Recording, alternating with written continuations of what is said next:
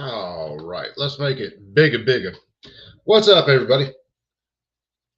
Everybody hanging out? Who all we got out here?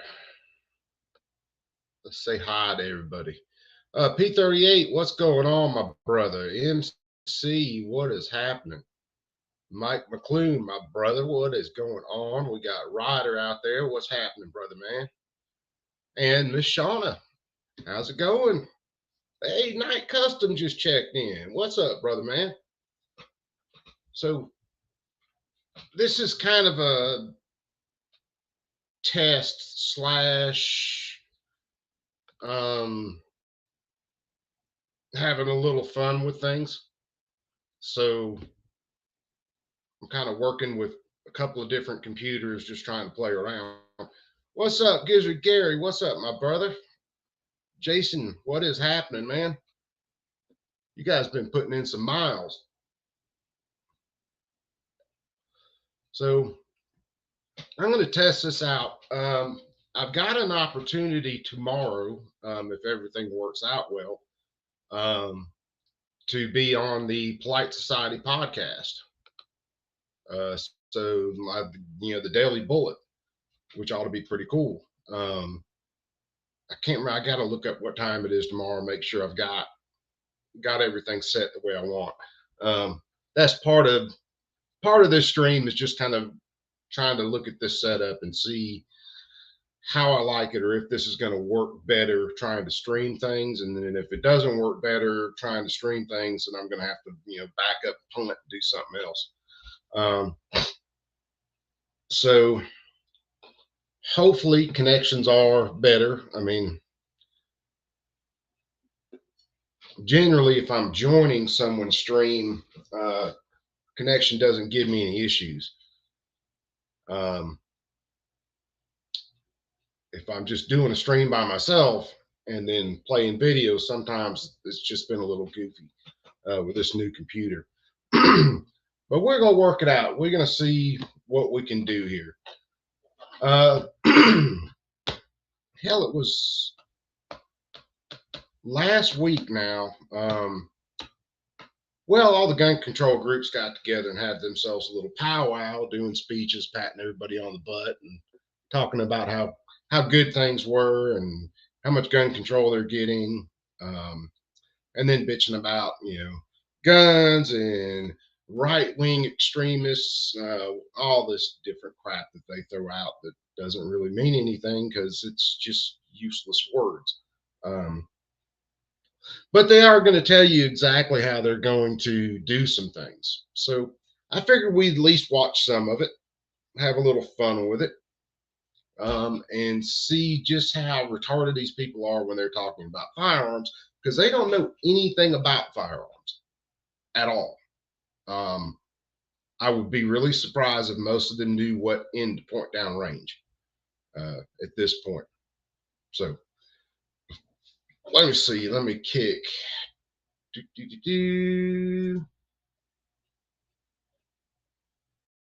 And I'm going to make it like this.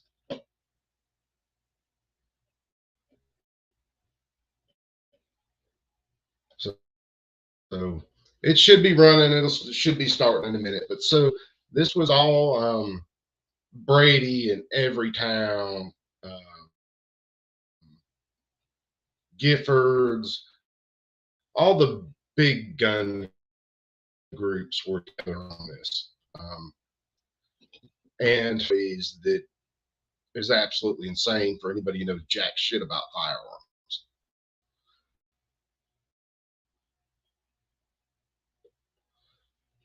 So it's rolling. I wanted to let it roll through this and really get to the start of this whole powwow these guys are having. Because I really want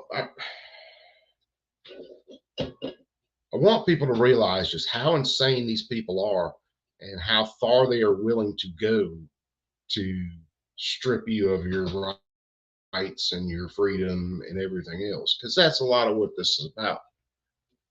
These Democrats, they're not against guns. They're just against guns in your hands, which makes things a little bit screwy sometimes, does it not? I'm going to see if I can speed this up a little bit. I forget how long it is before they actually.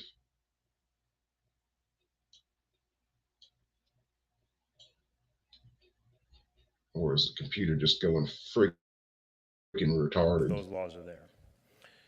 I'm so grateful that Connecticut has stayed well, in. we got.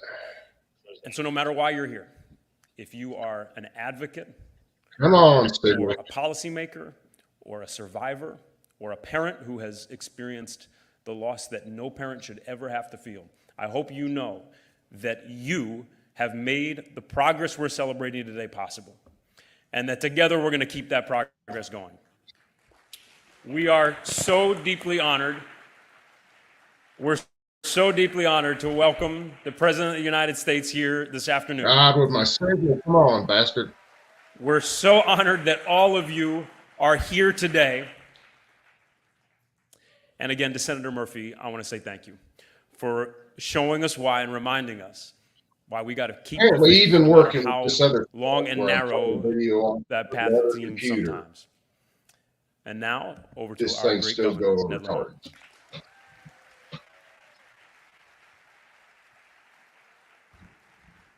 All right, good morning, everybody. I seriously You know why might we have to success here hardwire in the this state shit. when it comes to reasonable, smart, sane gun control laws? Because of you, because of a movement, because people stand up every day.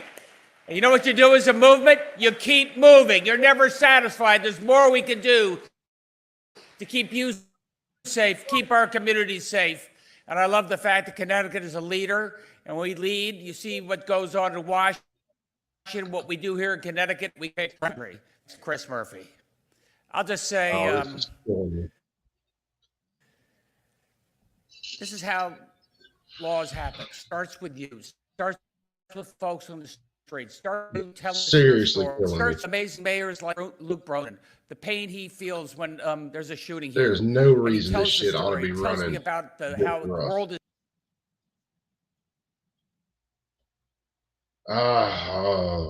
This is fucking killing me. There's absolutely no reason this thing ought to be running this rough.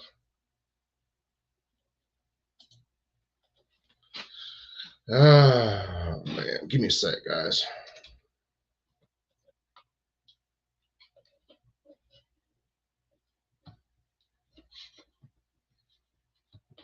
I'm gonna have to try to swap something real quick to see whether I can get this son of a bitch running like it should, because there's no damn reason that it ought to be running this rough. So I'm gonna have to swap some shit real fast.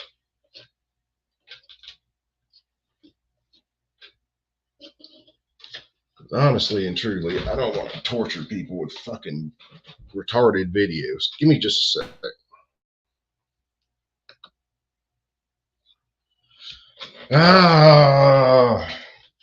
It's all a conspiracy. The gun control folks don't want me to spread the word on their stupid shit.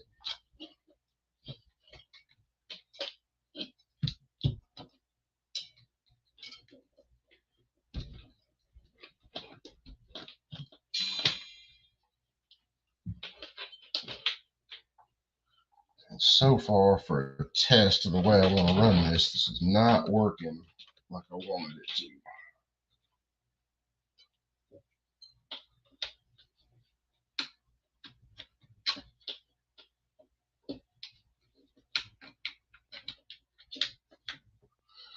But, hell,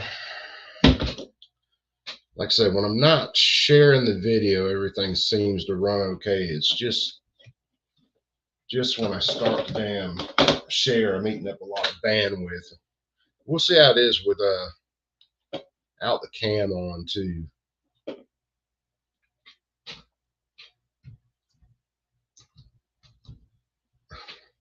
Damn it.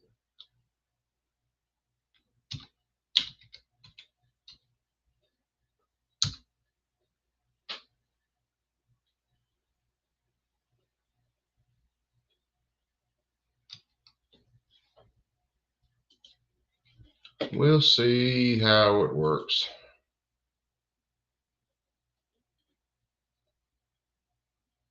Bernie, what's up, my brother?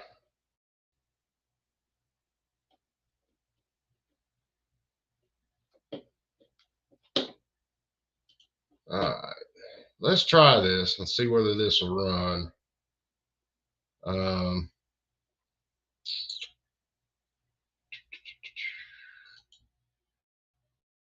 Has changed in the last 10 years. And if it doesn't, I'll How we try have, something else. 10 times more of these illegal ghost guns, plastic guns, guns you take a turn into a machine gun. Many cases, our cops are being outgunned. Says we got to do something about that. Reminds us that so many of these crimes are committed by a small group of people. Those are the folks. Got to get the illegal guns off the street, and some of those folks off the street as well. And we listen to that. And our There's friends no in the reason for legislature it. listen to that. We put together a bill that gets passed, and I hope it makes as big a difference as those reforms after Sandy Hook did 10 years ago.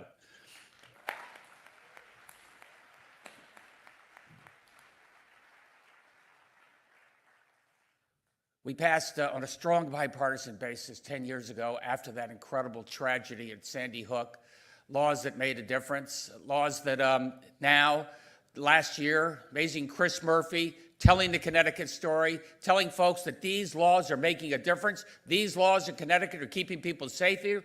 Look at the number of shootings, the number of murders, the number of suicides are way down in Connecticut compared to those states that are so permissive and having gun on every single street corner. We are much safer for it, and America would be much safer for it. Hopefully, Chris Murphy and Dick Blumenthal, our delegation, could take the Connecticut example and take that around the rest of the country.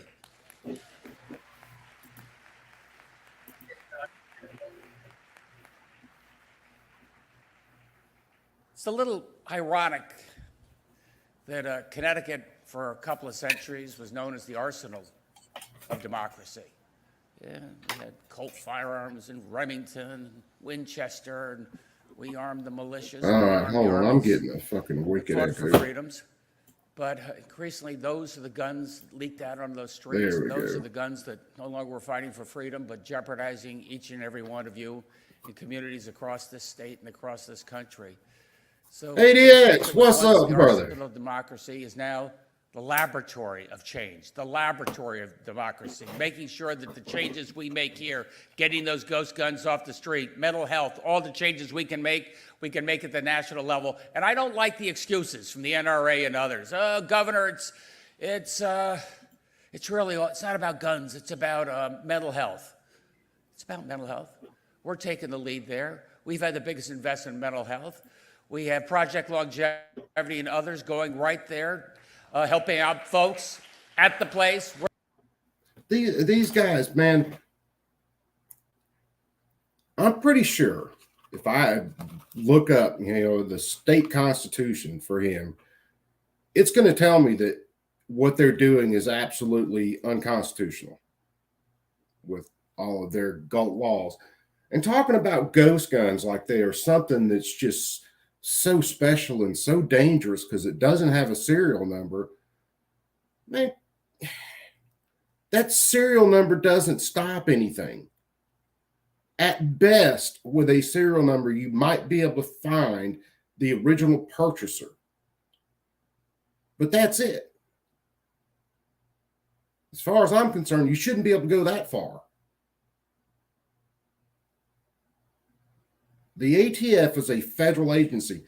They don't have police powers in the states. They can only deal with a federal matter. Now, a lot of this gun control, these idiots hit is federal.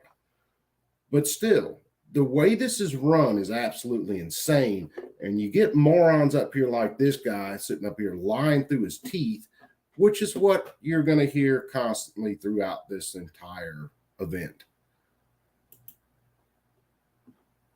Where the violence happens, providing them the support that they need going forward, and doing that along with red flags, so that next to Adam Lanza will be a red flag. We'll know that somebody's going through severe distress. making it a lot less likely for him to be able to get a gun. And by the way, he won't be able to get that gun under his mom's bed because it'll be in safe storage under lock and key where it belongs. Now, how are you going to tell where I store my guns and how I store them? How are you going to enforce that? Yeah, then the NRA goes, it's not about guns. It's about getting those repeat gun offenders off the street. And look, it's a very Again, small with the group. A lot of NRA fucking knuckleheads do boogeyman. stupid stuff. Those folks need they help get them back in the track. But there's a small group that commit 90% of those crimes. And those are the groups that we're going to be very strong. So he's admitting right here that it's a very small group, which it is, generally localized in areas. They know who's doing it. All you have to do is go in there, and when they commit a crime with a gun, you put their ass away for a very long time. You don't plead everything out.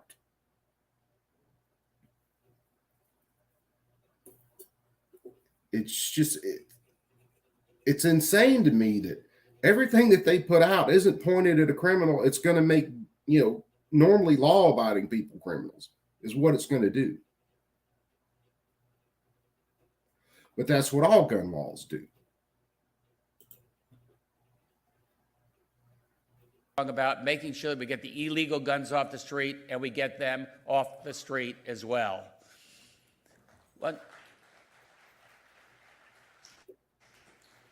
Most of the time, you guys drop the gun charges. You tell me it's not about the guns. It's about the guns. It's about the guns. And No, it's not. we have more damn guns per person in this country than anywhere else on earth.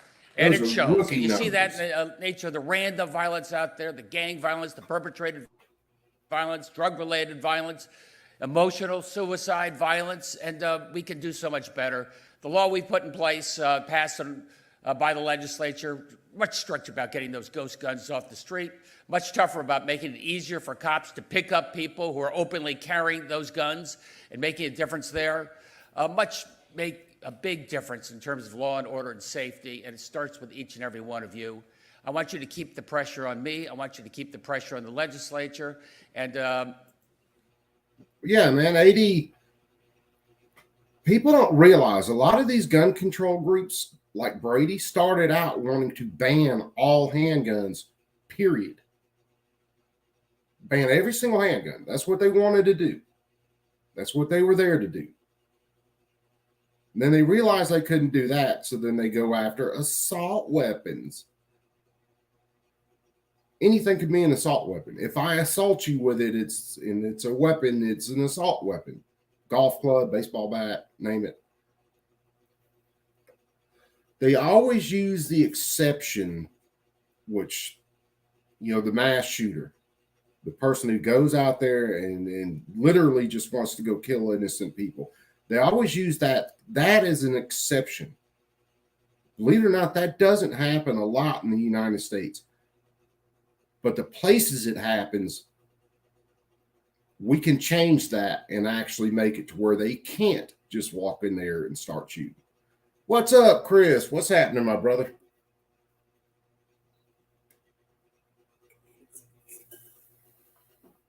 All right, let's listen to some more of this jackass. And we can lead by example because we know it works. We know what we do works, and I want to take this around the region and around the country. And I can't do it without a better partner than Chris Murphy. Yeah, we're going to get to old Chris Murphy here in a minute. And Cindy Blumenthal's speech. All right, Chris, now I'm filibustering because I think you're about to come out on stage. But this guy has taken the lead. He put together a coalition with our delegation, delegations on both sides of the aisle. Where's Chris? He's stepping up every day, making the difference that we need. He's the guy that got it together. He's the guy that got it done in Washington. He's the guy that's going to take our example and take it around the country. Chris Murphy.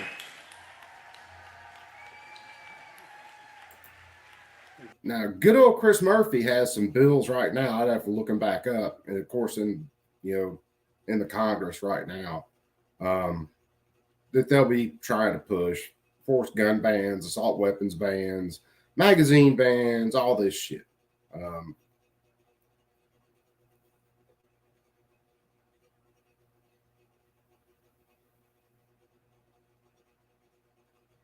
Yeah, rider. Yeah, they lump everything in together. So if a serial number is scratched off, they call that a ghost gun. They've got to pump the numbers up. That's the reason they had suicide in with, people who were killed during commission of crimes and stuff like that. They've got to pump the numbers up.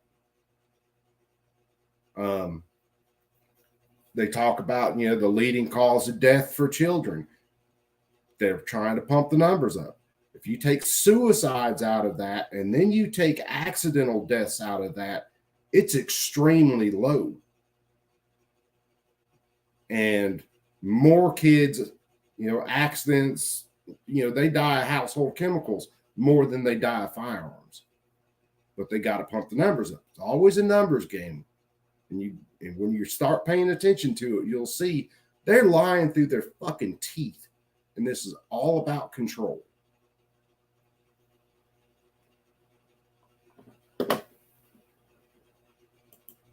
Yes. Well, good morning. Another round of applause for our great governor, our great mayor, Come on, leading the way here.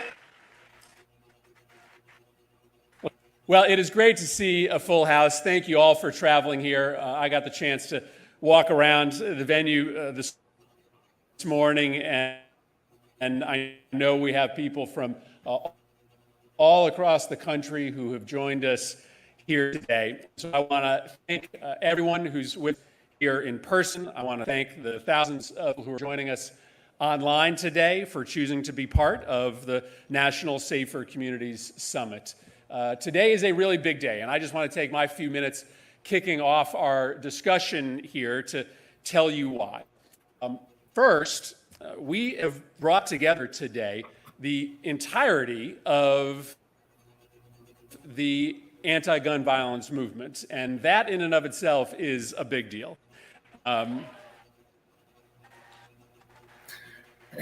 Yeah, that vote yesterday in the Senate, I want to we thank knew that was all of our participating sponsors. You can see their names on displays throughout the venue. In particular, I want to just thank a few. I want to thank Brady for their decades-long legacy leading this fight. I want to thank all of the student groups and youth groups who are here, like March for Our Lives and Students Demand Action. Yeah, get the propaganda in while they're young. And finally, this event could not have happened without Everytown, Moms Demand Action, and Giffords. Thank you to all three of all the biggies. Organizations. Those groups, along with me, are underwriting this event today. This summit is a small show. All the Bloomberg money. Of this movement's collective power. And when we work together, we are What's the up, strongest. Sam? We should do it more often. Second, today is a big deal because of what we are celebrating. Last year, this month, Congress passed the first major gun safety bill in 30 years, the Bipartisan Safer Communities Act.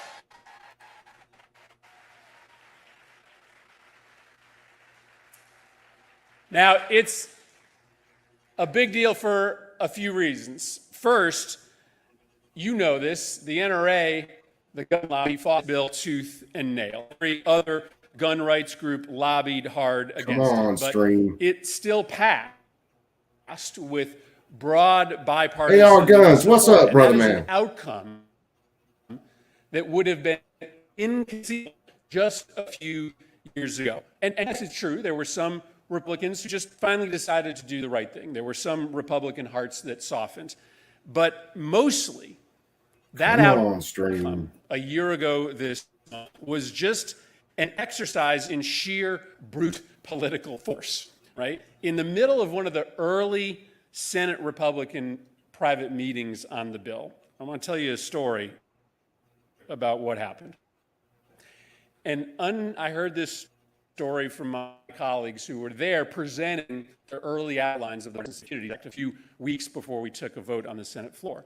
In the middle of one of those meetings, an unnamed Republican senator stood up and lodged a complaint. And the complaint was basically this, I'm paraphrasing. He said, why do you make us on this bill? He's talking to Republican sponsors of the bill. I can't win either way.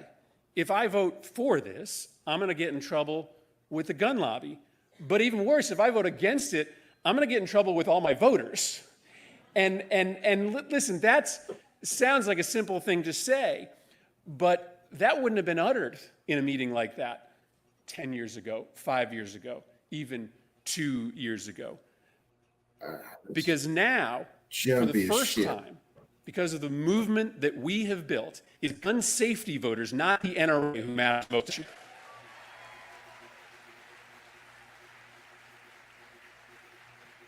I'm hoping this will level out. And so today we're going to talk about everything else that we still need to do, but we are also going to take a moment, the majority of today, to celebrate what we've done. The Let's ride. What's up, brother man? 5 major changes in U.S. gun laws. First, it requires more background checks to be performed. Second, it places a waiting period and an enhanced background check on young buyers of assault rifles. Third, it helps states like Connecticut pass and implement red flag laws. Fourth, it makes gun trafficking a federal crime. 100% AR. And fifth, it takes guns away from all convicted domestic abusers. In total, this is the most significant package of changes in gun laws in 30 years. Now, that would be a big deal in and of itself, but we didn't stop there. The bill also contains $15 billion. See, he's lying out of his fucking teeth right there. It's been since I think the 80s that if you were a domestic abuser convicted, that you lost your firearms rights. What they're trying to do, and this comes up in the Rahimi case, where a person underneath or under a protective order can't have a gun. So if they, girlfriend, whatever, goes out and files a restraining order against a person, then they can't have a gun. Rahimi, of course, that's going up through the courts, gets back to if you don't have an actual conviction, then they can't stop you from owning a gun or having guns.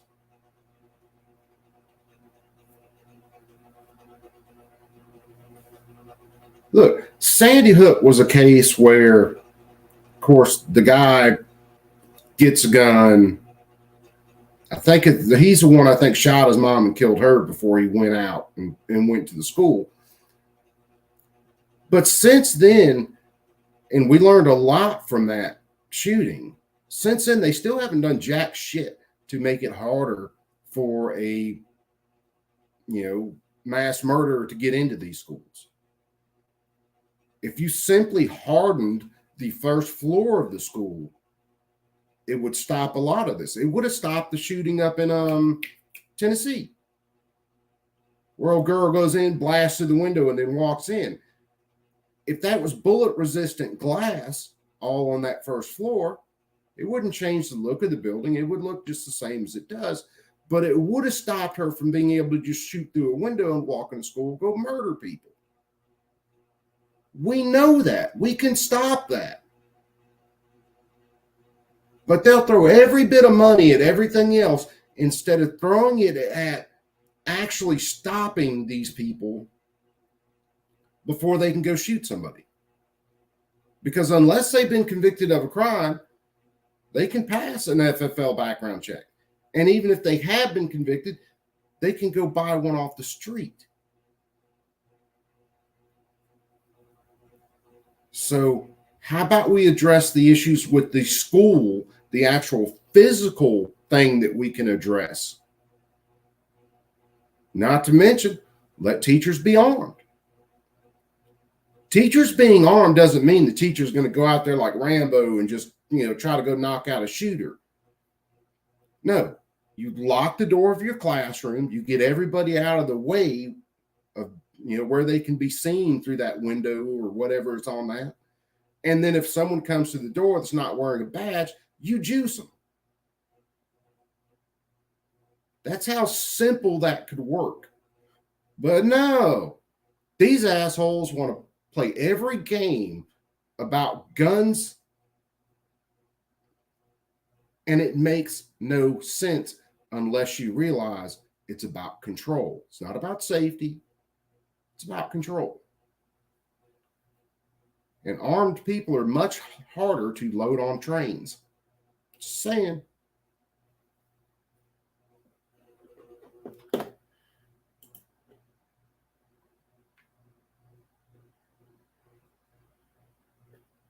All right, come on, play.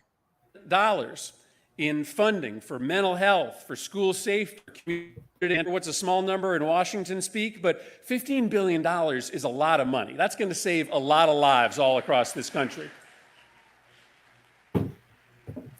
It's not going to save a I single want to life. pause here for just a minute, because in this room, groups who here in Hartford are on the ground doing life-saving work that will be the recipients Sam, you're right. of this funding. We have in this room Mothers United Against Violence. Give them a big round of applause. Good God, this connection is killing me. Mothers United Against Violence, they are running, they do a lot of work, but one of the things they do is run compassion circles where victims and relatives of victims can come together and heal. It's room we have come to you collaborate. Give them a round of applause. I can pause right here again. Yes, Sam, you're 100% right. These laws don't save a single life. If someone is going to go out to go murder people, they don't care about your dumbass law. They don't. They're already going to break one of the most, Gabe, what's up, brother? They're already going to murder somebody, which is, one of the highest crimes you could commit. I think the worst crime you could commit is doing something to a child, but murder is right underneath that. So they're already going to commit one of the biggest crimes that you can commit, which is murdering people. Do you think they care about your gun-free zone? They absolutely do not. And you wipe all the ARs, all the AKs, G3s, all the shit. You can wipe all that off the map. But then you're back to shootings with handguns. And all a person will do is carry more than one handgun. For a long time, it was a college shooting. Dude did it with a 9mm handgun and a 22 caliber handgun. That was the highest number of murders in a mass shooting for a very long time. So don't think for a second if they got the chance to ban all these guns, don't think for a second that handguns won't be next. And Joe Biden, oh my God, is such an idiot.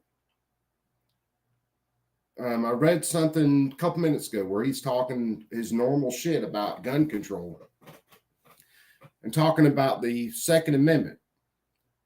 And of course he says that, it says right there we can regulate it. No, it doesn't. That's not what the term regulated meant at that time. And then he goes, well, no one could own a cannon, Bullshit. I've already showed on streams where they owned cannons, mortars, bombs, hand grenades, all that shit. They owned every single weapon of war that the government could own at the time of the founding.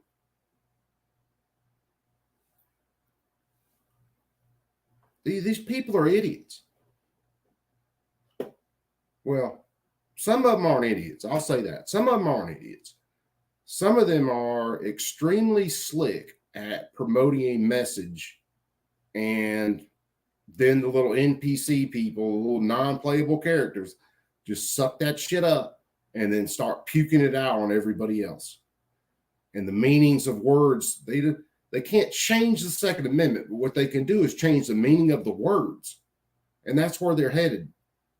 That's how come some of these leftist judges will look at something that is completely unconstitutional by their state constitution, and they'll say this fits.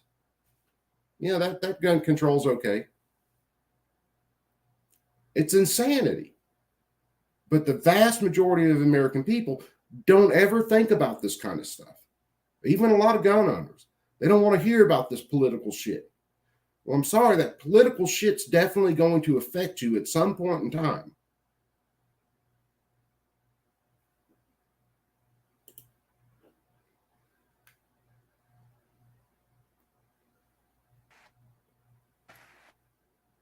We've got the Compass Youth Collaborative Peace again. Builders here, and things they do Come on. about counseling and wraparound services that are written into violence. We've got Hartford Communities That Care in the room. Give them a round of applause.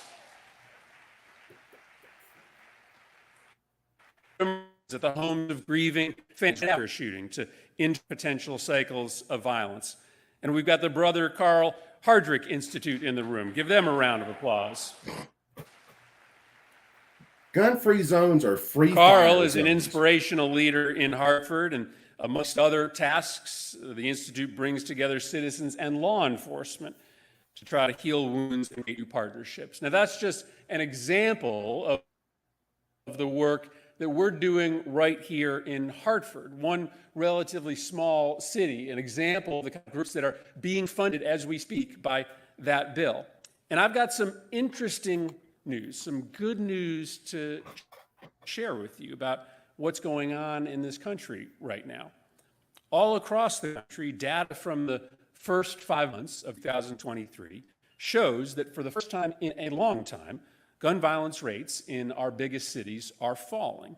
Now, it's early days, right? We have seen trends heading in the right direction that don't play out. But if this trend continues, then there is just no way to explain that phenomenon. And it looks like the rates might be falling by over 10%. Yeah, Jason, be many careful places. out there on the That's road, great brother. news. That's great news.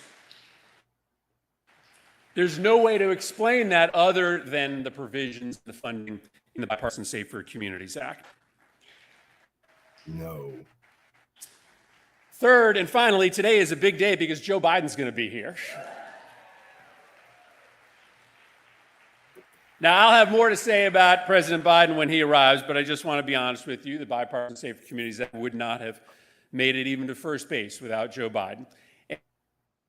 And Joe Biden's not all we got today. You're going to have 3 panels up here that are talking about the implementation of the bill and the future movement. We've got great addresses from Minnesota Attorney Keith Ellison and some guy named Miguel Cardona. He'll be here. Gabby Giffords is going to be here.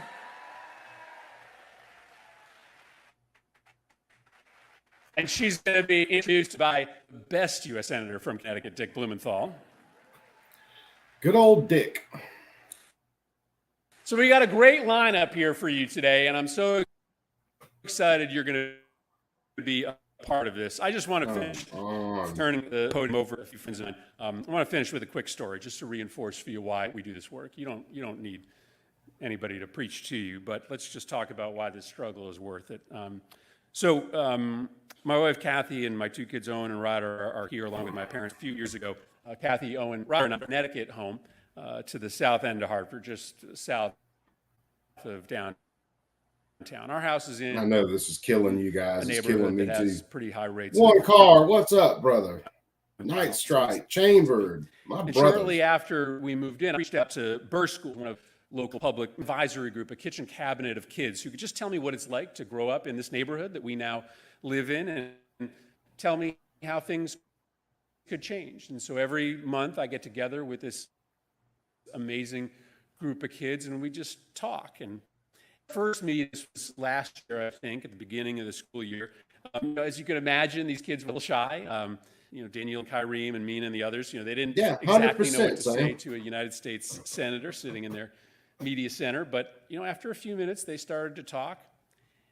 And in that first meeting, they wanted to talk about one thing. They wanted about their walk to and from school. For these kids, school was the You know, safe place. you can take prison, for This example. nation's attention may be captured, understandably, by mass Plenty of shootings, weapons in prison. the ones in our schools. For these kids, the most dangerous is outside their school. Now, last Friday, we met again, and these kids were getting Minute ready Man, for what's summer, up? and the topic turned in Friday's meeting to the difference between the sound of fireworks, which is a frequent occurrence in our neighborhood, and the sound of gunshots. I told them that I hadn't yet been able to distinguish the difference, but these kids knew. They explained to me the distinction, how to know one from the other. And at the end of the discussion, one 8th grade girl said out loud, but kind of under her breath, kind of like she was just saying it to herself, she said, I shouldn't need to know the difference. Right? And so that is why, right? That is why we don't let failure deter us. The nation's great social change movements, the one that you read about in the history books, they're the ones that are so convinced by the righteousness of their cause that they don't let any obstacle or any setback Boss, what's up? After Sandy Hook, the modern anti-gun violence movement began. We endured a lot of failure, right? We lost vote after vote in Washington, but we did not quit. We kept organizing. We kept organizing. We kept organizing, right? So that last summer, we had more volunteers. We had more activists. We had more resources. We were stronger. These people stay on than the top gun of it, lobby too. was. I get email because I follow their groups. I get And so- emails constantly. I believe it's in our bones. I believe that last summer represented a paradigm shift in the politics surrounding this issue. I believe that the next decade is our decade. Today, we are going to take some time to talk about the Bipartisan Safer Communities Act and how we get implementation. That bill is just until we arrive at the moment when no child fears for their life in school or on the walk to school. Then our job is not done. Am I right? Pay serious money for internet. And these motherfuckers. So thank you all for being here today in Hartford, Connecticut. Thank you for being a part of this. I am very, very honored at this point to turn you over to one last speaker with a few helpers before we begin our open. And Hunter gets a panel. sweetheart deal. Anybody else would have been Pretty fried amazing over it. movement. But they'll say that he was there, punished at the same for time his shit. dealing with and incalculable grief. he'll and never helping to lead serve a conversation day in about jail. how we create more Never. loving, safer communities. And so I would like you to welcome to the stage my friends, Nelva Marquez Green, Jimmy Green, Try to and smooth their this son, out a Isaiah. little bit.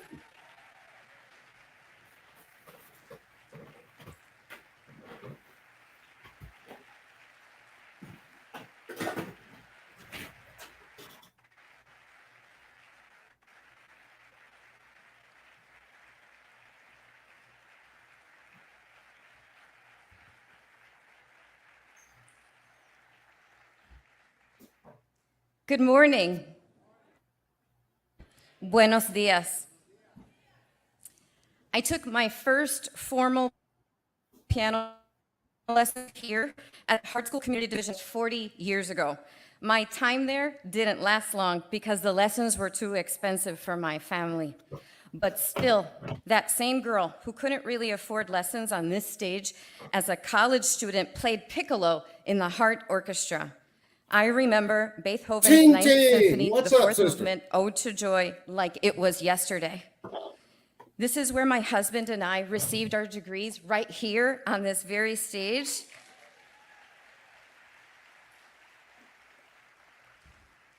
And this campus, the campus of the University of Hartford, graciously offered to host the repast after our Anna's homegoing service on, after she video. was murdered in the Goddamn. Sandy Hook school shooting.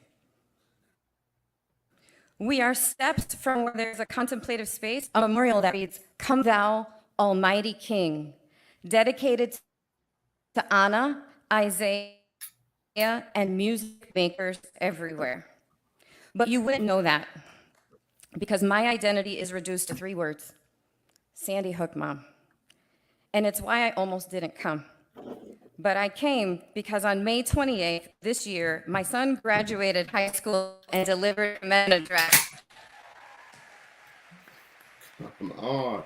Part of this may be because this is such a large video file. I mean, this shit's actually like 6 hours long. His speech was met with an audience, disclosed who he was: survivor of the Sandy Hook shooting and brother of Anna Grace. But Isaiah led us to a great. Between that gap of the audience and the great finish of his speech, listeners were treated to a story of humor, perseverance, and even celebration. Isaiah told attendees many things. It doesn't seem like It it's was helping, so testimony. The I'll kick the testimony of video a young back on. man not defined by tragedy, but absolutely shaped by it. And a reminder to us all of the importance of community. We all want to call deserve this funny community. as shit. My ode to joy today would be a gun violence prevention community that uplifts survivors between the gasp and that great finish. It would look like Good passing deal, laws, Jason. but it would also look like taking care of grieving people by providing tangible resources. Both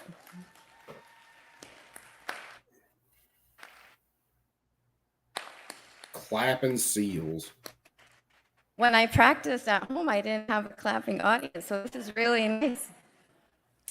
Both Come of on these, with the the thing I said robot. before about taking care of people and passing laws, they require you staying, and stay you have.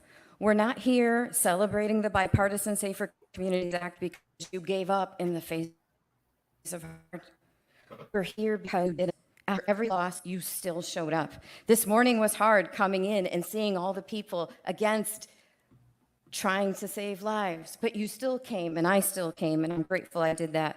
You don't get We're the shit here, hardwired. and thank you to Senator Murphy This and everyone connection. who worked so diligently on getting this done. Ending gun violence is a moral imperative and a winnable issue. I also challenge us to not ignore survivor care, because this grief does not go away. Survivors deserve so much more than exploitation and superhero capes. They're going to be exploited the whole damn time, lady. We Come on. have transformational gifts and unique voices. Our grief is here and it fills this room, but does not demand determination or joy. It calls us to love and should call us to justice. May we strive for Completely respectful fucking frozen. engagement and open tables. May we acknowledge the people who have been here long before Sandy Hook received a fraction of the world's empathy.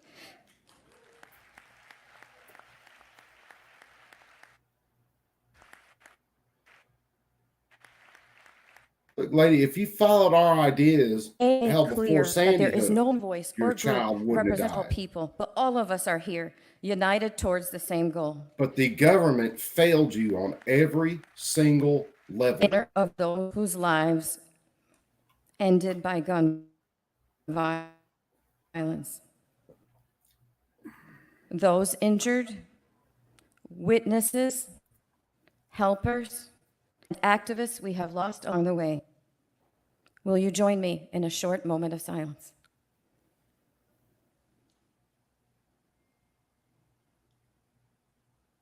Just a short moment. Which I can understand some of these folks' feelings, you know, after you lose a child to a violent piece of shit. To those in attendance in this room and watching online, I'm a therapist and a former teacher, so you're not leaving here without a lesson. Remember I talked to you earlier about Beethoven's Symphony No. 9? It was originally inspired by a German 100%, poem, but then Sam. in 1907, Henry Van Dyke was so moved by that same fourth movement that I play piccolo here on the stage, that he wrote hymnal lyrics, and the final stanza reads as follows. Mortals, join the mighty chorus, which the morning stars began. On, God's jumpy own bastard. love is reigning over us, hand in hand, ever singing, march we onward, victors in the midst of strife. Joyful music leads us sunward in the triumph song of life. Anna and Isaiah's mom, thanks you for staying through the gap until we get our joy and great finish. Thank you. Come on, video. Fuck. Shit's killing me. I know it's killing you guys.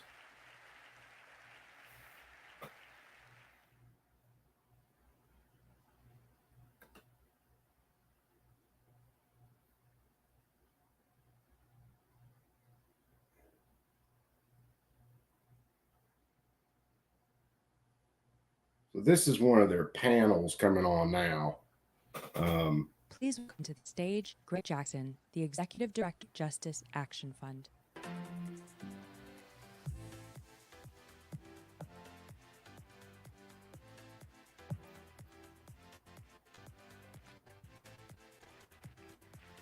Dude, did you guys see that damn press conference with Joe Biden and Fetterman the other day?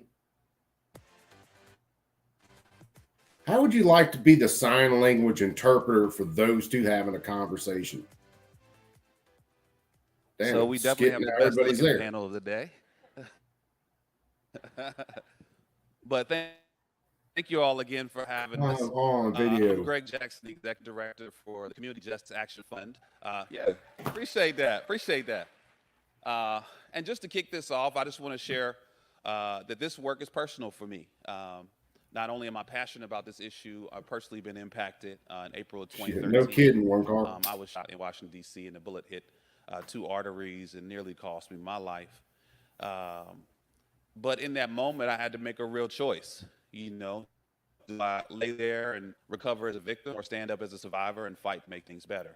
And that's where I started my commitment to address Hopefully this the crisis, audio is make sure coming that through better no than one the else damn goes video. through, or at least we minimize the number of people who go through what I went through. I wonder if I Since download then, when I here have been downloaded this, I individuals should have who've just been went with shot or audio. killed by the crisis of gun violence. in That'd make it a America. little bit smoother. And these are more than numbers. Just last week alone, we lost a young man, Kamar Banks, in Baltimore, Maryland. He was shot 35 times and killed, leaving his to-be daughter's baby shower, Amora. In that same city where such What's the horrendous over under tragedy that he was happened, involved in gangs and programs like drugs? Safe Street that are doing violence intervention work and proven to reduce violence by 26% in their targeted areas. But the big challenge that we're seeing is that these types of programs Thanks, Brother and Jason. strategies do not have the resources they need to work in scale and are not being supported at the levels needed to help save lives throughout the country. So thank you. Man, it's And just frankly, pure fucking federally, we have not insanity. seen the resources for some of these life-saving programs across the country until now. The Break the Cycle, the Bipartisan Safer Communities The Act, signal excuse just me, drops through brought the almost floor $5 for million no reason. to these life. Extremely excited to bring forward a few experts to talk a little bit more about what this life-saving resources means. So please give it up for our panel. We'll dive right in. All right. Wonder if I So call first, and I'm gonna pass cuss it my to Thea cable Montanez to company give a out. quick They'll intro. fix this shit. Thank you. Good morning, everyone. I'm Thea Montanez. I'm the Chief Operating Officer of the City of Hartford. I oversee day-to-day operations of the city, which includes our public safety departments, as well as our Office of Community Safety and Wellness. I said, hopefully the audio we'll is hear from coming Molly through better Baldwin than the with Roku. video. Good morning. First of all, I'm a new fan of Nilda's Right On Woman. Yeah, that dude getting zapped, man. Hartford and Baltimore, we have the privileges Your of average women person leaving a who baby benefit shower from the doesn't get Center zapped for 30 Violence, something work with times. Other community violence intervention programs, police, and criminal justice organizations to change. But when you're in that life people across the country, it's a privilege to be here with you all. and that happens, Awesome. Next, we'll hear from Spencer Cantrell. Good morning, everyone. Spencer Cantrell with the Johns Hopkins Center for Gun Violence Solutions. We bring a public health approach to trying to help students, and I'm going to be co-leading the National ARPA Resource Center. A good hometown hero, Nicole Hockley. Hi, everyone. It's very kind. My name is Nicole Hockley. I'm one of the co-founders and CEOs of Sandy Hook Promise, and an organization that I helped launch 1 month after the shooting at Sandy Hook, in which my youngest son was also killed. Thank you. It's a pleasure to be here. And last but not least, one of the most consistent long-term warriors in this fight, Udziva Kiwa. Thank you. It's really nice to be with all of you. My name is Udziva Kiwa. I'm the Federal Affairs Director at Giffords, working at the organization founded by former Congresswoman Gabby Giffords, and really thankful to be able to celebrate the passage of the first major gun safety law in nearly 30 years. If you work federal affairs, you know that it's always a long, hard fight, and this victory is very, very sweet. So glad that we can talk about it today. Yeah, Sam. Awesome. Man, Welcome. they use these people. So one key thing I want to reinforce as you And listen it to our is- speakers it today, is this disgusting. funding is resourcing programs that are saving lives today as we speak. One of those really important strategies are community violence intervention programs that intervene conflicts, that fight against this culture of violence, but most importantly, provides therapeutic and trauma-informed approaches to reducing violent conflicts. So we have two panelists here that are actually recipients of the Community Violence Intervention and Prevention Initiative grant. That's a good mouthful, isn't it? And so we'll start first with Thea. Mouthful of bullshit. Yeah, can you just share a little bit more about how you guys are utilizing these in Hartford? I know you received a $1 million grant, and just curious from a city perspective how those resources are being utilized to save lives. Sure. So during the past 8 years of Mayor Bronin's administration, CVI has been critical to our community safety blueprint. And as essential as CVI is to community safe, it is equally important to pass strong gun violence prevention laws like we did here in the state of Connecticut with the leadership of Governor Lamont. So we are very grateful to him for all of his efforts. We have multiple CVI strategies that we deploy. So beginning with coordination, the city of Hartford, I have to say, is one of the most passionate communities that I know. Why There does are the so many internet good have to be people this in this city that are stupid? doing really important work When I've to got protect the safety supposedly and well-being of our high-end residents, but we're not always speed. doing that together, and we're not always at the same table. So we regularly convene working groups. There are credible messengers, social service providers, our healthcare and educational systems, law enforcement, and the judicial system that are sitting together at the same table at the same time to talk about who are we helping, who are we not helping, how can we do better, and that type of coordination is really key. We also have multiple evidence-based practices that we support. And there's no doubt they so for the use first the time, the city of Hartford has judicial its 3 hospital system. systems work in partnership with violence Learn to interrupters or freaking credible talk. messengers, so that we're responding in real time to the near-term and long Yeah, one needs car, of you damn victims of right. violence and their families. We're also partnering with amazing youth organizations like ROCA that are using cognitive behavioral therapy to address the trauma that our young people are experiencing that impacts their ability to make good decisions, good healthy decisions. And, you know, with regard to the funding that we received, we get to build on the Come on, currently internet. doing in different ways and days. And so one of the things that we took into consideration when we designed our recent program was the feedback that I received from justice-involved residents, those persons that were incarcerated, who I met with, and who I asked, how can we do a better job of Justice-involved supporting your persons. success when you transition back into community? And one of the things that they said to me that I always remembered was the fact that it was not enough ADX, for them to have a millions social and worker, millions. or someone assigned to help them with housing. That when they came out, they wanted to receive support from someone like them who lives in their neighborhood, who's had similar experiences, who can help them maybe deal with the mental health issues they're struggling with, who have the same lived experience. And working with our highest need repeat adult offenders and Without provide just them with a struggling with social internet worker issues. who's partnered with a peer advisor. And that peer advisor will receive training from our local community college here in Hartford, and they will be trained to provide the support that participant needs. So we think with this team of 2, we're going to see some really great results. playing with my Awesome. Thank you. lights. One of our great mentors of ours, Devon Bogan, and Akil Bashir also Do like always Biden's shared, red we have to speech. figure out how do we put the public back in safety, right? And we know that those who have been most impacted by violence typically have the greatest solutions and are most empowered to change things. So next, we're going to pass it to Molly. Can you just share a little bit about ROCA and how you all are utilizing these resources to empower and work with those most impacted?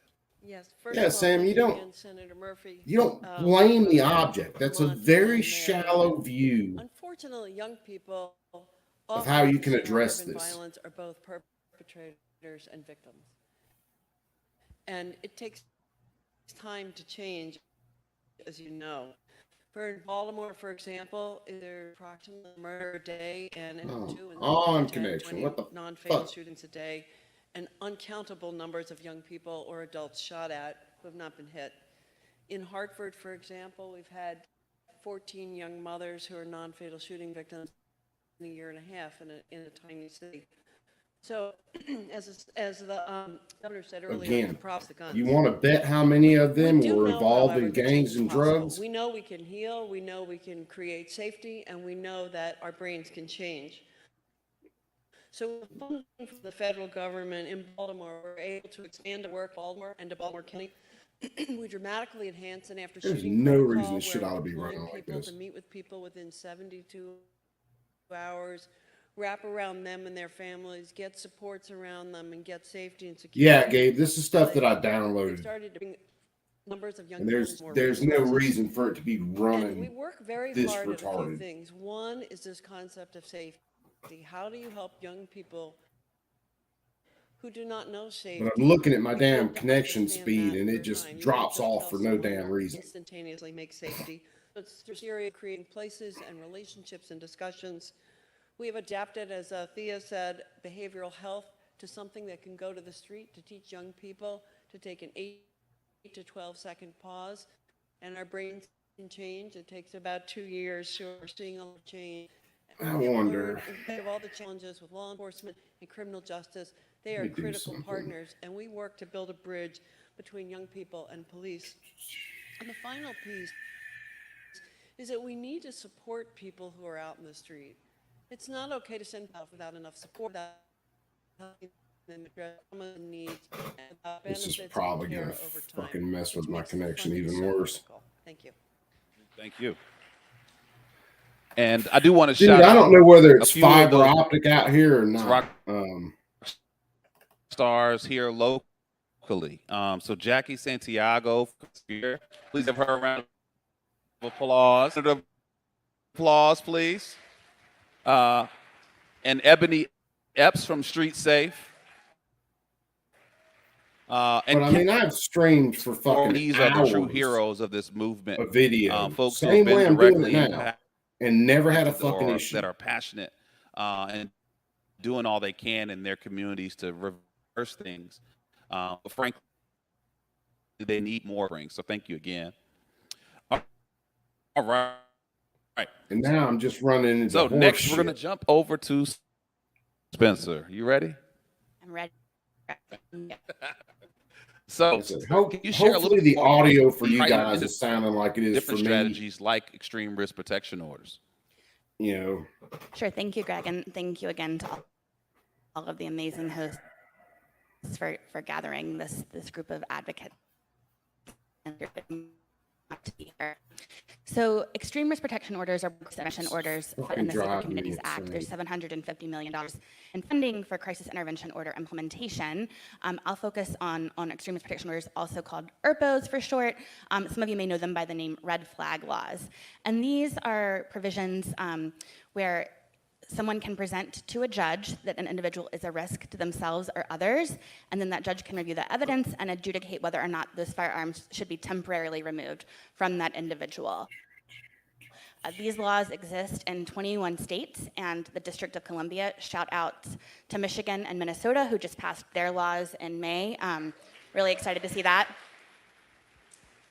yeah, Minuteman And so we know that these laws Dude, we gotta can really, really make a difference. jump through a hell of a lot of relatively fucking newer hoops. as a gun violence intervention strategy, but preliminary research shows there was one study out of Connecticut that showed for every 10 to 20 ERPOs issued, one suicide was prevented. So we know that these And we know good and damn really, well. really implementation, which is where the Safer Communities Act comes in. And so this funding will help implementers on the ground. I'm trying to work on LIDs, something, guys. This community might mess workers, with my connection a little bit more, but better implement I'm going to see if I can do these something to get at least audio better. and help them enter.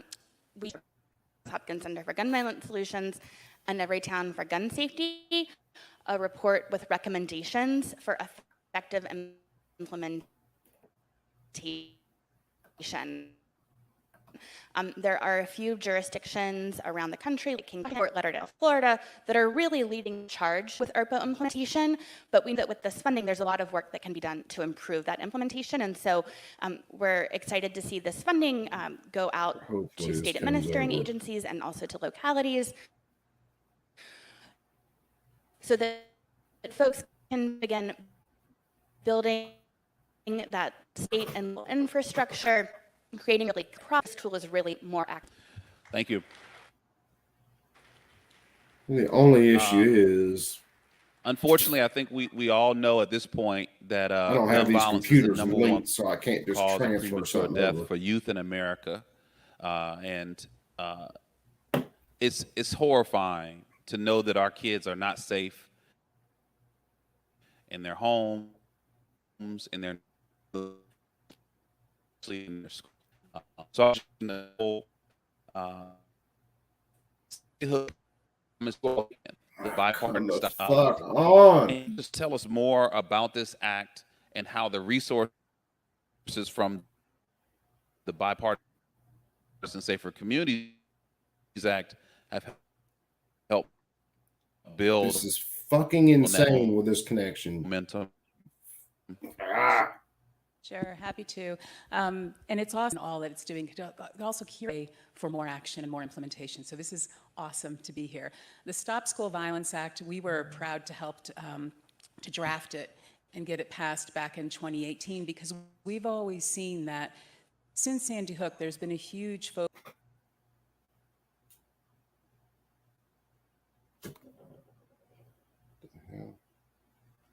Come on.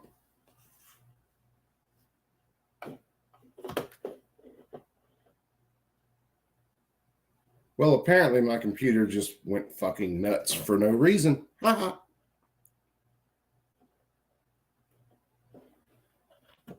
it just dropped pretty much everything. This is, like I said, man, I pay a lot of money for internet.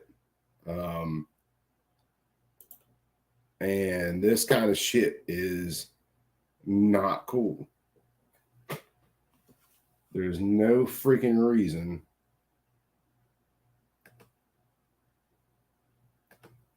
this shit should be this way.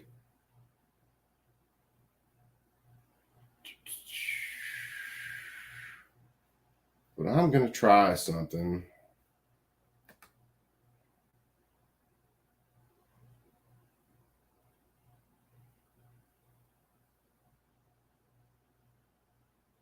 Nah, dude, I haven't seen it.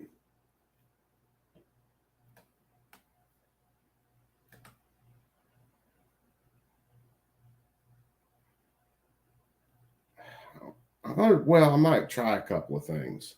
Let me see something. I just got an email about something that I got to see.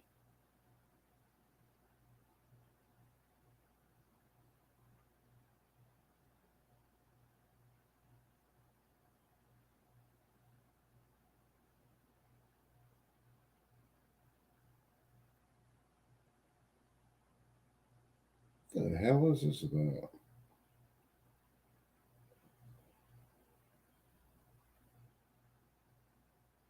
Oh, it was was responding to some other shit. I get emails from all these gun control groups. I follow them. And that was someone sending one out that was apparently not happy about getting emails from a gun control group. And we're like, it's unethical to send emails out with no way to unsubscribe from them. Well, I don't think they're wrong.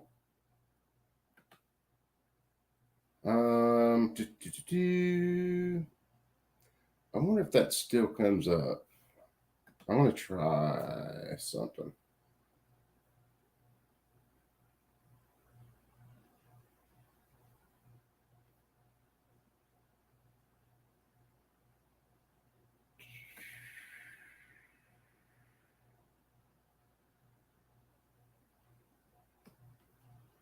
Custom files.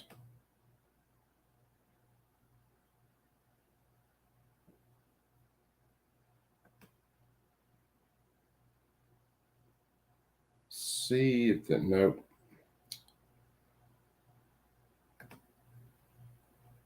Oh, how can I do this? I see a way I can probably do it. I'm just gonna have to jump through. No, man. I've had this is really the only company where I'm at that does any sort of internet. Believe it or not, it's the only game in town, really. Which is ridiculous, but it is what it is, man. It's part of living in the country. I mean, you can see, when I'm not sharing large video files and stuff like that, everything seems to be working pretty decent. But as soon as I get into sharing a video file, even though I'm set up basically 2 computers, desktop and then this computer, trying to work it off 2 ends, it's fucking it's a bunch of horse shit, because there's no reason for the connection issues sometimes.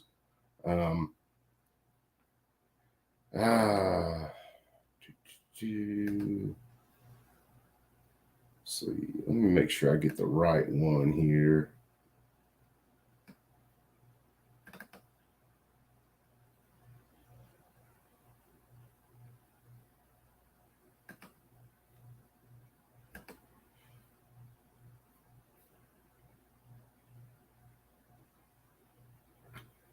And damn it, man.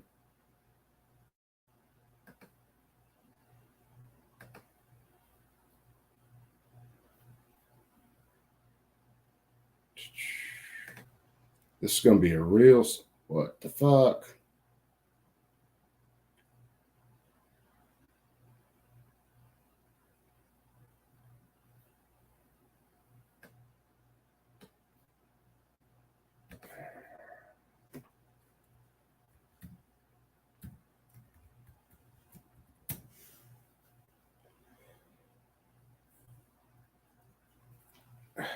This is going to drive me insane, guys.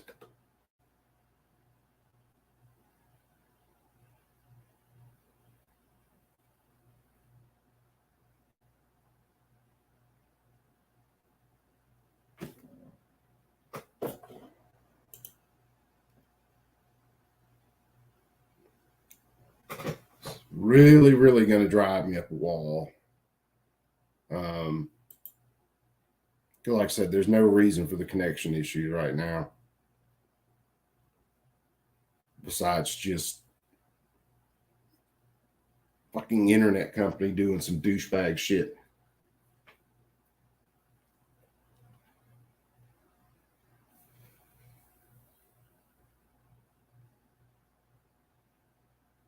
But I'm going to try to share this. I'm trying to rip just an audio. Yeah, Minute Man, it might be my social score. Because because my social score according to them is probably pretty damn low. And I find nothing wrong with that. So let's see.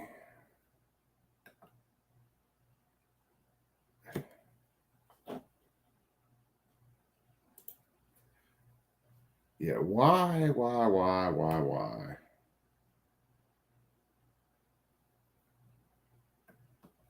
So I'm going to do this. Trying to work something out, guys. Give me a minute. Be patient. Which I know you guys are. All you guys are fucking cool as shit. So,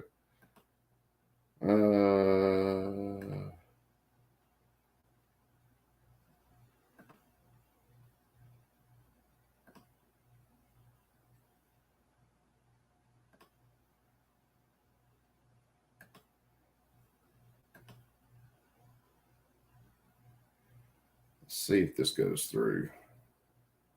Are a huge driver of violence. But I think we also have to make sure that we're investing in addressing society.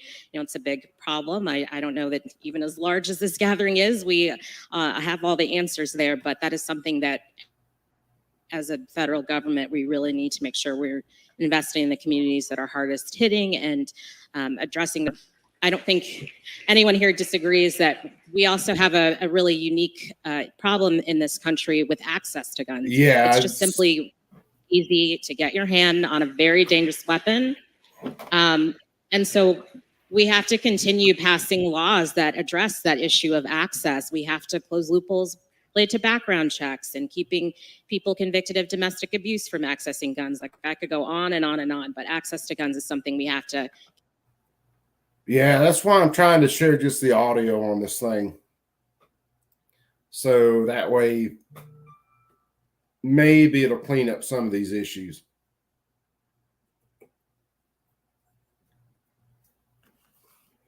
It still looks like shit's kind of retarded.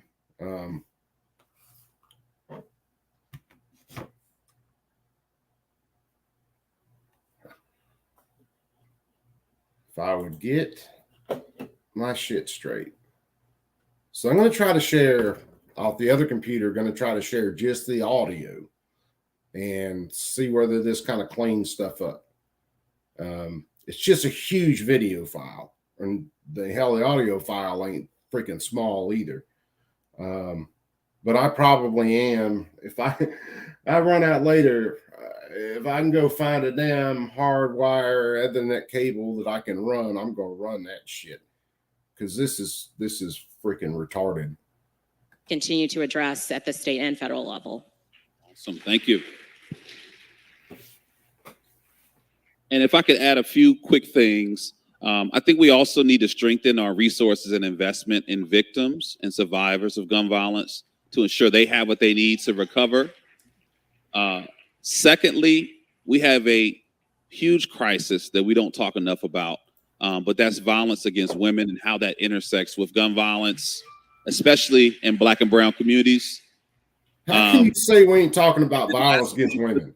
Violence intervention, we've seen these strategies work. We're watching them save lives every day, but we need more than $250 million. Our first big proposal was for $5 billion to resource the top 48 cities most impacted by violence so they could build a full ecosystem of strategies to reduce violence in those communities. And that now lives with the Violence Act, which will be introduced. But we know that there are more resources needed, and we have to control people. Lastly, I want to thank all of our panelists here, but I want to acknowledge that there are over 400 organizations across the country that are advocating and fighting and providing these services, but most importantly, fighting for more resources to save lives. And so I want to shout out our Invest in Us Coalition, many of which are here today, as well as the Fund Peace Coalition. And in closing, I'm going to do a quick little chant. When I say fund, you say peace. Y'all got this? All right. Fund, fund, fund, peace. Thanks, everybody. How about you just teach men to be men? That would solve a lot of damn problems.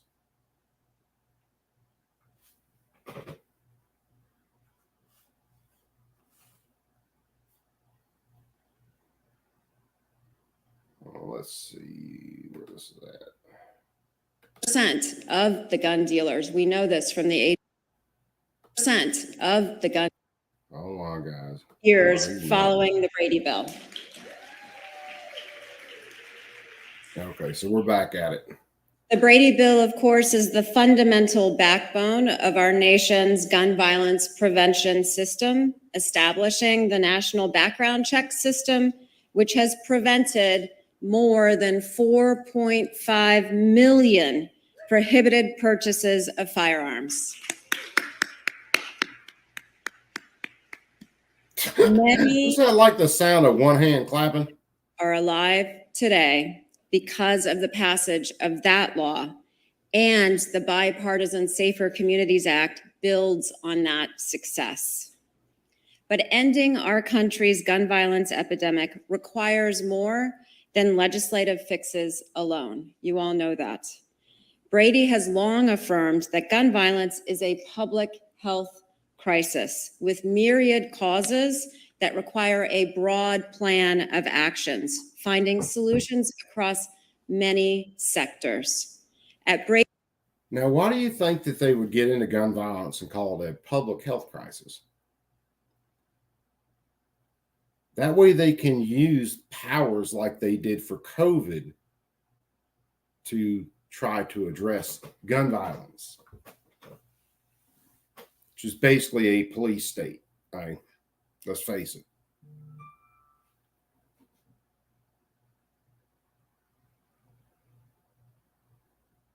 And there are a whole lot of people that want to get out of the damn mailing list for this. Can't remember where that one's, Brady or Everytown.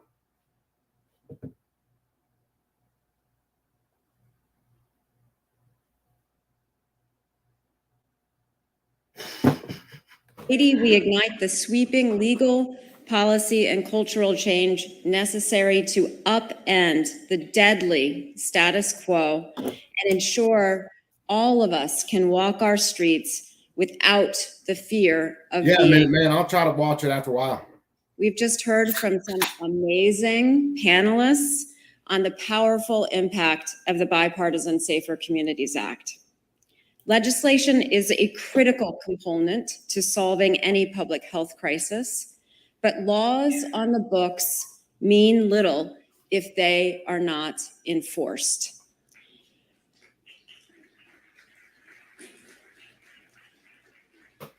Look, these gun laws on the books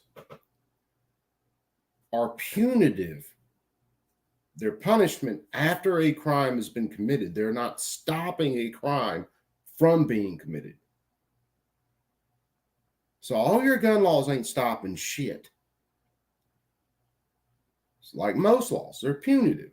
If you do A, then you are going to get punished.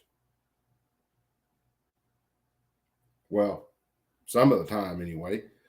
But that's the way these laws work. They're not stopping anybody from doing anything. A mass shooter that's going to go out and murder innocent people, they're not worried about your damn laws. Gun-free zone. Bullshit. They do not care. Short barrel rifle, more concealable. Again, don't care.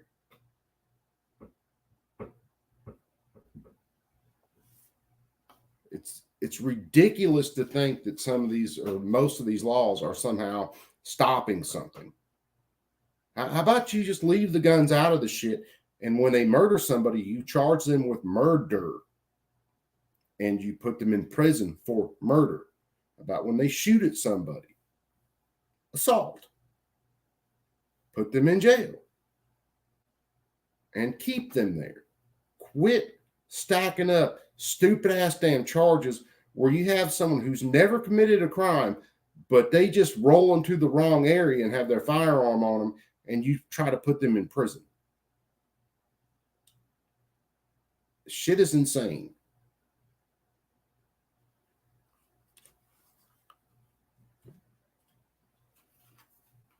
Yeah, talking about cartels. Yeah, you think they give a damn about, gun control? Shit. And the funny thing is, like Joe Biden in his speech, I think it was towards the end of this when he spoke, talking about the president of Mexico calling him and asking, hey, can you stop the guns coming from, America into Mexico? Yeah, we could lock down a border. That would stop it. But do you seriously think they're getting all their guns from Mexico when they're getting drugs from overseas? You have to be a moron to believe that. And as far as guns going into Mexico from the U.S., that was our own ATF and Justice Department doing that, called Fast and Furious. But you honestly think that these cartels are getting their freaking 50 caliber machine guns from America, or they're getting their belt-fed machine guns from America? No, they're getting them the same way they get their drugs in the first place.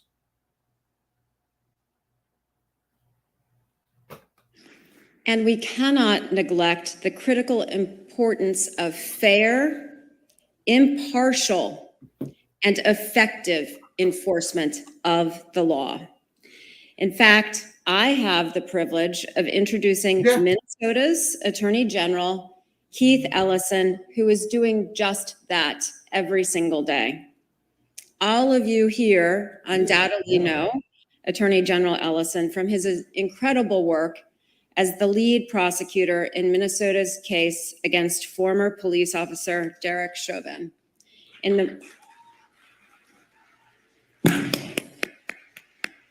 Yeah. Don't say anything about the dude having enough fentanyl in the system to kill a damn elephant. But he also plays an essential role in the state's fight against gun violence. In his own words, it's my job as Attorney General and the people's lawyer to help Minnesotans live with dignity, safety, and respect. The people's lawyer. Such a powerful phrase encapsulated in a few words. Gun violence prevention does require a people's lawyer, someone who is willing to ask the question every single time, where did the firearms come from? And take on those gun industry actors who act knowingly, irresponsibly, and grossly negligently. Okay, there are next to no FFLs out there that are just slinging guns onto the street. When they talk about trafficking of firearms, all they're talking about is someone who is selling their personal firearms.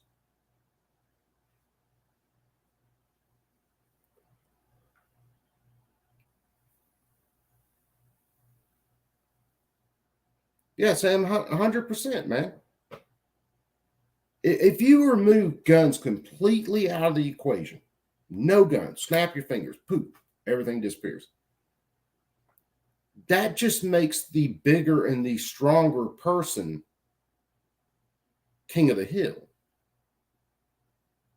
That 90-pound woman and the 6'8", 240-pound guy, he's just going to stomp her guts out or knife her. And what's she going to do? There's no way she can stand up to that dude. However, you put a gun in her hand and she clips old homeboy right in the pump and shuts him down, she's got a fighting chance then. And there are women that have done it. But they don't want to talk about those. They don't want to talk about defensive gun uses, how often guns are used to actually save lives, which is way more than they are used to, take innocent lives. That's another thing I've been through on streams before. And I've argued with people, which I'm on a Twitter ban right now, for calling someone a useful idiot. Truth hurts. But I sent someone, they were talking about gun violence, and I sent them links to a couple things. One is the Versus data from CDC, where you can see each category of death, and then sent them talking about defensive gun uses, I sent him the most leftist link I can possibly find, which was the Trace. I think it was the Trace, where they had the lowest estimated defensive gun uses, and it is still 3 times the amount of firearms used to take an innocent life.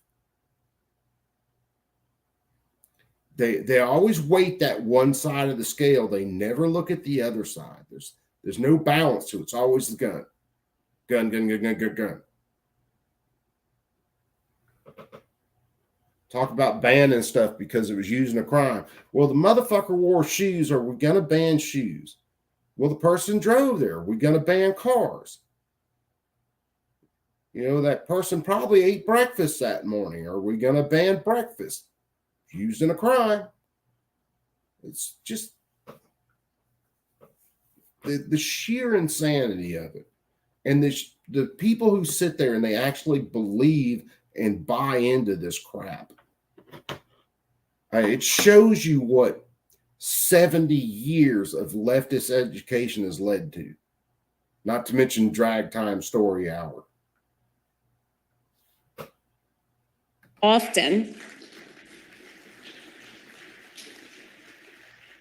Often breaking or circumventing the law, focusing on those particular dealers, not all, but some, about 5% of the gun dealers. We know this from the ATF. You ain't lying, Sam. McDonald's and Starbucks combined, that's how many gun dealers we have.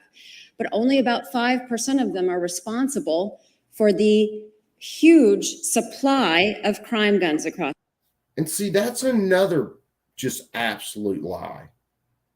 5%.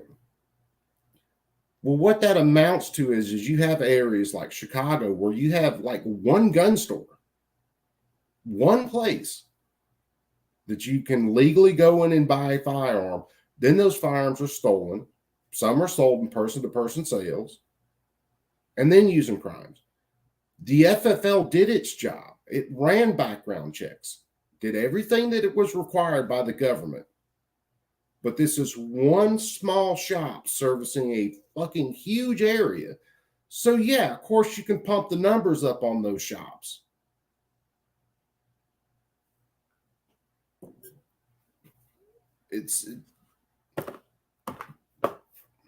These people will tell you a little nugget of truth sometimes, so they wrap it in so much damn bullshit. And it's all about the narrative.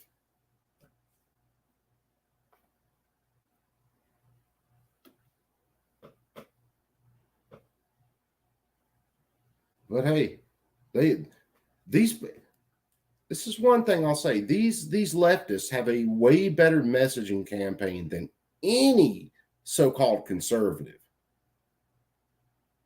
Of course, it gets pushed by the media and stacked on, and you know they've got their little freaking.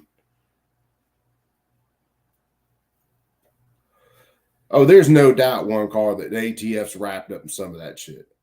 Agorizer, what's up, brother?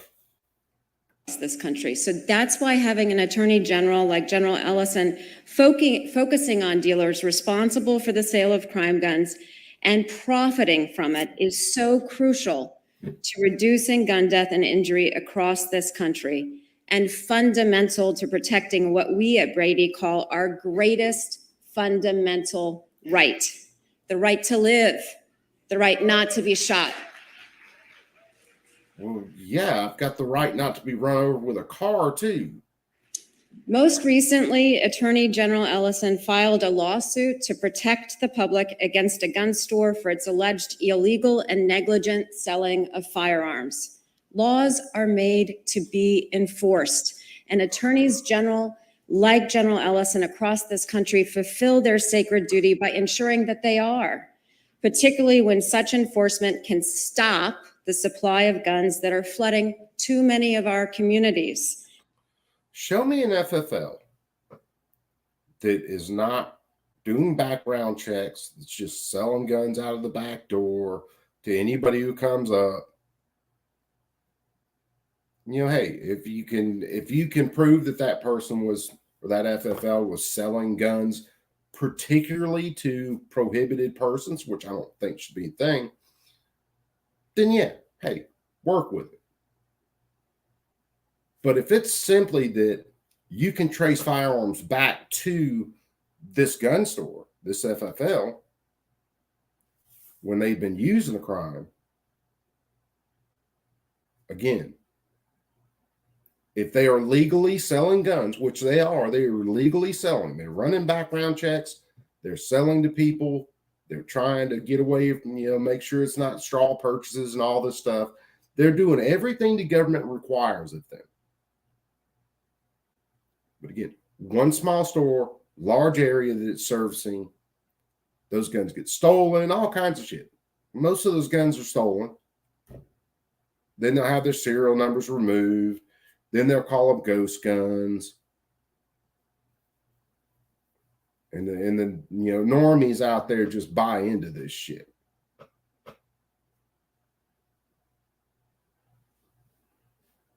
Sam, they probably will. It's going to be to save the planet. We can't cut down any more trees, no more paper, no more toilet paper. Just, you have to do like they do in other countries. Just wipe with your left hand, flick that off, and then go wash your hands. Every day, especially Black and brown communities.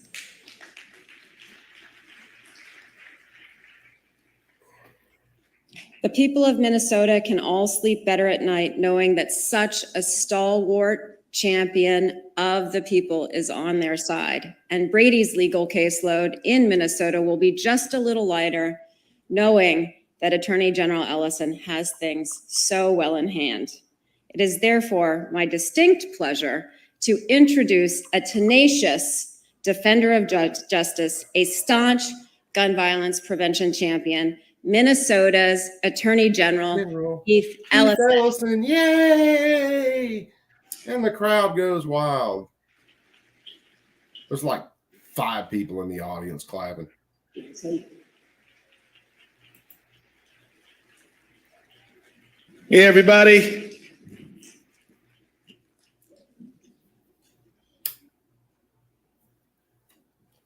As of today, there have been 166 days in 2023.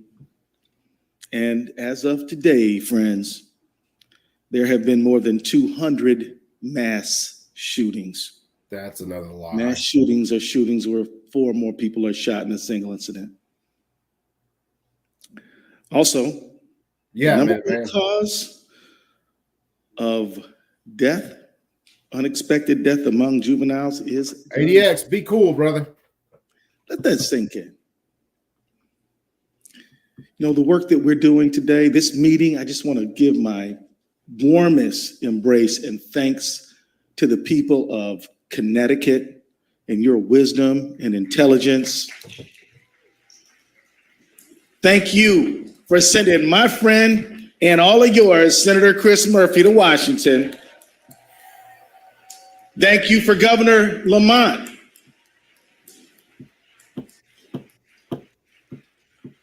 And from 5.6 million Minnesotans, we thank you, Connecticut, for your courage and your bravery. We thank you. We thank you for being able to see through your tears and stand up for all of us anyway. Special thanks to my Attorney General friends, William Tong. What a wonderful leader you got. And all the way from New Jersey, Matt Plotkin, the New Jersey Attorney General, came here. And the reason why, folks, the reason why is because your family of law enforcement, safety prioritizing attorney generals are in solidarity with you and looking for every single way we can to be your partner. Is that right, William? He said so. Yeah. Let's talk about how we got here. First, some history. In 2008, the Supreme Court came down with the Heller decision. Bad decision. In the Heller decision, the court. So This is another lie that is fix and tell. The Heller decision, first case to ever say you had an individual right to own arms. That's bullshit. And the Heller decision was a punt. The Heller decision should have just been very simple. Yes, the Second Amendment says the right to bear arms shall not be infringed and people can own arms, period. That should have been the entire case.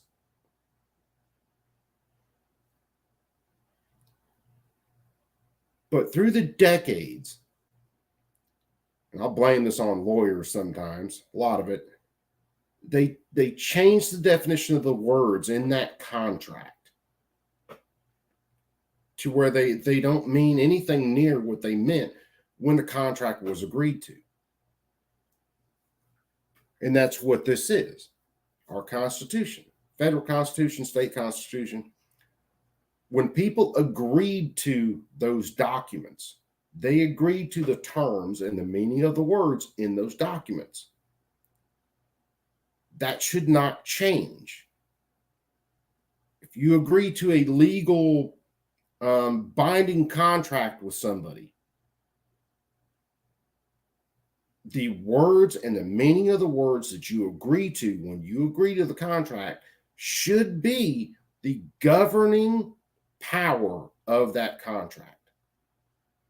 And it doesn't matter how long that contract lasts. The words that were agreed to should be the governing force. Now we get down a road where people are so freaking uneducated on what their rights are, should have been, to where you got all these people begging for the federal government to ban arms when the Second Amendment, the federal Constitution, bans the government, prohibits the government from, infringing on anybody's rights, and they should have no control of the arms that are owned in the states. It's one thing about the English language, okay? The English language, words and meaning of words constantly change and evolve. That's why very early on in history, people considered the American language trash, the English language, because those words do change.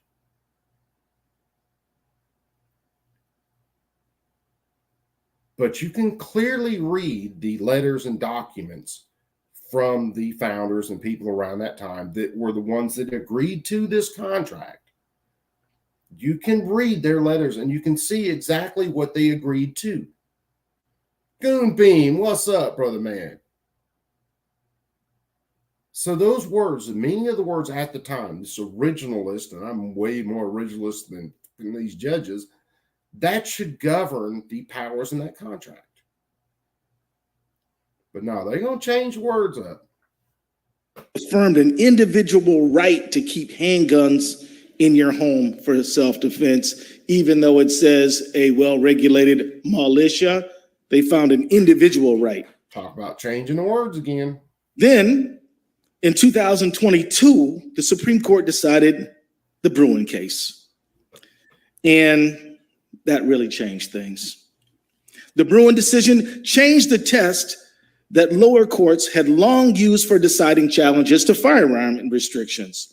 In Bruen, the majority court said that judges should no longer consider whether the law serves the public interest, like enhancing public safety.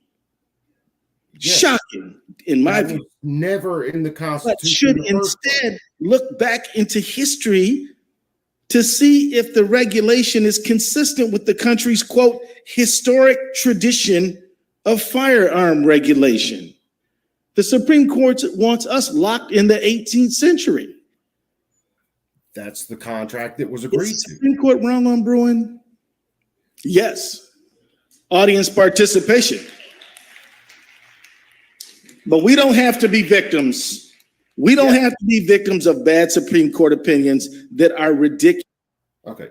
The Second Amendment, well-regulated militia, necessary to a free state, the right of the people shall not be infringed. That shall not be infringed language there is the strongest legal language that could be used, and it is the strongest legal language used in the Constitution. That shall not be infringed. And you can look at what infringement meant back at that time. You have access to dictionaries, jackasses, that will show you the definition of infringe, which was basically the government doing anything to restrict someone from owning arms. Again, we go back to that is the language that was agreed to. Now the meaning of words change, and we end up with this stuff. All right, there's no common usage written in the Second Amendment. There is no dangerous and unusual written in the Second Amendment. There is no the government can control this in the Second Amendment. There is no only the militia can own arms in the Second Amendment. It is the right of the people to keep and bear arms. The people. It's not the right of the militia. They could have thrown that in, the right of the militia. They could have thrown in according to government controls. They could have thrown that in. They deliberated very hard on that, and there were, a couple of revisions of the Second Amendment. You can look at those. Those are historical documents. Library of Congress, they have copies of them. You can see how it evolved. They debated all of these things and then came up with this very short amendment that only lawyers could screw up this bad.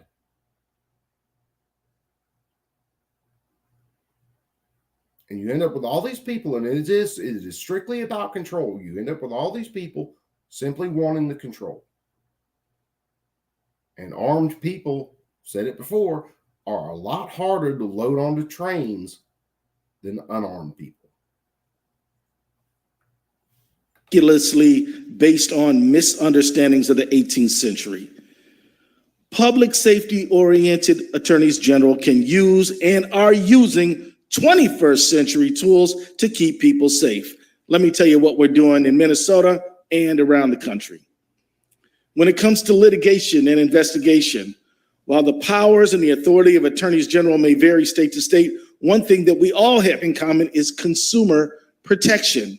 You know, those laws that say that you can't get ripped off or lied to by some company? Well, it turns out that they can actually help with public safety too.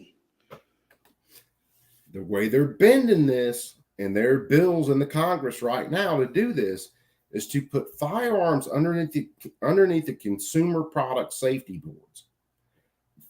What that will allow them to do is sue gun companies when a Glock is used in a shooting or when a SIG is used in a shooting.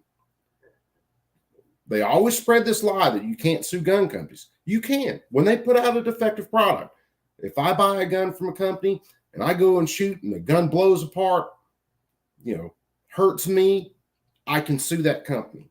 SIG has been sued over, their trigger issues on 320s. Remington's been sued over issues, I think, with 700 series. You can sue gun companies. What they want to do is make it to where you can sue them for any damn thing. Hey, someone got shot with that Glock. Well, we're suing Glock and the gun store that sold it. Anybody who was involved in it, we're suing them. And it'll just be a way to bleed these companies dry and shut them down. They'll spend so much time in court and so much money in court, they won't have the money to invest in companies, in their own companies. It's just a way to try to shut them down. We are all charged with enforcing our state's consumer protection laws to the benefit of residents. And I'm proud to tell you that we have some pretty good laws like you do here in Connecticut. We have some in Minnesota. In Minnesota, we're expanding the use of our consumer protection laws in innovative ways to stem gun violence. In other fact, words, we are changing that negligently and recklessly is suing to gun traffickers, and these guns that are trafficked end up in murders and in crimes. We're saying, yeah, we're going to prosecute the shooter, we're going to prosecute the trafficker, but we're actually going to civilly prosecute the negligent gun seller. Bleed the companies dry. There's a lot of folks making big profits with memberships in golf clubs and yacht clubs, and who are deeply implicated in gun violence, folks. That's a fact. Also, we had a corner in Minneapolis that was so notorious for gun violence that the gas station and the liquor store, the gas station was nicknamed the murder station. That's horrible. So what we did is we used state nuisance law. And we said, if you don't clean up this nuisance in 30 days, we are going to enjoin you from operating. We're going to shut you down. Listen to this shit. So we filed a notice, which is required by law. So what he's saying is there was a violent area, but a business owner had a business there servicing the public. And what they did was, since violence happened in the area, they shut the business owner down. They took away his livelihood. He wasn't the one causing the violence. He wasn't feeding the violence. He was simply trying to make a living in a violent area. And they bend the shit out of these laws and then shut him down.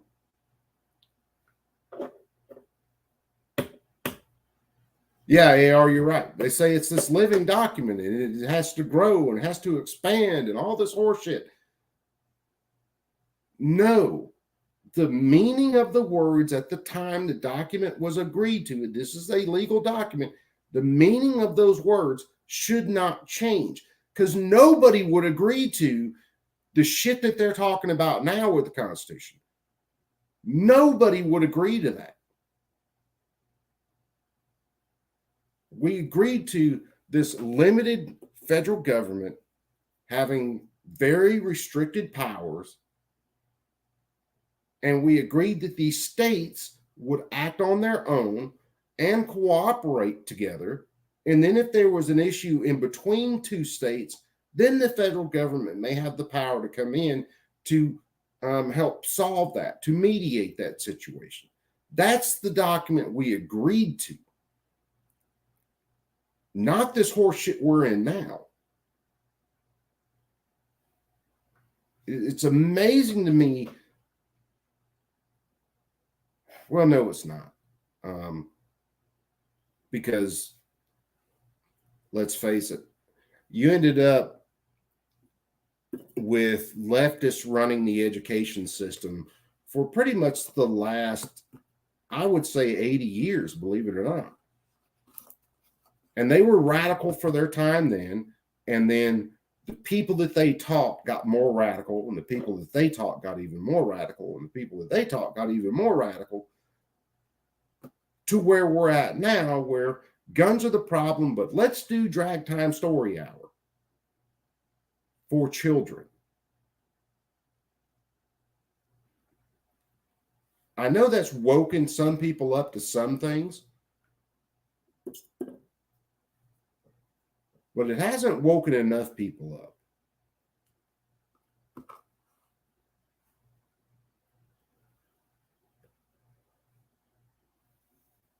Oh, yeah, the Department of Education, the federal department, needs to go. I think that was established under Reagan. It needs to be completely scrapped, completely gone. Let the states, let the counties decide how they're going to teach their children. Let's get back away from all this other horse shit. Let's teach reading, writing, arithmetic. Let's actually get in there and teach students life skills. Throw home ec back in there. Teach people how to balance a checkbook. It just gets so bastardized that it's nothing like where it should have been in the first place. They took something that was good and decent and they turned it into this six-headed hydra horse just crap. And now it affects every part of your life. You can't leave your home and go throughout your day without breaking some sort of damn law. Speeding anyway. There's so many laws out there that no one can quantify them. It's how many criminal laws are on the books just for federal. And then you talk about state, it's even worse. And within 30 days, though there had been 3 shootings on the same corner in last September, there was not a single one since then. We don't take all the credit for it. We do not. We don't take all the credit for it. It was a combined effort led by citizens, led by groups like Mother's Love. I wonder if that was a gas station that ended up putting all the armed guards up around the gas station. I wonder if that's the one he's talking about. We demand, we demand safety. Other sorts of a group of black pastors who came together, just like you all are sporting your T-shirts today. Folks were on that corner helping to make sure that corner was safe. But we came in 100% as government, doing what we should do, which is to back up the people. We are also enlisting the next generation of lawyers to give them the tools to protect everyone from gun violence. That's why we've partnered with the foundations and law schools, started an innovative gun violence prevention clinic at the University of Minnesota Law School. This is an idea that I encourage every law school in America to look into. Start a clinic to help the young people, help us be safe. Now, let me talk to you about defending statutes and defending litigation. This is a very important job for us attorney generals. Like many other states, Minnesota and including and others, we're also defending common sense regulations from constitutional attack. And this has intensified, folks. One case involves a class of 18 to 20-year-olds who sued in federal court. These 18 to 20-year-olds asserted that Minnesota law limited gun permits to those aged 21 and above, and because of that, their Second Amendment rights were being violated. So we're trying to keep guns out of the hands of young people, and the gun fetishists say no. You know, the fact is, because of the Bruen decision, the federal district court struck down our statute protecting Minnesotans from where young people could go on and just buy a gun. Now we're appealing to the 8th Circuit Court of Appeals, and there are similar cases pending in many federal courts around the nation.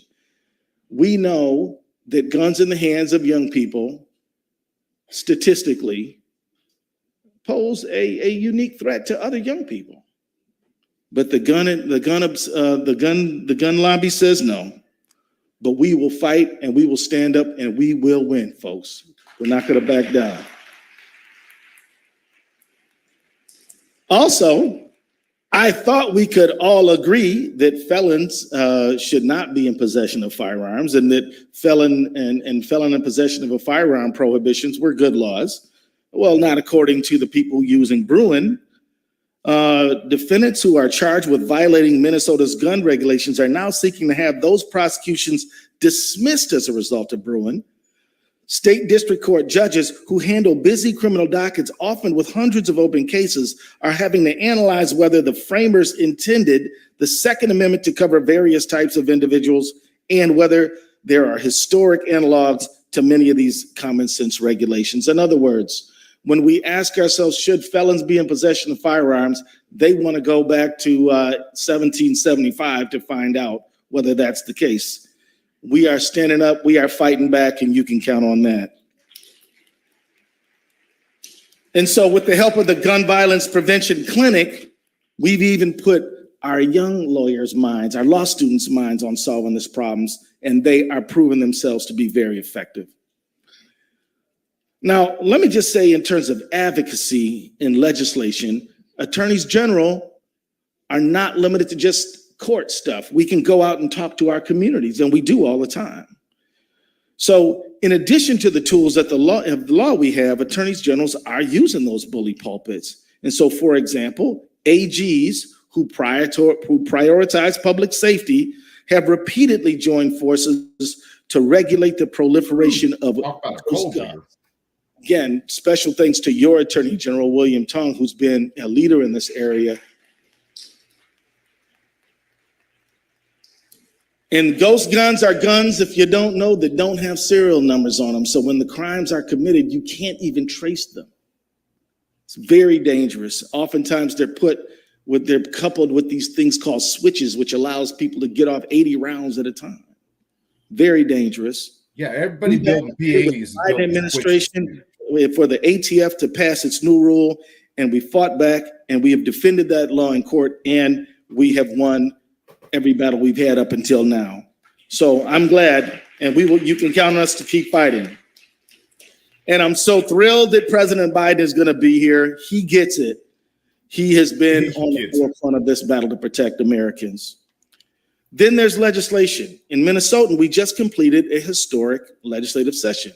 We happen to have a governor's office and a House and a Senate, all who agree that people have the right to not be shot, which is saying something. Well, yeah. So after years of gridlock, we were finally able to pass common sense gun safety regulations because of the advocacy of Moms Demand Action, Everytown, and others.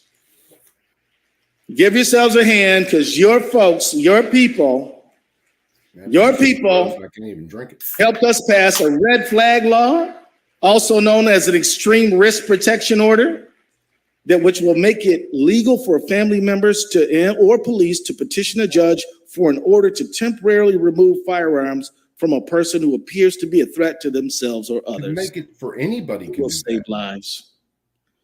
And Also, no real punishment. expanded background checks that require all private gun transactions to be subject to the same background checks that happen when somebody. So he's talking about universal background checks. The only way to enforce universal background checks is through a complete gun registry. Because without that, how are you going to know that I sold a gun? Also, even with the universal freaking registry, I could sell a gun. How are you going to track that? Am I going to have to fill out a form every year, basically stating which guns I have, which guns I still have, and if I sold any guns, I'll have to swear to whatever that I did this properly and background checks were run? How do you enforce that? It sounds such like a great idea. And this is what they'll go for. And when you go, well, universal background checks aren't stopping anything, then they'll push for the registry because, well, here's the thing. We need this registry so that we can track these guns. And yeah, AR, you're right. I mean, the criminals are going to ignore all the laws. That's why these gun laws don't stop anything. They're just punitive after the fact.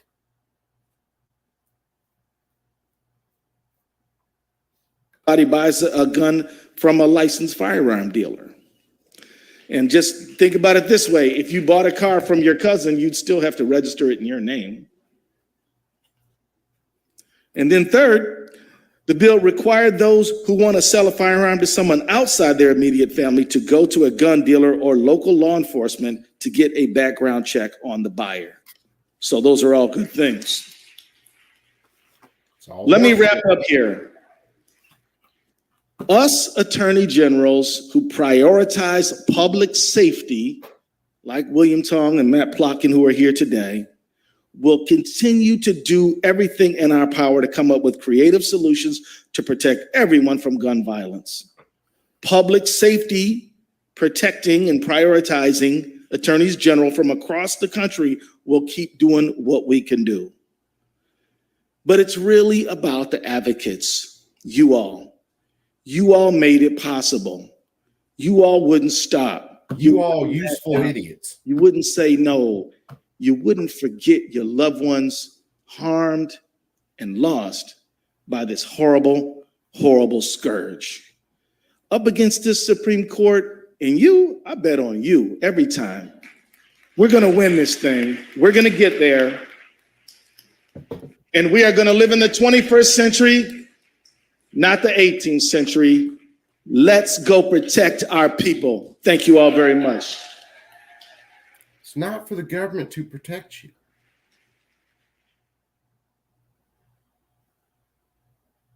What do people not get about this? Government was just supposed to handle some very basic things. Disputes in between states, provide for a national defense. That was their job. Ta-da!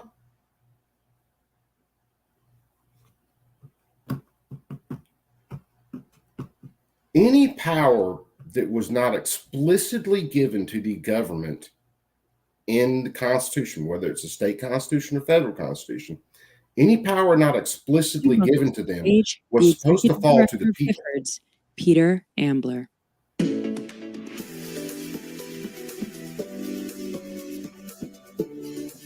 That's why when they talk about some states don't have a Second Amendment, yeah, well, they don't also give the power to the government to take arms away. It doesn't explicitly say that.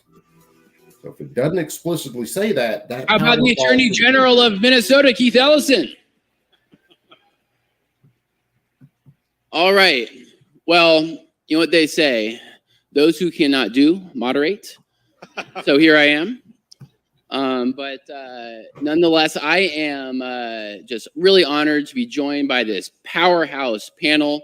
I'm going to do some quick introductions, and then we're going to just dig right into this topic. First, on my right, I've got Ruth Glenn, a friend to many in this room, a survivor of domestic violence herself, and the public affairs president of the National Coalition Against Domestic Violence. Give it up for Ruth. Yay, Ruth! Yeah, woo! Also distinctly honored to be joined by the mayor of Kansas City. You got that right, man. Take it easy, brother. Mayors Against Illegal Guns, a national leader on any number of issues, Mayor Quinton Lucas.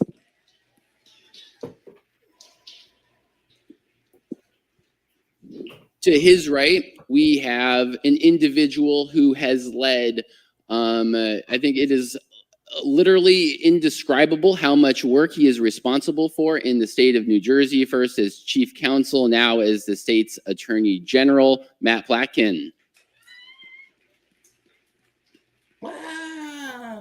And another powerful leader and friend of the movement, the senior director of federal government affairs at Everytown for Gun Safety, a survivor himself, Rob Wilcox. And I think as many of you know, Rob recently had a star turn answering some pretty tough questions from some Republican congressmen in the House Judiciary Committee. So I think maybe the four of us could just gang up on you and you could relive that experience.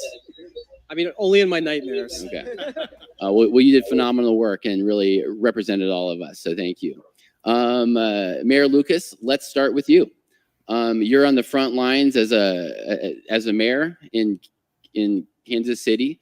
And now you have the Bipartisan Safer Communities Act in your pocket in your everyday fight against shootings and gun violence. Let's drill down specifically on Safer Communities Act. Is going to lead to a lot of really but you know, as part of this bill we passed for the first time in this country a strong federal statute against gun trafficking and address straw purchasing in a way. So 100%. How are you working with federal and state authorities to use that law to protect people in your city?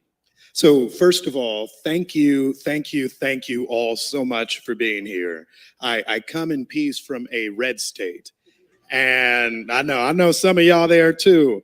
And so we need this support, this energy, this activity, because it helps make a difference in the Kansas Cities, St. Louis, Memphis, so many places where we deal with this issue each and every day. St. Louis is like murder central right with now. A conversation I recently had. I had a meeting with a group of 14 and 15-year-olds, some of whom are justice involved. And I'm a bit naive. I asked, where do you... When he says justice involved, what that means is these kids have committed crimes and were arrested, tried, probably went to juvie, got out. So, yeah, justice involved. Can't call them, felons. I was called one for years. Don't want to hurt their wee little feelings. Dude, we did something. I was teaching at one college, and they had a group of young people come in, and you're talking, I think it was like 9 to 17 or something like that. And there was a kid in there. He couldn't have been 12 years old with a fucking ankle monitor on.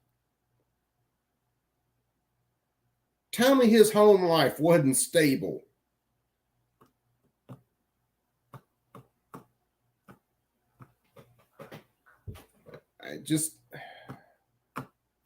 The only way you truly address this is to address what causes it in the first place, which all has to do with family and, well, my wife was sending me a text.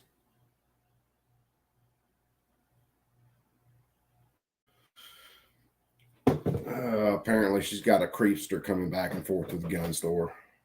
Anyway, let this play some more. Get your gun at 13 or 14 that you're carrying around regularly. And this kid looked at me almost kind of nonchalantly and said, I can get it on the street corner. I can get it anywhere. We have a substantial trafficking problem. And what we were seeing before the passage of the act was that our state prosecutors didn't fully have the tools to address it. There are a lot of reasons for that, including one of the dumbest laws in the history of time, the Second Amendment Preservation Act, where Missouri said that the Second Amendment laws, in essence, gun laws, don't apply to them. It's bizarre, and it was wrong. So we needed to have an opportunity for federal prosecutors and federal agencies to be able to actually get traffickers to make sure that they were able to do investigations and align with our police officers and connect with it. Another area that we're seeing a lot of this work in is in straw purchasers. So as you all probably know, there aren't that many guns on the wrong shit. in America's major cities, right? Kansas City doesn't have a big gun plant, but we have a lot of guns.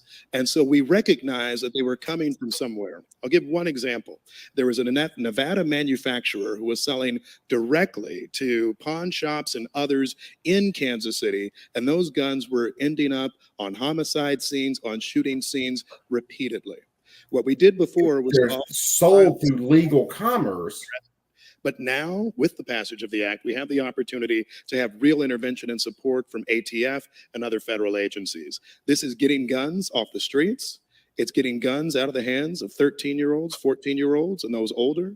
And frankly, long-term, it is allowing us to have tools at a time when particularly red states are fighting against every bit of responsible, not just gun legislation, but responsible common sense intervention. Yeah, Sam, is cool. Thank you very much. Thank you for your leadership. Ruth, we're going to turn to you next. We've talked a lot already today about the power of this movement. 550 pieces of legislation in 49 different states over the past decade, and of course, the passage of the bipartisan Safer Communities Act. But with those political successes come the vital need to focus on implementation. Implementation is always difficult when it comes to the nexus between firearms and domestic violence. Yes. And that's going to be very, very true when it comes to one of the most important provisions of the Safer Communities Act, which is the provision that narrows the boyfriend loophole and works to get guns out of the hands of violent dating partners. So if you could just sort of talk a little bit about that provision, and then most importantly, it's just a dude that has been done and hitting on my wife, basically, to ensure that it's having its maximum effect. Absolutely.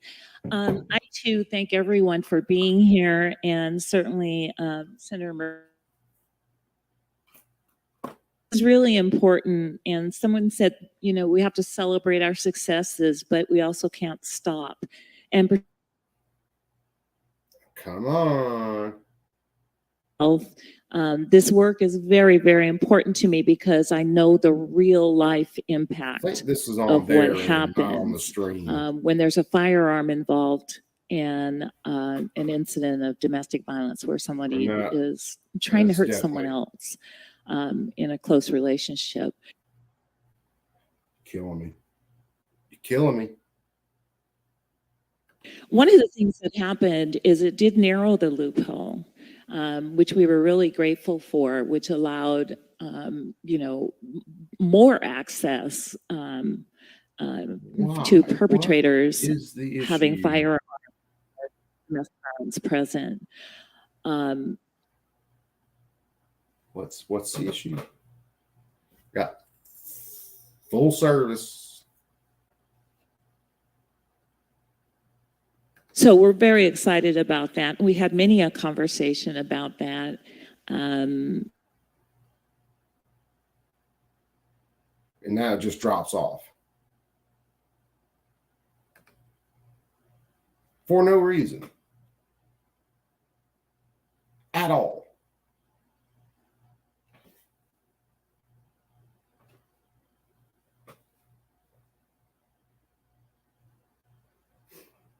Could choke a Smurf just to see what color the damn thing turns.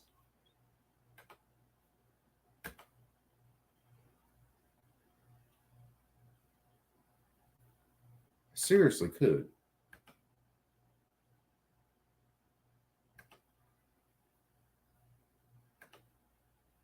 Because again,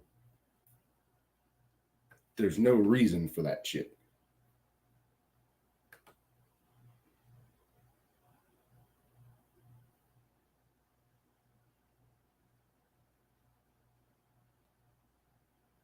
Oh yeah, dude. Which I think the boss man was there at the shop too, so no biggie. Long as creepy boy don't try to put hands on nothing, he'll be all right. If he does that, then I might have to take a trip to the gun store. If the wife don't freaking shoot him first. Which is likely.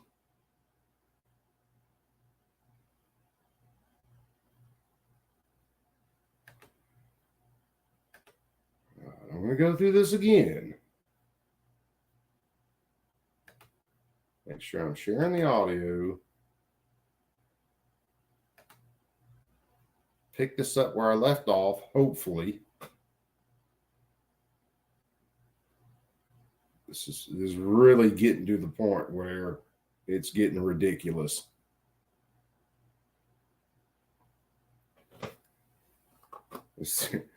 Oh, mother.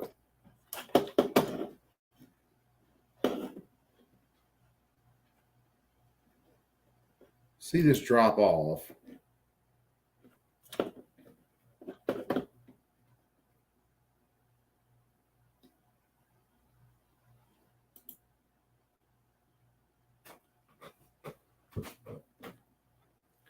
I'm gonna go insane. I'm gonna go insane.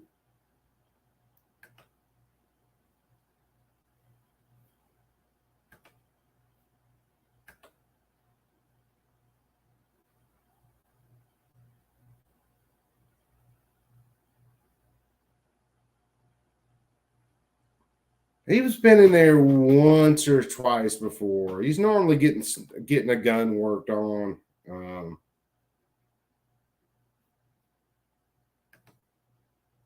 They've worked on a couple of blasters for him.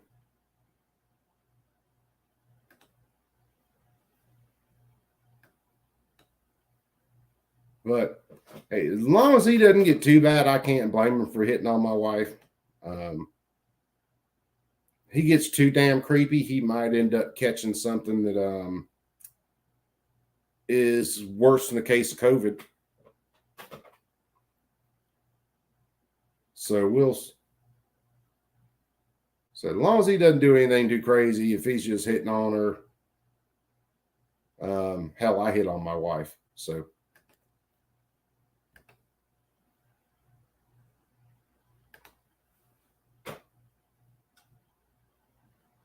all right, let's see if we can get this freaking Doesn't look like it. No, maybe it's there. Come on, you can do it.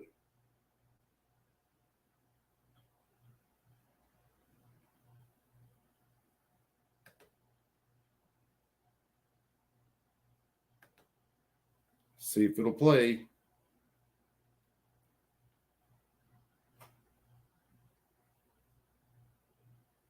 I don't get this.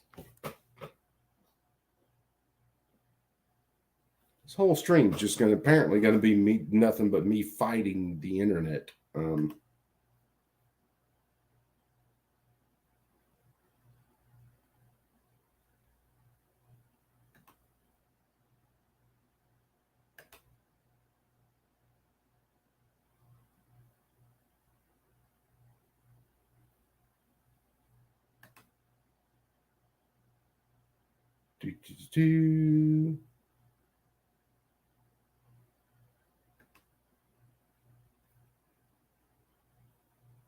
Come on, it's right here. Why are you not working?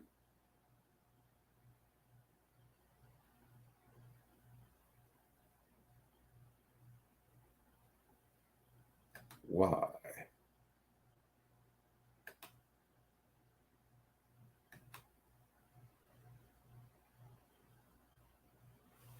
Talk about technical difficulties.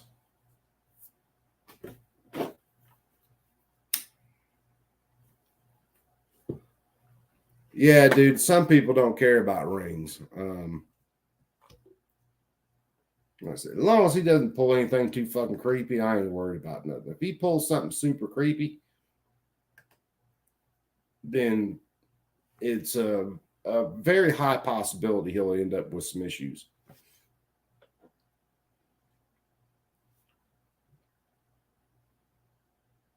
But, telling a woman she's beautiful, something like that, hey, is what it is. Why is this not working again?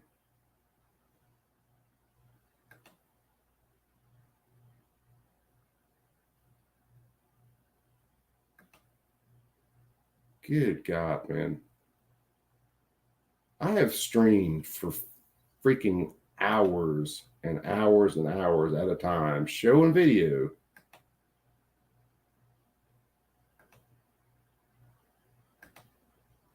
And for some damn reason, it's just deciding to go fucking nuts. I mean, how many congressional hearings and all the other shit have we watched on this channel? Here we go. Maybe we're back. All right. Thank you so much, Ruth, All right, for your work and for that. let's see how this goes. Attorney General Plotkin, I referenced some of your achievements. You've addressed ghost guns. You've instituted Ghost guns.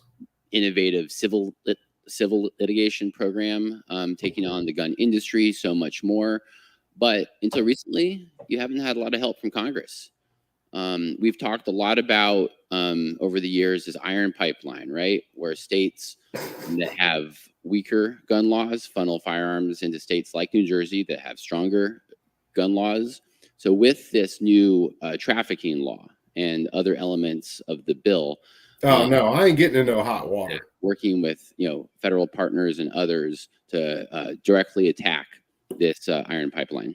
Yeah, well, thank you, Peter. And first of all, let me just say thank you so much to Senator Murphy for pulling this together. It is extraordinary to see all of you Chris here. Murphy is an absolute Back to how I first got loon in this movement. when it I comes to grew up in the guns. Columbine generation, and I first started advocating when I was in high school for a renewal of the assault weapons ban. I had friends going off to war, and I didn't understand then, frankly, don't understand now, why the same weapons they were using in Iraq and Afghanistan we needed to use at home. I wish we had the same guns. Full auto, 3-round burst, To think about how far we've come, 50 cal. think about how far we've come, that we're talking about a Belt feds. bipartisan Safer Communities Act passage, and seeing all the shirts, the orange shirts and the red shirts and the blue shirts and the purple shirts, and what you've built it makes me really proud to see what we've done together. And I know there's more to do. And the law that we're talking about is so critical. Tools in our hands as attorneys general, and you just heard A.G. Ellison and A.G. Tongs here, and so many of our partners, giving us more tools matters. It helps. This is not an unsolvable problem. And so there's a few things that I know. The first is that this is a public safety and a public health crisis. There you go. I am tired of listening to people lecture me about what's good for public safety when they're fighting for guns in our kids' schools and guns in our parks and guns in zoos and guns in the hands of violent domestic violence offenders.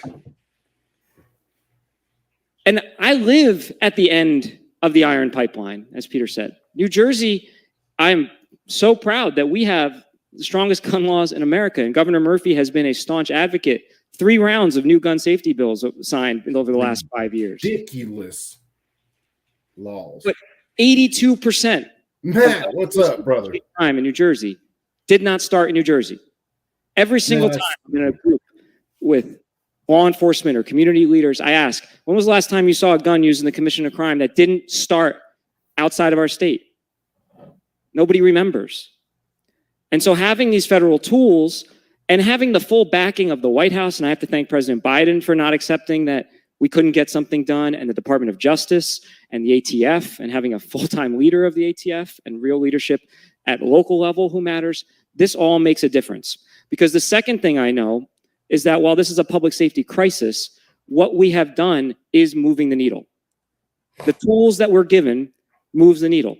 Last year in New Jersey, my first year in office, shootings went down in our state by 25% across the entire state. Every single one of our cities saw. Yeah, your shootings went down. Some of the time it's because you took violent people and you put them in prison. Some of the time there's just not that much beef on the street and maybe people are kind of calmed down. Doesn't mean the guns aren't there. Doesn't mean there aren't shootings happening.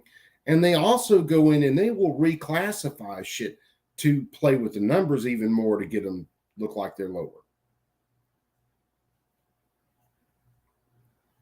And ultimately, with the percent of the population versus, crimes, murders committed by guns, it is extremely low based on, percent per thousand, whatever you want to put it. It's extremely low. In a country that they say 300 and something million, it is closer to 400 and some change million. And the amount of firearms we have, and we do have enough firearms to arm every man, woman, and child in this country, probably twice.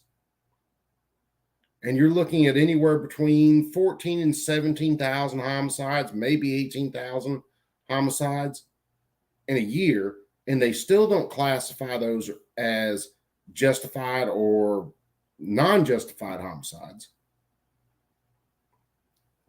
Everything's a game with these people. Everything's about pumping up the numbers. And if you listen to them long enough, you start seeing the pattern. You start seeing where the language changes. A double-digit decline in shootings. That's not an accident. You're 6 times more likely to be shot in Mississippi, and this is no disrespect to Mississippi, than you are in New Jersey. It's because of the tools we have and the way we use them. Now, understand, he is basically comparing, he's not comparing state to state and population versus population. Those are 2 completely different areas of the country. But you can go to areas in both of those and you can figure out where those shootings are happening. They're very small areas committed by very small amounts of people, versus the population. And see, some of these assholes, they'll get in and they compare a city versus a state, which is, they talk about New York City versus this state. Well, you're comparing a city against a state. There's a huge difference in populations, and it's just everything is a word game to these folks. to push the narrative. And it's because we've taken a multi-pronged approach, starting with our enforcement efforts, using tools like the trafficking law that's in the Bipartisan Safer Communities Act, investing, as we talked about earlier, so critical, and this act does this in violence intervention efforts, bringing them into the law enforcement response because they can reach people that law enforcement and cops can't. And as A.G. Ellison talked about, making those who profit off this bloodshed pay. And I'll wrap here. The third thing I know, and this is relevant to enforcement efforts, but it's relevant to everything, is that this, as Ruth said, is an ongoing fight. It is really critical for us to talk about our successes and show that what we are doing is working, that this is not window dressing. This matters. No, it's just a bunch of horse shit. As I know, that the guns keep coming. And so the work doesn't stop. There's still more laws to pass. There's still more tools to do. We are in court every day fighting for the tools we have and pushing for new ones and using, and you should hold those in your states accountable when folks like Senator Murphy get together and pass really important laws. And this whole machine gun ban shit, it's always been about money. Realize when they did the 1934 NFA and they put a $200 tax to own a machine gun, all these other loot or basically fucking laws that are built into that, there was no prohibition on a felon owning a firearm. And guess who could afford to pay that $200 tax plus the gun and all that? The criminals could. And I mean, not to mention they were getting their guns illegally anyway, but that criminal could literally get his machine gun, go through the whole process. There was no criminal background check involved in it. He could get his, Thompson sub and he could go do his thing because he's the one that could afford it. Your average person at the time really couldn't spring that much money. $200 was basically the cost of the gun itself. So they basically doubled the price on it. And we've been through the hearings on this channel where we read through everything. I tortured everybody with this robotic voice sitting there reading through everything. They knew at that time, the Attorney General of the United States flat out said, we can't ban machine guns, but we can tax them. And that's all it was. It was a prohibitive tax, which is illegal. And the only reason the court upheld that decision in the Miller case was the president was threatening to pack the court unless they got on the ball and started working with him, because they had shut him down on so many things with the Great New Deal and all the shit he wanted to do. The courts were shutting him down. Where are we at now? There's bills in Congress right now to pack the court, add more seats to it. And of course, with the Supreme Court, what they say is law. Even though they've upheld heinous shit in the past, slavery, they actually told the slave, you have to go back to your master. The Supreme Court of the United States upheld that at the time. So you're telling me because the Supreme Court upholds it, that's the law? That's horse shit. I'm going to use that term a lot today. I'm actually trying to cut down on some other things. give us tools. We in positions like mine and attorneys general need to use them. And if we use them, the numbers that I talked about in New Jersey can be real. Those are hundreds of people that are not dead right now. Hundreds of dinner tables that have no empty chairs. So I am so grateful to have these tools. I'm grateful, yes, to live in a state like New Jersey, but we are a United States and we know this is a national problem. That's 100% right. Alone. Agreed. Thank you, Matt. Rob, in Uvalde, and in shooting after shooting after shooting, we saw the same thing. Young men who can't buy a beer walk into a gun show, walk into a gun store and purchase, some of the most deadly armaments that have been produced in the history of humanity. I can't fit that amount of stupid into my head. It physically just won't work. 18-year-olds, sometimes even 17-year-olds, can join the military. They can go overseas and fight. They can sign legal contracts. They can get married. They have all the adult responsibilities. So yes, they can buy firearms. You will put a kid in a car, 16, 15. Let them do 90 miles an hour down the damn freeway, bumper to bumper with other cars in a freaking battering ram. But you worry about these kids having enough responsibility to own a firearm. Oh no, that firearm is going to shoot somebody. No, carry every day. I don't go around shooting people. I've got big guns back here. Semi-autos. Pow, pow, pow, pow. Evil AK over there. I've never seen one of my guns get up and go shoot somebody. I've never picked up one of my guns and went, damn, I just feel like killing people.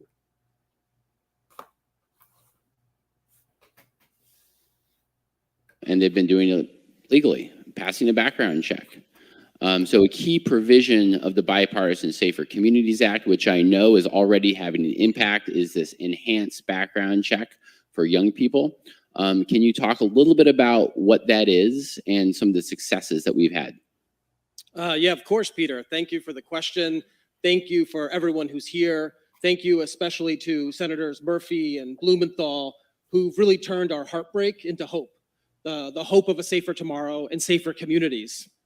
Because we know that to get to safer communities, we need to have stronger gun laws and substantial investment in community-based solutions.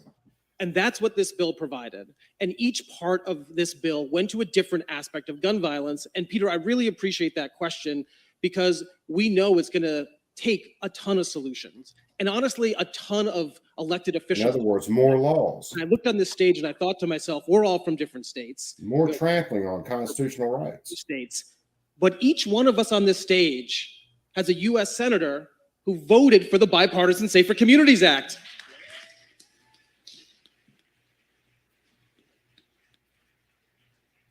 Including Republican Senator Roy Blunt. And that is what the progress we need is building on that success. And when we think about this provision in particular, as Peter said, what we know is that the most horrific mass shootings are committed predominantly by people under 21. What we know is that 18, 19, and 20-year-olds. How about we try to figure out, and I can already give some answers to that, why these young men at this age commit these shootings? Now we try to look at that. But no, let's not look at that. We just want to look at the gun. Gun's the issue. Commit homicides at 3 times the rates of those older than 21. What we know is we have to invest in community and we have to stop illegal access to guns. And so what this background check provision does is it says we're not just going to put a name into a computer system and let that do the work. I mean, I know AI is our future, but that's not enough. What we have to be doing is actually talking to real people. And in this background check process, thanks to Congress and President Biden, we're not just putting a name into a system. We're going into the state to actually check to see if there's prohibiting records. We're talking to the custodians of mental health records. And I think most importantly, and the mayor would agree, is they're actually calling local law enforcement to see if there's flags. And the key to this provision is that it does not criminalize young people. It is really just rooted in preventing. Yep, Sam. A crime is to sell a gun to someone who would fail this check, not for that young person who has that record. That is incredibly important. What? And Peter, when it comes to success, right? I mean, I love policy, and I know a lot of you do as well, but policy is only progress if it actually follows the data and saves lives, right? Our mission isn't just to pass laws, because we don't measure our success in the laws we pass, but in the lives that we save. And what I can tell you is this new enhanced background check is working. It's been in place for about a year. There's been 100,000 18, 19, 20-year-olds who've gone through this check, and denials have been increased by 20% thanks just to this law. And so, Peter, this is the success we need, and we need to build on it. So when local law enforcement gets that call, they're not just saying, hey, I have a record, but they're saying, should I use my red flag law? Should I use another tool? And as the Attorney General said, let's use all the tools we have at our disposal. In other words, if this person has had any sort of treatment for, depression, anything like that, we need to factor that in. Get to their medical records, school records, all this shit. Even though you assholes are the ones that said if you commit a crime before 18, when you turn 18, all of those crimes are washed away and you pretty much start out new.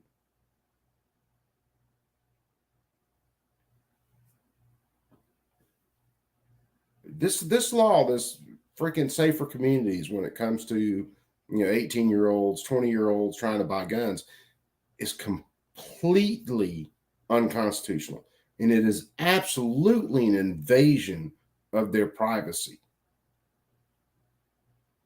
Because if we leave tools in the toolbox, we are just going to be less safe. Thank you. Absolutely. And Rob, you mentioned, the fact that this was obviously a bipartisan Safer Communities Act, 65 votes in the United States Senate, up there close to the high water mark in terms of in bipartisan support. In other words, a lot of Republicans sold your asses out. That's a bipartisan vote that reflects the bipartisan consensus that we see across the country, right? 90% of Americans, Democrats, Republicans, gun owners, non-gun owners, who all agree. Strong gun laws save lives. Mayor Lucas, you the mayor of Kansas City, but somebody who's a significant amount of time as an ambassador for your community across the country, talking to Democrats, but also talking to Republicans. So what in those conversations is the impact of this law? The fact that, finally, after 30 years, the Senate comes together on a bipartisan basis and says, we got to do something. What's the impact on the ground? The hardest thing often in public life, as you all know, and I know you all are engaged, is getting people to believe that change can happen, is getting people to believe that their advocacy is important. I was at church in Kansas City not long ago, and a woman walked up to me and she said, what are you going to do about all the murders in our city? And by the way, we have far too many. Our red states are less safe. Gun laws make a true and impactful difference. No. Your red states aren't less safe. You already know where the crime's at. You already know that most of this crime is committed in very small areas in blue cities with all of these different restrictions on arms. So you can say blue state all you want, but we already know or red state all you want. We already know what's happening in the deep blue cities. Areas of the country that are very, very red, that have more guns than almost anybody else, you don't see this shit happening in.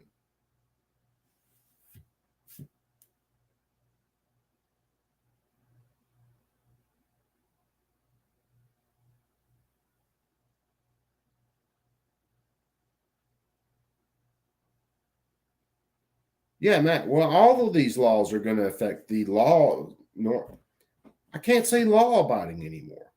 Say mostly law-abiding. Because we all agree you shouldn't be able to wrongfully deprive someone else of life, liberty, property. We agree with that. I can't just take things from people because I'm bigger or I have more guns. That's not the way this works.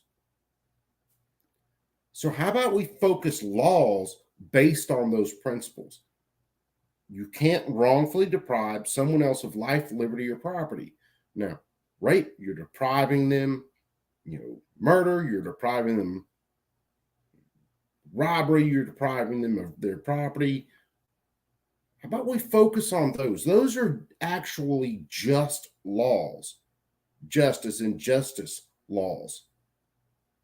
Not you had this thing that the government didn't want you to have, so now you get to go to jail for decades. That's not a just law. There was no one injured. There was no one deprived of anything. It's just that the government said you couldn't. People don't think about that, but that is insane.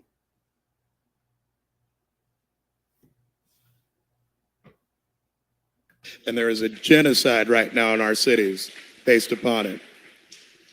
But I told her a whole bunch of stuff, and she said at the end, but you the mayor, if you can't do nothing, then how am I ever going to try to do something? And so what I then told her was, well, you know what? There's something good that actually happened in Washington. There was something good that happened there, which means that something good could happen in our legislature one day. Something good can happen at City Hall and ultimately in our communities. Sometimes I know on this issue, it feels like you are pushing a boulder up a mountain. Trust me, I know it. There is nothing that I do. And by the way, I'm a brag and then get back to my main point, right? My city's got it going on. We keep winning Super Bowls. Like there's all this good stuff happening.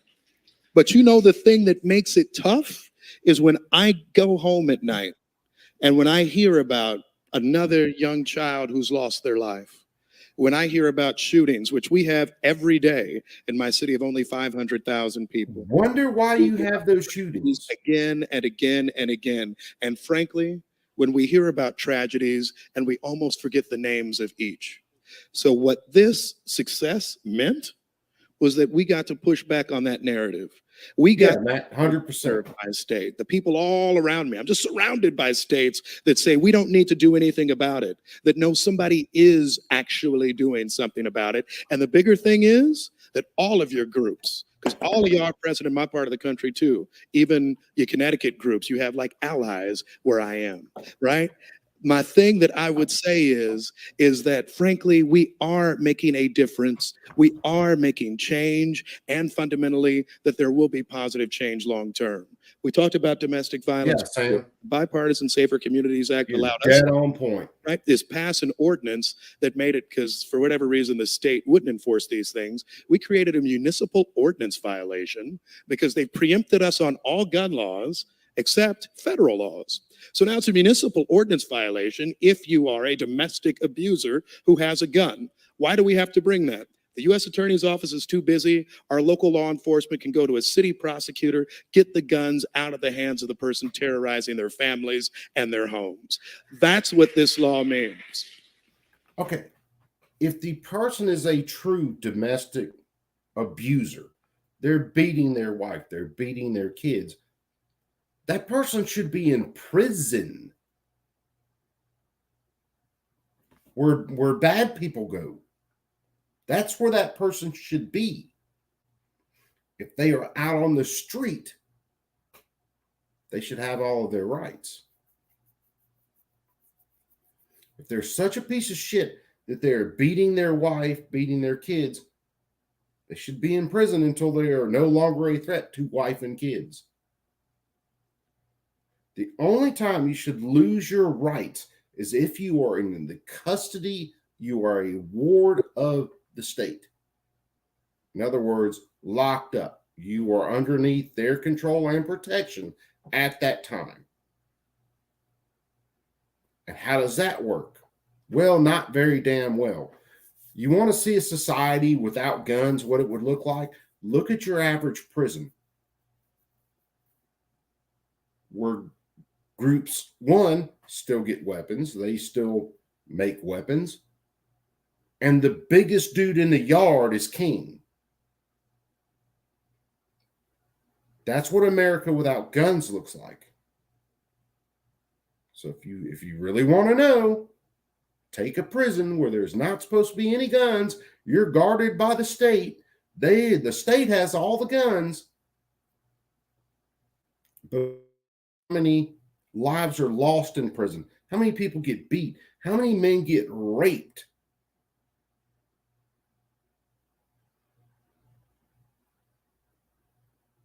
It's not about the guns. It's about the person that has the gun.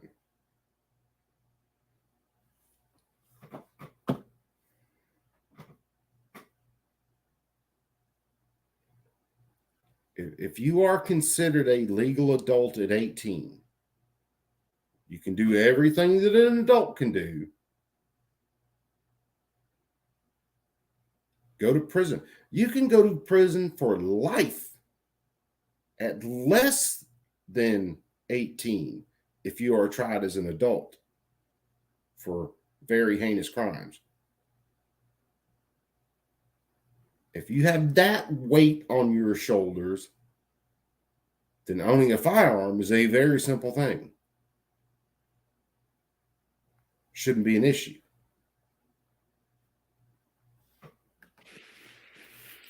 And so I say just very simply, keep believing in the impact that you're having, because you are making a difference everywhere, even in the rubiest red of places. We need you and your advocacy is saving lives on the streets of my city and so many others. Thank you, Mayor Lucas. Absolutely.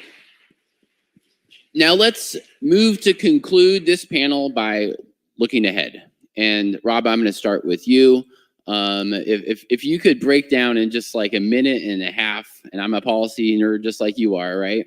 There was a provision in the Bipartisan Safer Communities Act that made an amendment to what's called the Engaged in the Business statute. That was followed up by a very significant background checks executive action by President Biden. Tell us what we should be pushing for in the months ahead. Look, Peter, I think a minute and a half means I went too long the last time, which I appreciate. Look, the truth is the best is yet to come with the Bipartisan Safer Communities Act. Bipartisan Safer Communities Act gave the tools to Department of Justice and ATF to really get after no background check gun sales. The president gave them the direction to do that, and now it's up to the Department of Justice and ATF to make good on that promise. Because what the law said is that if you're out there selling guns to strangers, dozens of guns online or at gun shows, to domestic abusers, to gun traffickers, to individuals who are engaged in the iron pipeline, well, this law now is looking at you. And it's going to crack down on those who are making these commercial sales. That's what we want to see from the ATF, is going at the source of these illegal guns. And so we're hoping to see new regulation, new enforcement, so that we actually turn that poll number, 90% of gun people support background checks, into actual policy. And the reason we've done that is because it's not just polls on paper anymore, but it's people at the polls. And that's all of you. Well said. Attorney General Plotkin, the Bipartisan Safer Communities Act, in addition to some strong new statutes, contain hundreds of millions of dollars in funding that is flowing at this very moment into communities across the country, including communities in New Jersey. How are you putting that funding to work? We love federal money. So to all the senators, I have to thank Senator Booker and Senator Menendez as well. Thank you for all of the money in this bill. Again, this is real stuff. We've requested millions of dollars to implement our ERPO law, our red flag law.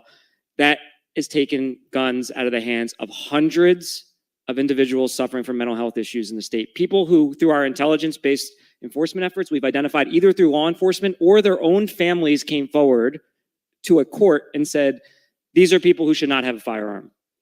That money will save lives. There is no question that that money will save lives. And importantly, as we implement those, put those dollars to work, as the law requires and as we would always do, we are bringing the community in to be a part of how we spend that. And I think that's really important. This movement is... Yeah, this crap with straw purchases, we've been over that before. The Abramski case, where a dude bought a firearm, I think for his uncle or dad, whoever it was, and he did a FFL background check when he bought the gun. Then he brought the gun up there, a couple states up, and did a background check to transfer it to, I think it might have been his uncle, to transfer it to his uncle. So 2 background checks on it. And they still said he lied. It was a straw purchase. And that made it all the way to the Supreme Court. So this guy is spending thousands and thousands of dollars fighting this case. straw purchaser. These people are insane. Straw purchases have been illegal for a very long time, and they will tear you up over that. See, where they're getting now is, say I buy a gun. I get it for a good price. And I decide to sell that gun. Maybe I bought it, I think it's shitty, and I go sell the gun. I'm a trafficker at that point. You lied on your 4473. You bought the gun, then sold it. Maybe I buy a gun to flip it because I know it's a great price on the gun, and I know I can put it on GunBroker and I can make some money on that gun. You're a trafficker. Straw purchase. That's where this is going. Yeah, meat and garlic bread. Built in so many ways on the information provided by the community, the experience and the lived experiences of people who've suffered the traumatic impact of gun violence. And when we listen to them, and when we develop programs based on the dollars that were given by Congress at the state and local level with their voices as a part of it, we are better and stronger and more effective at deploying those resources. So that's one example that I know. And we know, the last thing I'll say, the process is the punishment. Mental health. New Jersey has a mental health crisis. Every state in this country has a mental crisis. This country is one of every single country in the world that has a mental health crisis. But it's the guns that make the difference. And if we can take the gun. Hold on, douchebag. How about we look at what's causing the mental crisis? How about we address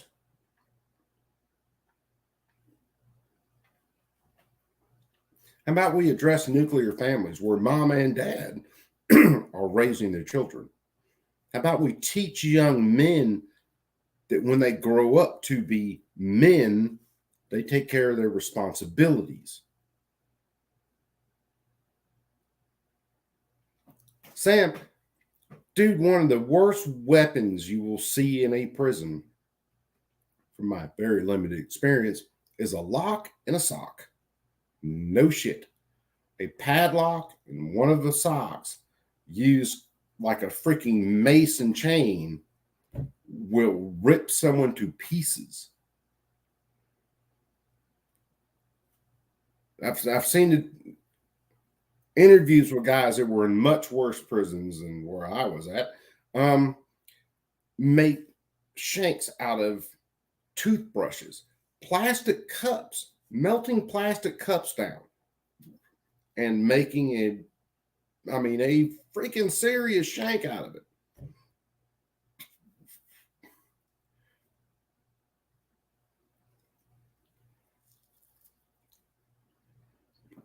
Yep. If you actually address the problem, if you actually get into why these people end up in the situations they're in, then you know guns can't be addressed.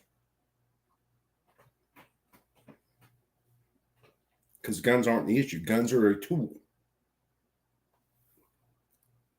If guns were the issue, people would not have gotten killed before, mid-1800s. We'll throw it out there. Mid-1800s. Say, well, no. Throw it out there. Say 1700. People shouldn't have gotten killed before then. If guns were the issue.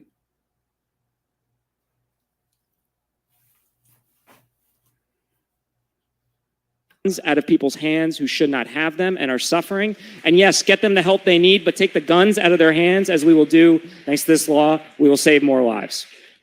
Absolutely. Now, Ruth, I'm going to give you the last question here in the vein of what comes next. We, as part of the Bipartisan Safer Communities Act, we narrowed the boyfriend loophole. I know you have been fighting. There is no boyfriend loophole. Years and years and years.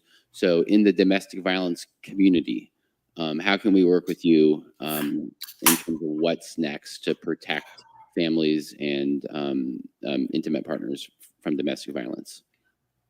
So there's a couple of things that I want to make sure that we understand. We've been successful with the Safer Communities, right? But don't forget they're going to come another way to make sure that we are not successful in the Second Amendment. So I just need to say that because we're already seeing it happen in regards to protection orders and domestic violence with the ruling out of the 5th District Rahimi. It's horrible. And what it says is that, and I apologize because this is not related directly to the better communities, but I do want to say that let's be aware that they'll come another way. And we have to constantly be on our guard. For many, many, many years. He made me sound so old, which I am. So Rahimi out of the 5th District says that he can, this person, Rahimi, can have a firearm under protection order and should not have had a firearm removed. So I give you that as an example of how we have to stay on guard, very much like what we've talked about is don't forget that your voice matters. And while we're dealing with Look, this is something to address here. Oftentimes, rights like firearms rights, working their way through the courts, are not people like Matt Hoover, the whole auto key card case. Oftentimes they are not good people. Oftentimes this Rahimi case, if you listen to everything that's said about this dude, he's a complete piece of shit. But oftentimes our rights being protected in the courts and going through the litigation, oftentimes it's someone that is not a good person who does have some constitutional grounding for, actually doing away with some of the charges. So Rahimi is I was never convicted of domestic violence, so you shouldn't be able to take my rights without a conviction. Basically how that's going through. And yeah, he's a piece of shit. But that is a valid point that unless I am convicted, then I'm innocent. You haven't gone through the process to strip me of those rights yet.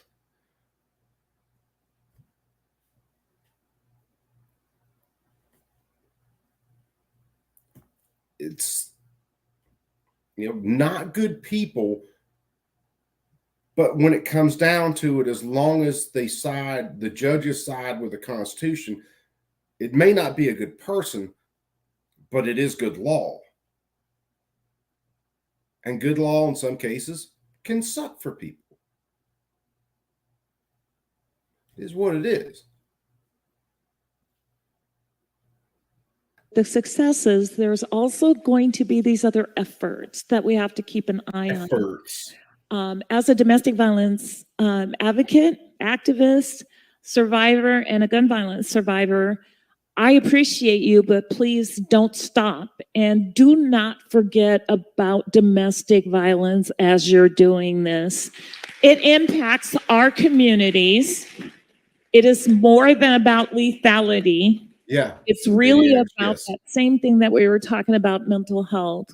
If we don't remove guns from domestic abusers, we're going to lose lives, and we do lose lives. So please don't forget that. But mostly, thank you all so much for everything you do every day, because it does make a difference. That's why we're here today.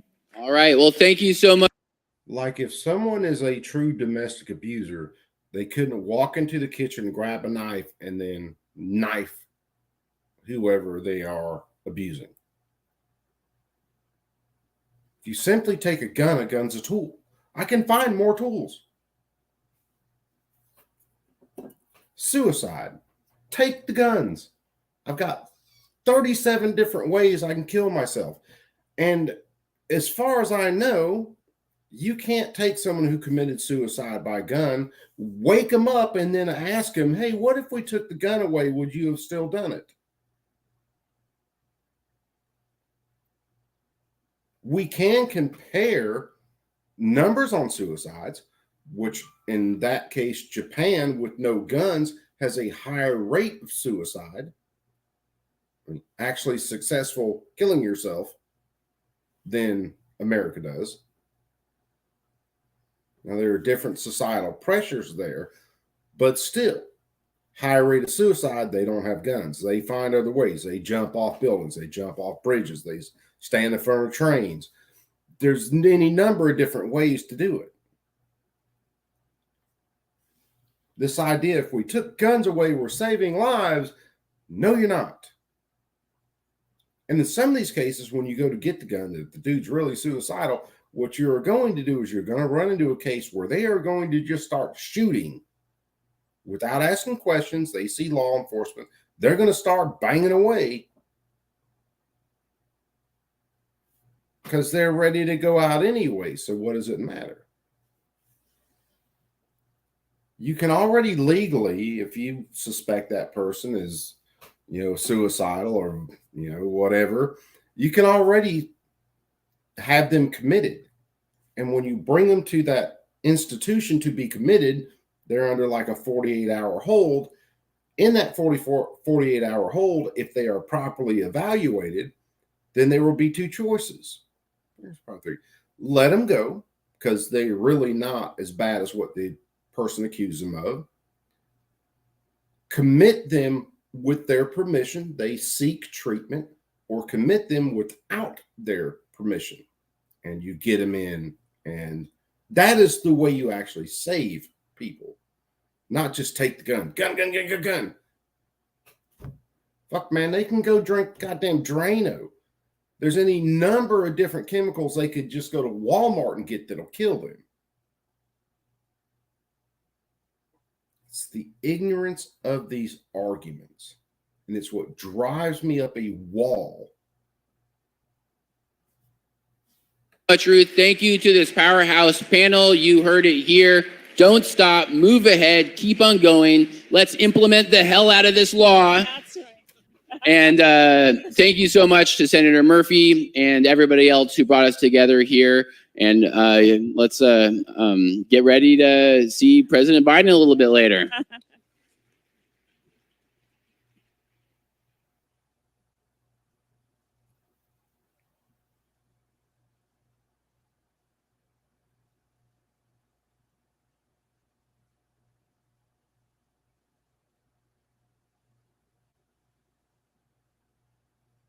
Yeah, Sam, 100%.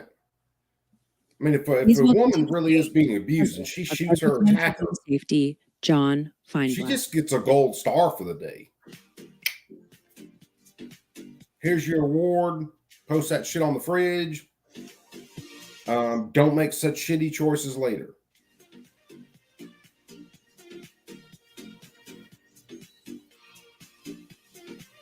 Hold on, we're going to bounce a little bit. The stories matter. That is the catalyst that is changing the policy across this country.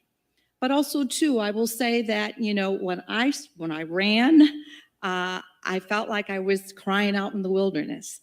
I am a Black woman who ran in Ruby Red, Georgia, on #1 policy of gun safety. And people said, it is political suicide.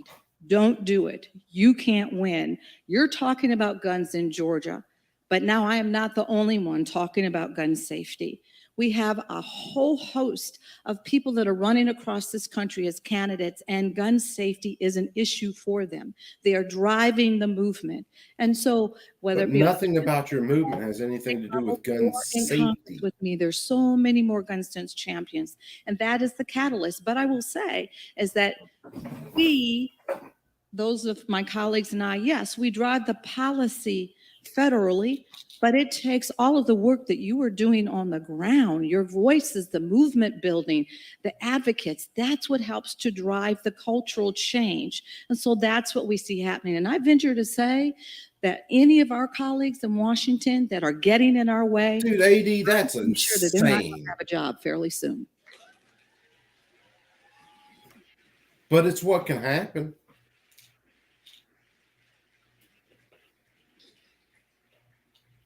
Senator Blumenthal, I want to talk about another head scratcher, and that's the issue of safe storage, which clearly could have such an impact on theft, an impact on suicide, an impact on unintentional shootings. This is an issue dear to your heart. Is this an issue where we can see bipartisan support?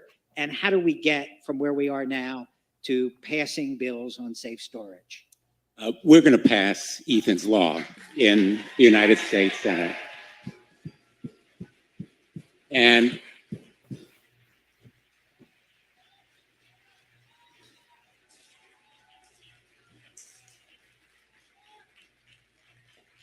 I really want to give a shout out to Kristen and Mike Song, who lost their son, Ethan. Talk about profiles in courage. And I want to thank also every single family member, every single survivor, every single victim of gun violence.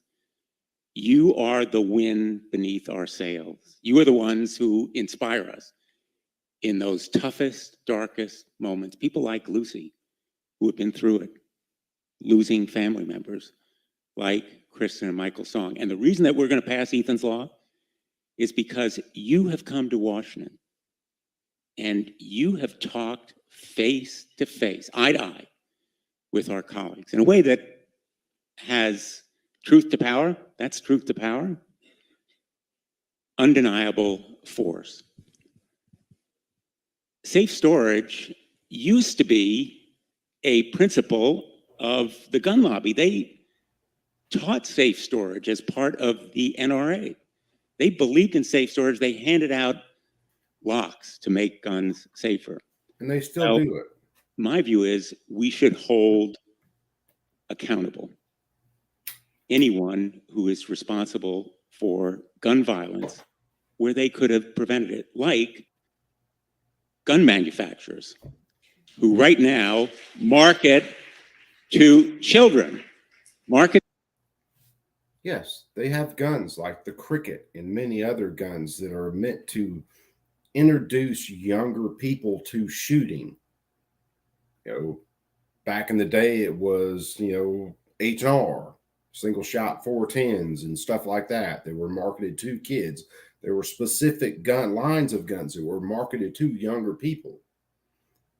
They didn't go out and shoot people with those guns. I can go out and I can find gun ads from the 60s and stuff. And you see the covers of these gun ads where there's mom and dad and, baby girl and boy's holding his first gun, some lever action or single shot. These people are ridiculous. But this is another backdoor way that they can get in and try to sue gun manufacturers, just like they did with Sandy Hook going after Bushmaster and Remington for their advertising. To children, 80% of all school shootings are done by people who get guns in their own homes from family members. If we safely store those weapons, we can stop school shootings. 80% of all suicides of young people done by guns in their own homes. In the case of Ethan Song, a playful episode turned into a tragedy because of an unsafely stored gun. So I think we can. In other words, in Ethan's case, you had a young guy who got a hold of his parents' gun and wasn't trained with it, didn't know any of the safety protocols for it or anything else. And he was playing with a gun and he shot his friend. If you're going to have firearms and you educate your children on firearms, you pretty much eliminate that from happening, no matter how the goddamn gun is stored. Kingpin, what's up, brother?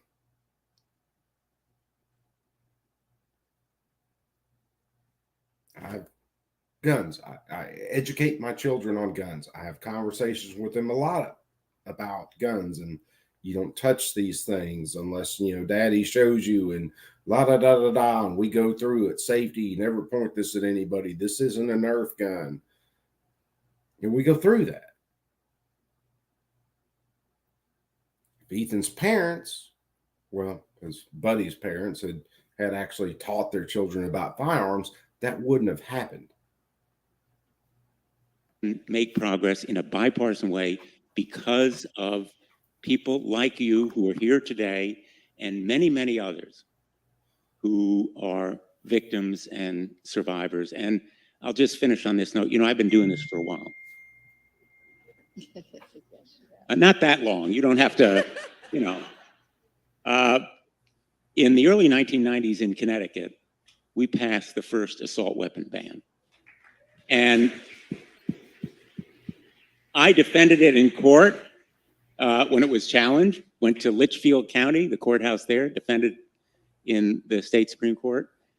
We have come a long way since those days when there was one organization, Brady.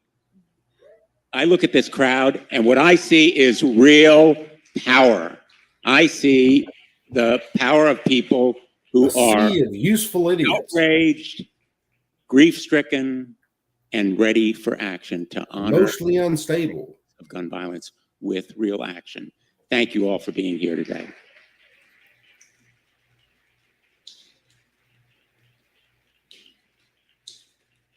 Let's talk a little bit more about the gun lobby, and thanks to everybody here and certainly everybody in this audience. I think it's fair to say the NRA is a shadow of its former self and a little bit like a hot stove that you don't want to touch. But there is a myth. The NRA is pretty much useless in most cases. One that you've written about, in fact, which is that guns make you safer. So, Senator Murphy, how do we bust that myth? Well, if having a lot of guns made you safer, America would be the safest country in the world. And so it's amazing that that myth has taken hold, right? Given the fact that that sentence alone is enough for people to roll it back in their brain, right? It doesn't take a lot of effort to pierce this idea that you are safer with a weapon close to you. The data tells us broadly, right, that America is the most violent high-income nation. We don't have more mental illness. We don't have less. No, we're not the most violent. What's different about America? It's that we have more guns than people in this country. But then if you drill down on a community-to-community level, the data is even more compelling. For every 1% increase in gun ownership in a community, there is a corresponding 1% increase in gun crime. It's 1 for 1. And if you have a gun in the home, you might think that that gun is going to be used to kill and kingpin. Right? You've seen that in the movies, right? But that's not how it plays out in real life. That gun is way more likely to be used to kill you or. That's an absolute lie. It is a provable lie. But they get to tell this all the time. Because people who won't put in the time to actually learn about it sit there and believe this stuff.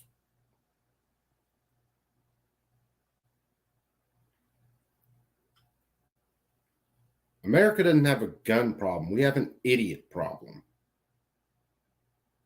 And whenever these people talk about democracy, they're telling you exactly where they want things to go, which is mob rule.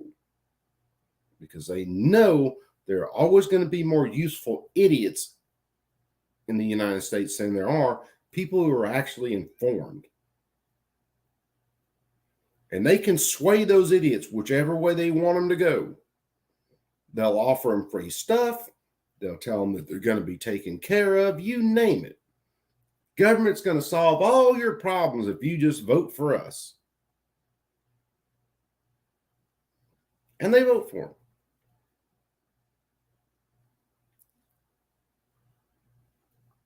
It's baffling to me the amount of stupidity that goes into that.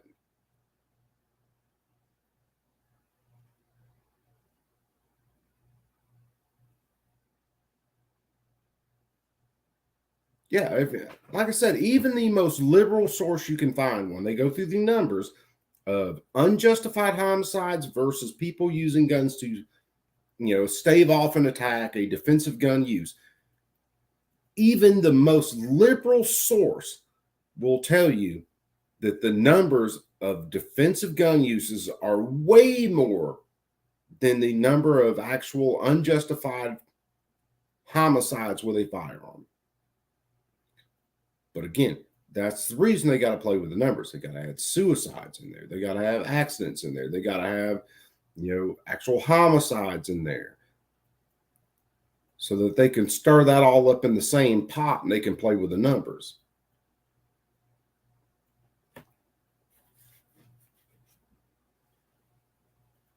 Yeah, you're right. Corrupt is another thing altogether. And these people are corrupt. Somebody that you love. And then lastly, John, we just point to state experiences. States like Connecticut, Massachusetts, California that have tougher gun laws, we have way less people who are dying from gunshot wounds. And I don't know, Dick and I don't hear a lot of complaints here in Connecticut. No, what it is you have a state that is basically incomes are around the same. It's very homogenous as far as race goes. It's completely different. Delaware is completely different than Mississippi. But again, they're playing with those numbers again. They're comparing apples to fucking coconuts so that they can play with numbers. Connecticut, from people who can't get a gun to protect themselves or to hunt. People seem to have accepted in our state just some reasonable restrictions. Less guns leads to less crime, and that's just irrefutable. We've got to do a better job of telling that story.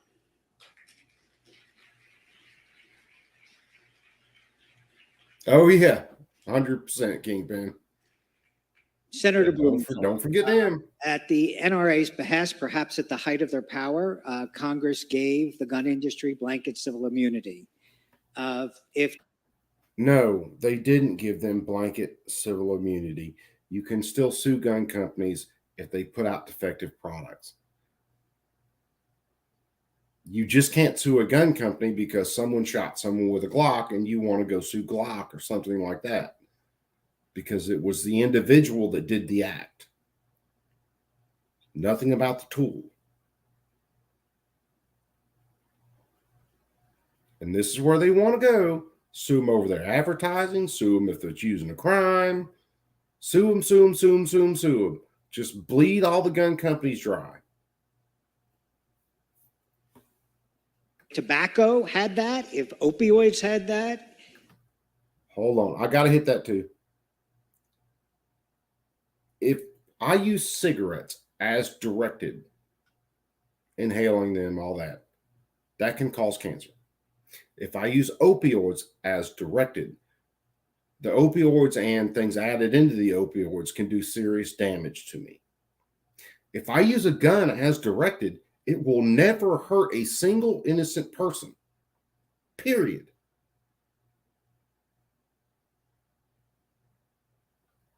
It's that apple and coconut thing again.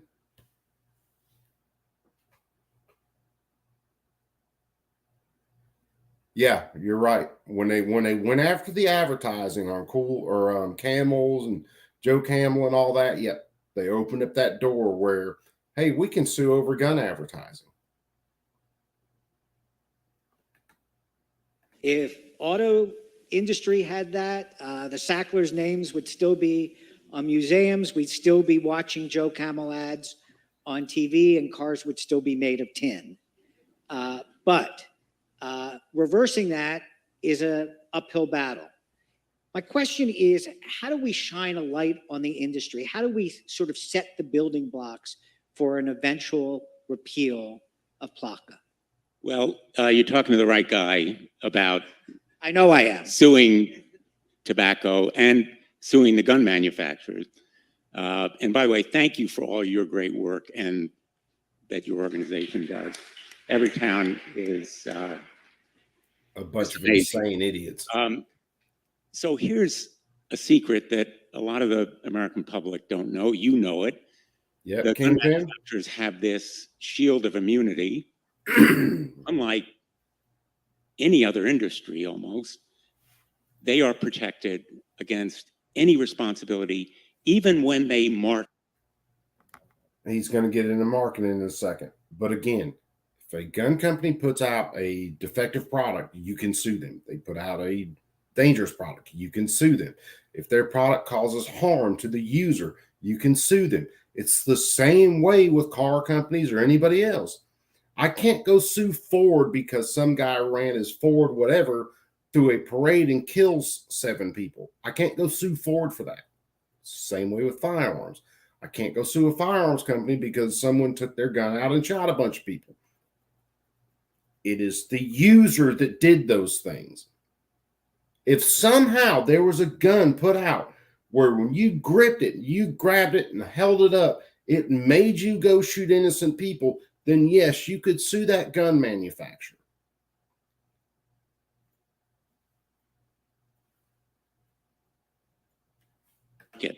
To young men and say, here's your manhood card, buy an assault weapon. No, it said get your man card back. I want to shout out the Sandy Hook families who sued Remington and brought them to justice. Didn't bring him to justice. The insurance company paid And out. they used an exception in the law that was created by our state Supreme Court under the consumer protection laws that said when you market and you know harm's going to result from deceptive and misleading marketing, you should be held accountable. Well, that's a good way to enforce responsibility and accountability. And by the way, Makes you want to since pull your that hair case, out. 8 states have adopted laws that will create an exception to PLCA. It's happening at the state level, like Connecticut, and that's where we should encourage it to happen as well. But yesterday, Adam Schiff and I, supported by Senator Murphy, introduced a measure called the Equal Access to Justice for Victims of Gun Violence Act. Equal access to justice. I don't think the text of this law is out. Get rid of it. Eliminate the sweetheart deal that only the gun manufacturers have. And it's another fucking straight out lie. Using a measure called the Responsible Marketing of Firearms Act that would eliminate directly some of these misleading ads. But here's what I think is very important, and I really want to emphasize. Enforcement, law enforcement. Most of my career, been a prosecutor or a law enforcer. The FTC could take more action. We should strengthen the FTC's resources. That's the next resources to the alcohol, tobacco, and firearms agency. If you don't give resources to law enforcement, those laws are going to be dead letter. And that's why they should be dead letter. And so extraordinarily important in his leadership. He said, let's put our money where our mouth is. Let's put our money where our mouth is in funding the guys who are on the streets getting those dangerous weapons. The ghost, AD, the for vaccines and stolen, stuff, and lost weapons that are crime guns often. Let's support enforcement of our laws. And that's why repeal of PLCA is so important, because it means that ordinary people who are victims of gun violence can be private attorneys general. They can enforce the law against those gun manufacturers when they fail their legal responsibility. Thank you. All right, we're going to do some bouncing because I'm going to. I hope I didn't talk too much like a. Let me see if I can find it real quick. So we went through a break.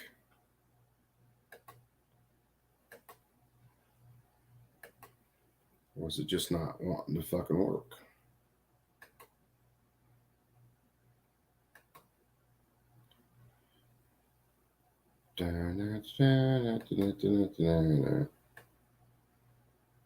laws, we may. It's not one fucking fast forward for some reason. That somebody just wished me good luck and said, break a leg. I'd like to break his leg. And they are heroes as well. I have the great, oh,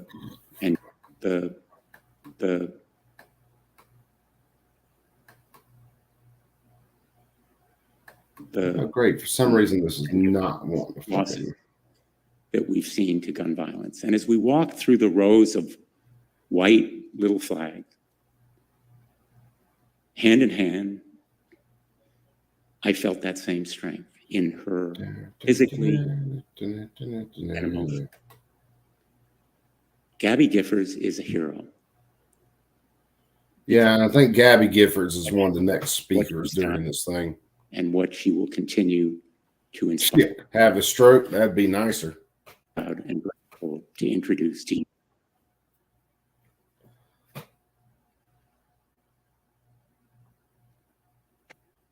We'll see again whether I can get this Joker to.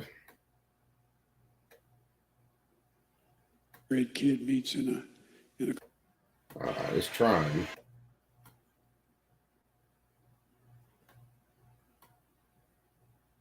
Come on, you can do it. I want to get to Joe Biden speaking.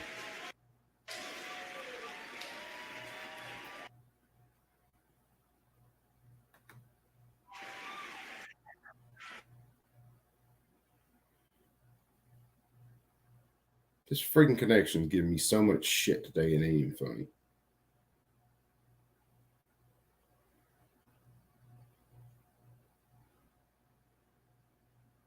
Come on. What happened to me? There it goes. Hold on, guys.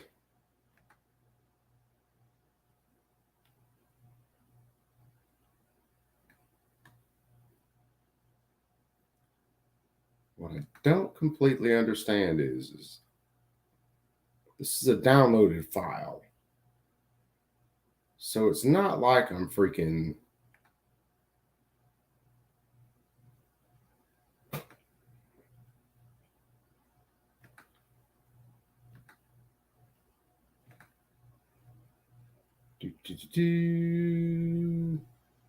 Will it come up? Yeah, it came up. Okay.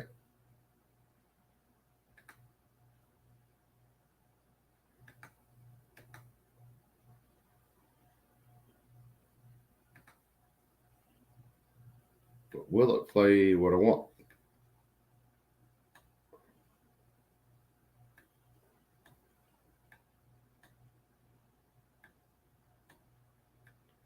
Oh, this is fucking killing me.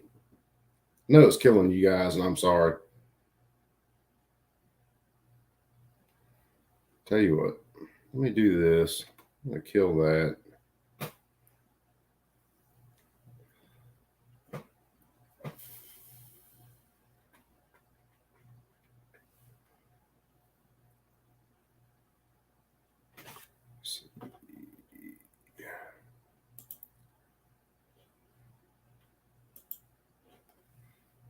And I'm going to try to get this straightened out real fast. Give me a sec.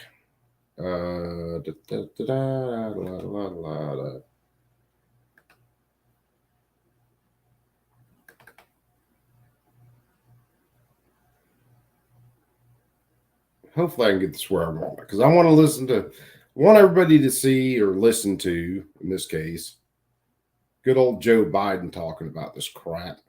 And then I might do another stream after a while where we focus on shit that we kind of skipped over.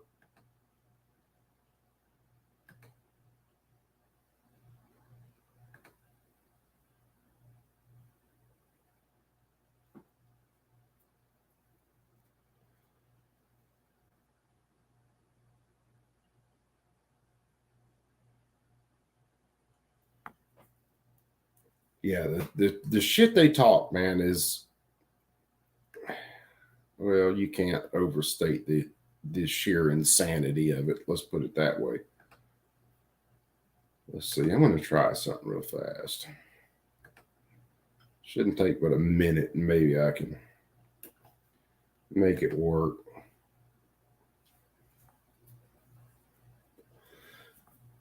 See, Joe Biden he's the puppet out there. He's the one on the strings. He's the figurehead.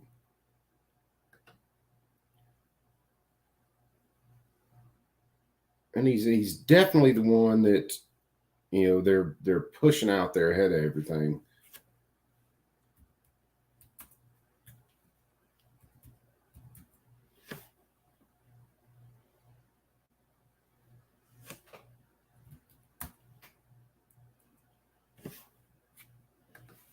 Let's see. If I can do this real fast, I'll cut to the chase. I just have to find one I can rip.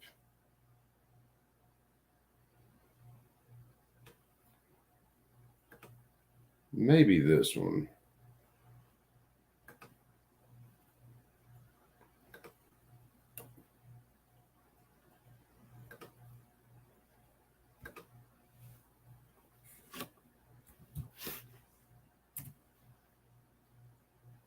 If I can play this one will be just the Joe Biden part of this speech.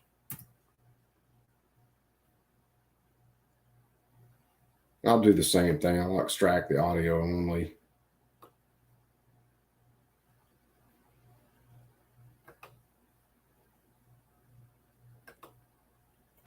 And that should make it run a little bit smoother. It won't be quite as choppy.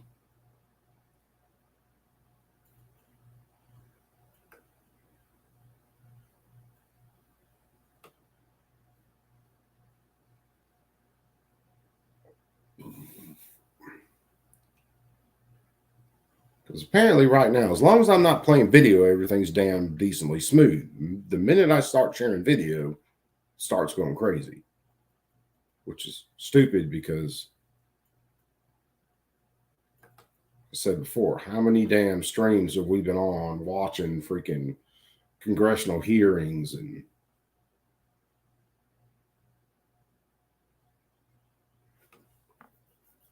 different Senate votes and all that, and stream just fine.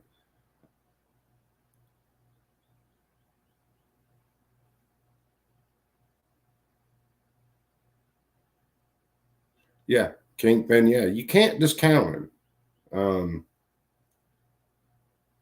And for really a couple of reasons, one of which is he's being used like a puppet. And the other one is when he is lucid at times, he falls back on his original goals, which is to ban guns.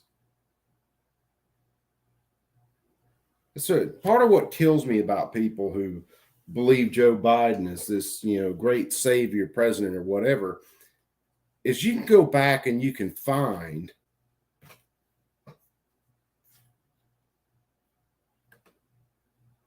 video of him saying some of the most racist shit. You'll find videos of him going back and talking about guns. He wants to ban every damn thing, assault weapons bans, all this shit.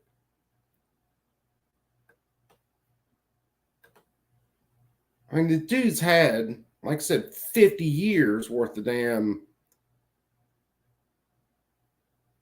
history, and people just don't pay attention to it. They don't care about it.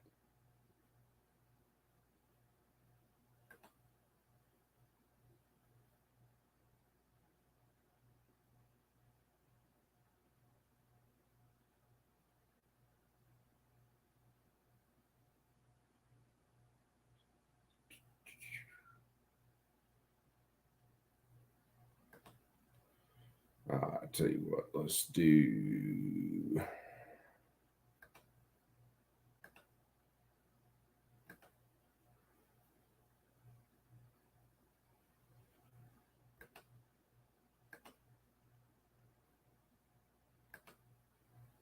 Try this again.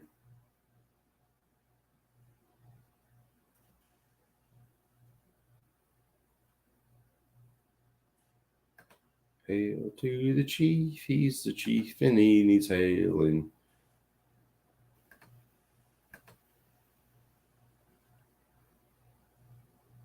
See where this will play.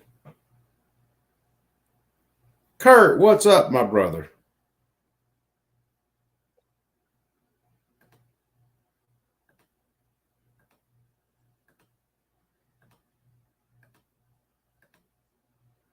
Jesus Christ, this is going to drive me insane.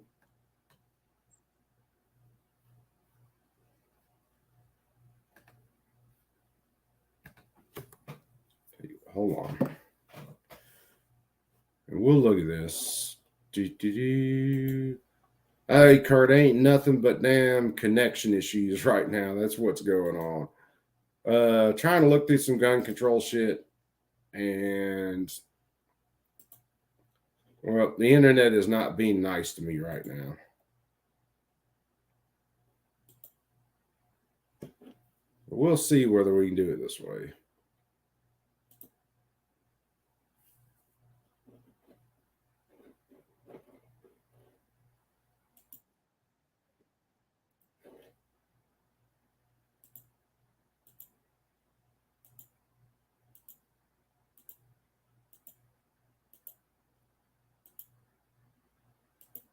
Good God, man.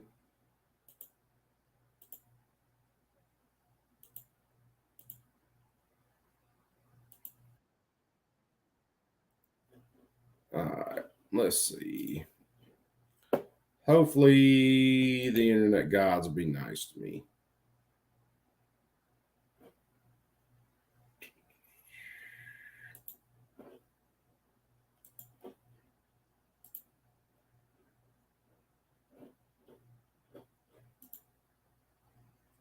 All right.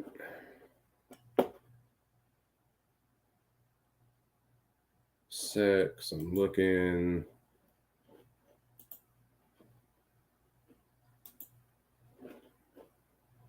All right. We're going to try this.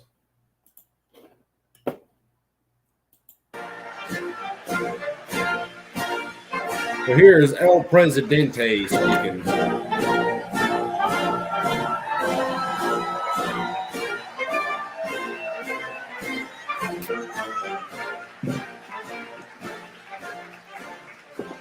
Hello, hello, hello. I think maybe your patience exceeds your good judgment.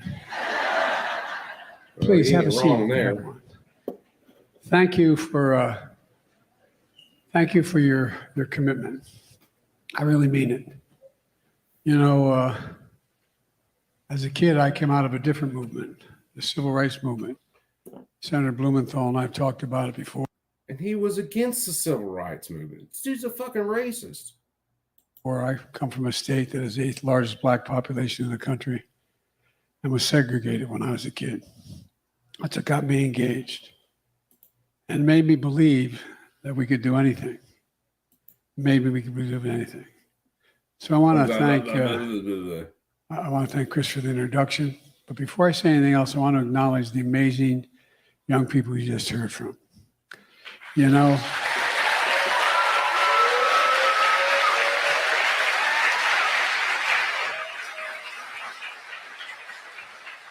I really mean it. It takes extraordinary courage for them to stand up here and retell the story. Because many of you out there, either parents, relatives, and/or victims yourself, it's not just your story. It's the first graders, the educators of Sandy Hook. It's the kids and teachers at Uvalde I sat with afterwards. It's the Emmanuel, Mother Emmanuel 8 years ago tomorrow. It's the Tree of Life Synagogue. It's the families all across Hartford. Well, not just the shootings that make the headlines, but every single day, wait for it. every damn day in America, in areas that are poor, mostly minority, there's a mass shooting. Listen how he ramps that up. Every damn day, he's frustrated. Yeah, right. Shooting.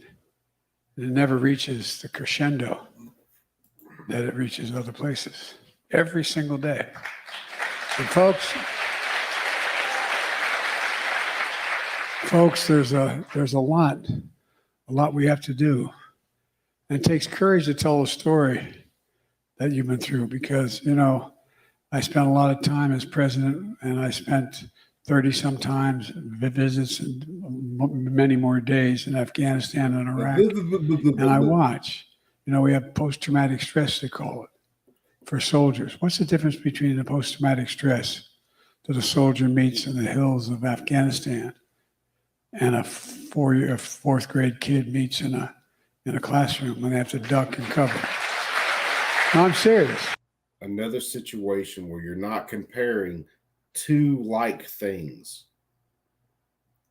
Those are completely different.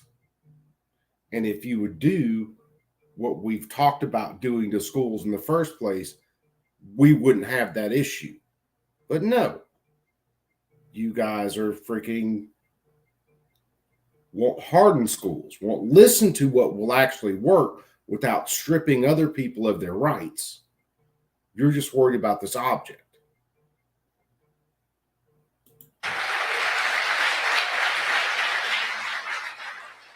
And you're here, many of you, and it brings it all back. Brings it all back for your families, your parents, your siblings. And it brings it back for the entire country. It ripples through the nation.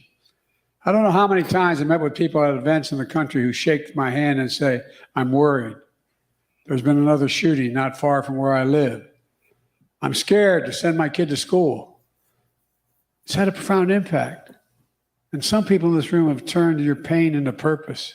I suspect all of you have. Your loss into determination, and your anger, justifiable anger, into a deep-seated commitment. You're the reason why I'm so optimistic about the future of this country. And that's not hyperbole. That's a fact. You're the best educated, most involved, Again, least falls selfish, back into that same most consequential generation in American history. I'm also optimistic because of leaders like Senator Murphy. Chris, thanks for inviting me today and for organizing this summit. You know, Chris and I have known each other a long time. We grew closer after that December day in 2012. You just elected to the Senate, and Barack and I had just been reelected to the White House. When the soul of Newtown, the soul of Connecticut, the soul of the nation was pierced forever. You've never forgotten that feeling. You've never given up on something that we can never lose, ever lose. Hope. Hope. Same goes for Senator Dick Blumenthal, a great friend. He was Attorney General of my deceased son. Was Attorney General of Delaware. Here we go. He's fixing to tell Another leader in the fight against gun violence. Governor Lamont, Connecticut delegation, which is incredible. I think on this issue and many others, you're the best delegation in the United States of America. That's the truth. I also want to acknowledge the gentle lady from Georgia, Lucy Macbeth.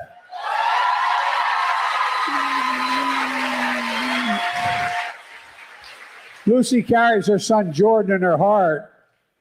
She proves you can run for office ending gun violence in the South, and you can win. Only by about 20 points or something like that. I've never come close. Lucy, I know this isn't easy for you. You're a real pro. Lying there. But I know it's not easy for you. I remember. And one of Jill's favorite people in the whole world, and mine, I always introduce her as Mark Kelly is her husband. Ladies and gentlemen, Gabby Gifford. I think Gabby had already spoken. Gabby has more courage than most people I have ever known. I had the honor to bestow the Presidential Medal of Freedom on Gabby, not only for her courage, but her intellect that helped carry this movement. She's not stopping now. She's not stopping now. Gabby, I love you. You're wonderful. Congressman Larson, thanks for the passport into your district. You've never given up. You've never given up either. And to the state and local leaders, the mayor, others, the dedication to this vital issue is critical. They probably it do. really is. Applause, Look. applause. Hi, this is Katie Porter. I'm officially running for the U.S. Senate in California, and I need. You know, to the survivors and families, Jill and my wife Jill is not here today with me. She is in Delaware right now. She had to go back up. Jill and I have gotten to know many of you over the years. Some of us have become friends for a long time. We've kept in touch. Mark, it's good to see you again and your family. And losses may be different circumstances, but we've shared before something that's helped our family. When my wife and daughter were killed in a tractor trailer struck them, and just after I got elected. Well, at least he My didn't two try to boys say weren't that it expected was to a live. drunk driver this time. And then later That's when what my he son said. Bo, who was the Attorney General volunteered to spend a year in Iraq, died stage 4 glioblastoma. My daughter Ashley taped a message in the mirror. Taped the mirror. Way we get to everything gets to me through my wife and daughter now is they know I have to shave in the morning, so they'll tape on the mirror for real.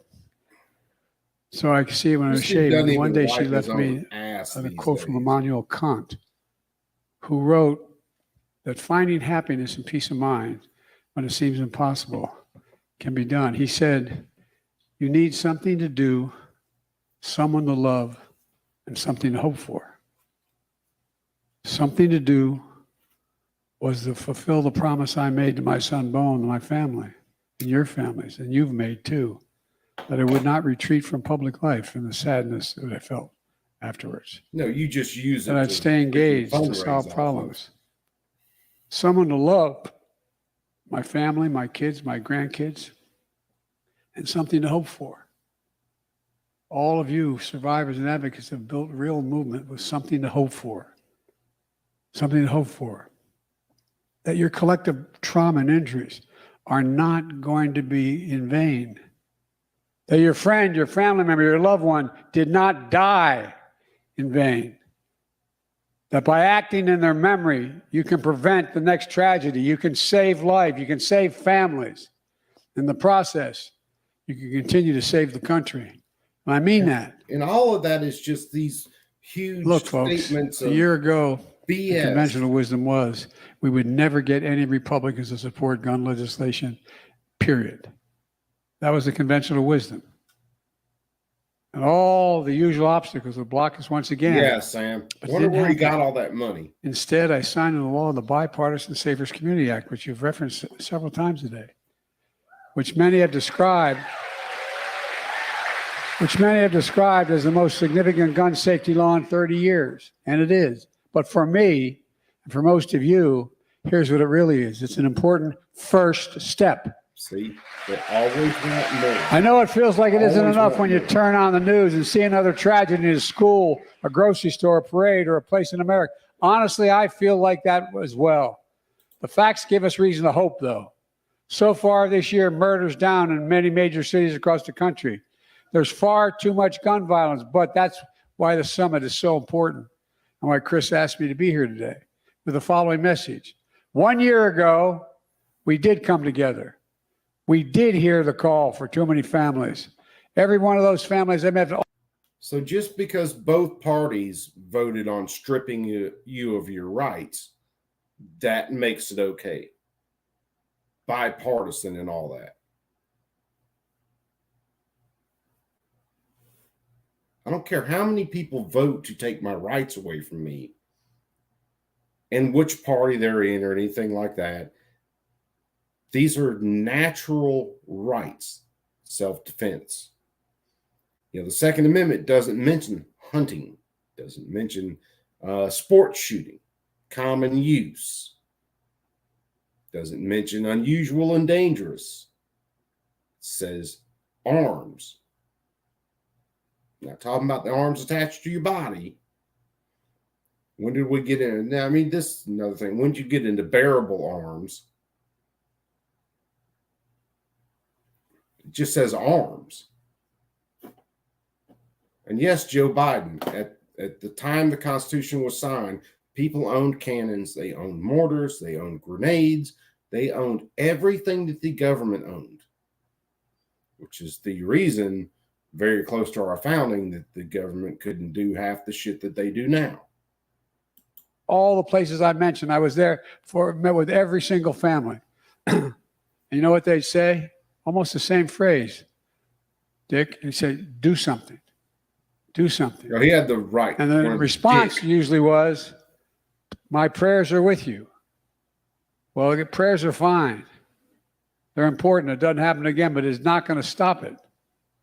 have to take action, have to move, have to do something. And so what happened? We began to continue to fight again. Right For a at while there teleprompters. were only about 24 of us in the Congress or as vice president or when I was as president who thought anything could be done. We did pass the most meaningful gun safety law in 30 years.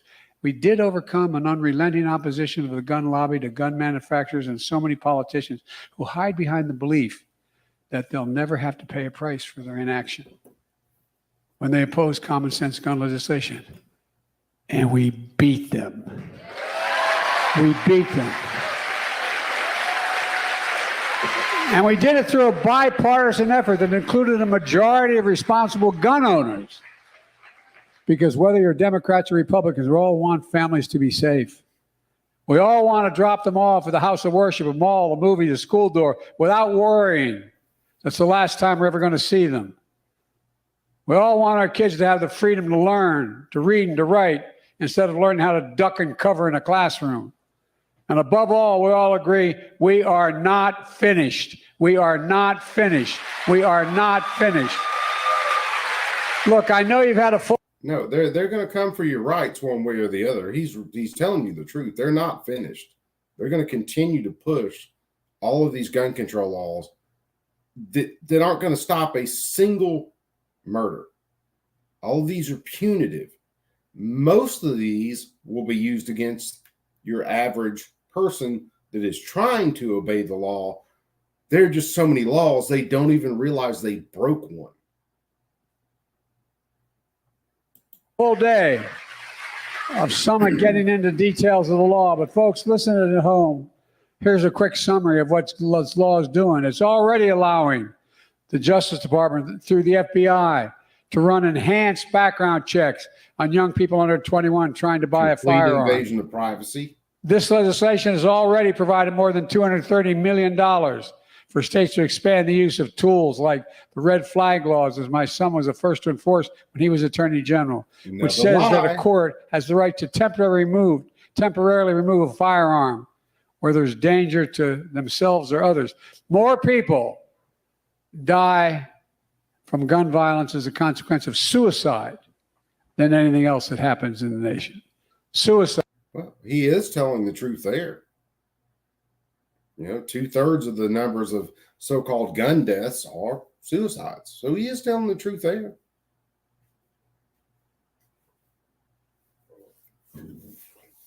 But how do you stop someone from committing suicide? The only option you have is to get them committed to an institution where they can get treated. If you merely take the guns, they can use, a myriad of other options to commit suicide. You're not stopping anything. This legislation has already delivered more than $1.5 billion to states and communities to make schools safer, improve access to mental health services, and help young people deal with the grief and trauma resulting from gun violence, post-traumatic stress syndrome. Freaking ads, get out here. No one cares. Crime is getting worse. It includes an additional 14,000 mental health professionals hired and trained to work at our schools. The law helps prevent domestic abusers from purchasing guns. I'm the guy that wrote the Violence Against Women Act. I proposed a long time ago. I didn't say it for that reason, but I cared deeply about it because the ultimate abuse, the abuse of power. My dad used to say the single worst abuse of all was the abuse of power. We fought like hell to close the so-called. And this dude abuses his power every single day. Talk about violence against women. If you don't know who Tara Reid is, you might want to look into her because he sexually assaulted her. This is a guy that couldn't be left alone with a female Secret Service agent.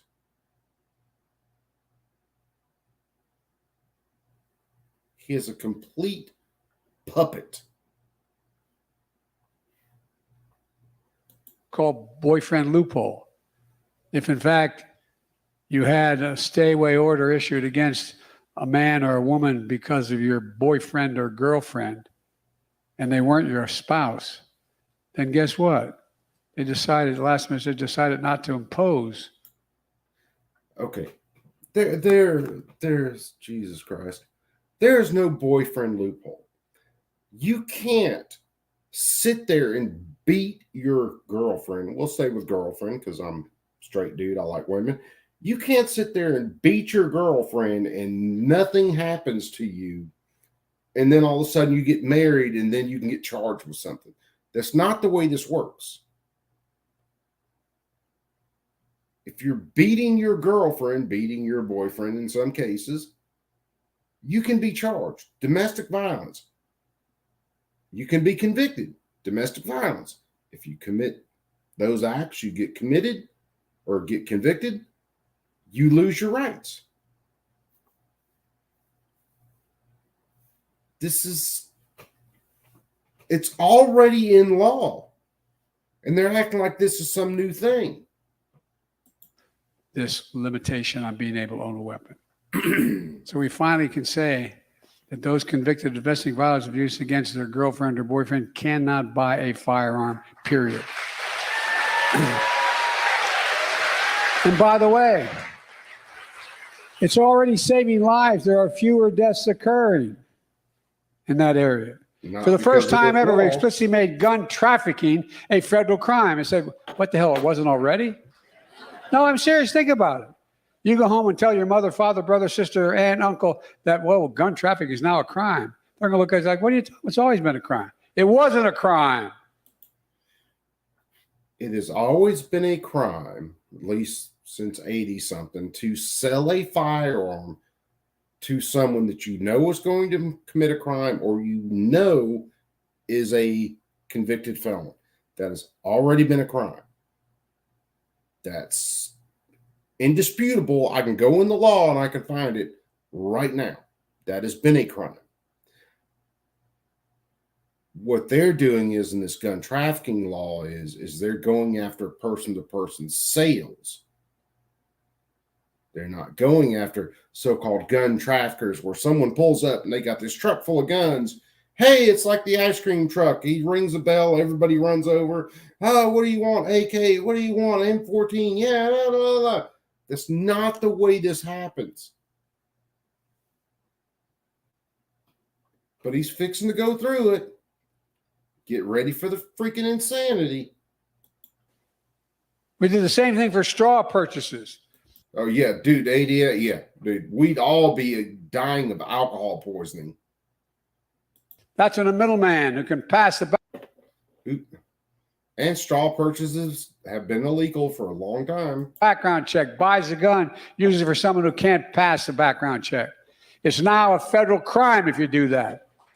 And finally, it's been a federal crime. We finally clarified who needs to register as a federal licensed gun dealer. Because a federally licensed gun dealer is required by law to run background checks on those he's selling a weapon to. And in most cities, down in Philadelphia and New York, areas I know well, like up here, you'd see a truck pull up, pull to the curb, and selling weapons. I want to selling guns, selling AR-15, selling weapons. Well, guess what? You do that now, you go to jail. There's so much more, but the bottom line, if this law had been in place a year ago, lives would have been saved. And it's in place now, and it is saving lives today. We got it done because of you, not a joke. You all think we're being nice to you. You're tough. Thank God. But I really mean it. It's because of you. Moms demand action. Big deal. All of it. No, I really mean it. Because what did you do? And young people coming out, people who you grew up with, who didn't think this was real, the suburbanite Republican man or woman, or Democrat, not just Republican. What's going on with the political divide in America? Find out in the ebook Dueling Populisms by renowned historian and Hoover Institution Senior Fellow, Victor Davis Hanson. Click here to receive your free copy of Dueling Populisms Now. Just fill out the simple form at this link, and we'll send you the ebook right away. Join Hanson as he teaches you about the history of populism, going back to ancient Rome through today's political climate, and explains what lies ahead for America as we revive these ancient tensions in our culture. Click here to download your free copy of Dueling Populisms Now.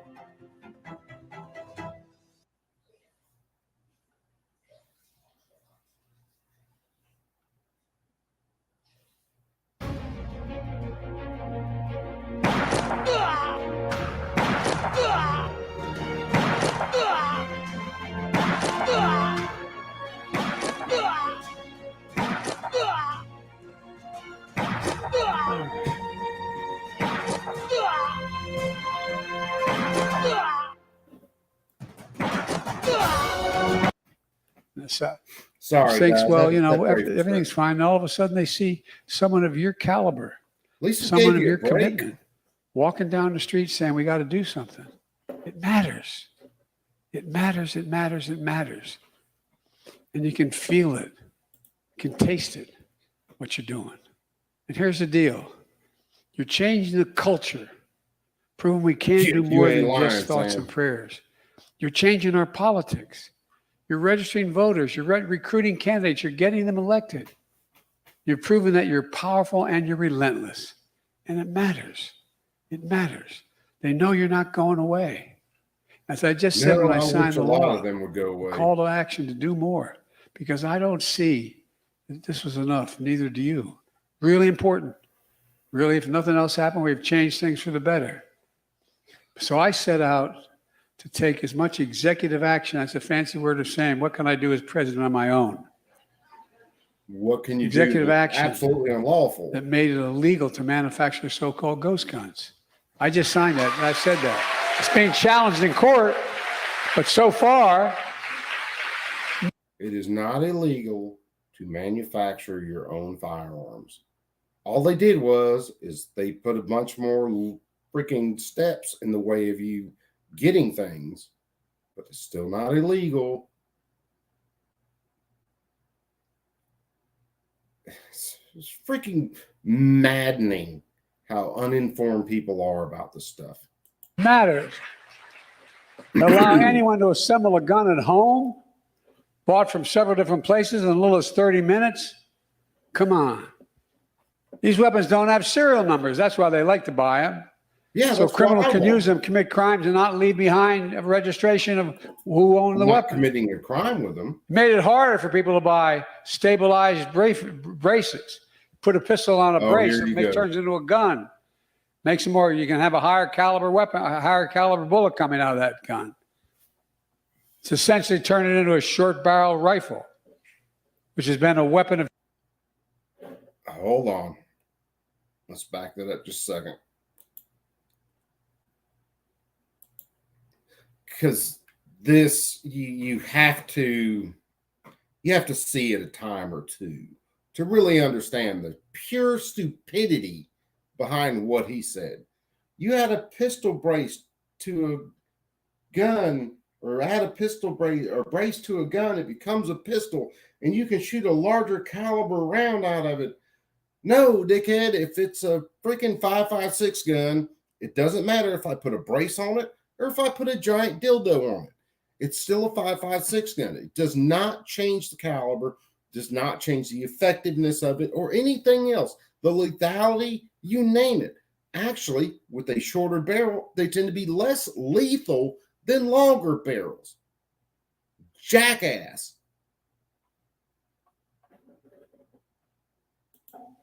Bought from several different places in as little as 30 minutes. Come on. I'd These like to weapons see don't them have put serial together. numbers. That's why they like to buy them. So criminals can use them, commit crimes, and not leave behind a registration of who owned the weapon. Made it harder for people to buy stabilized bracelets. Put a pistol on a brace, it turns into a gun. Makes it more, you can have a higher caliber weapon, a higher caliber bullet coming out of that gun.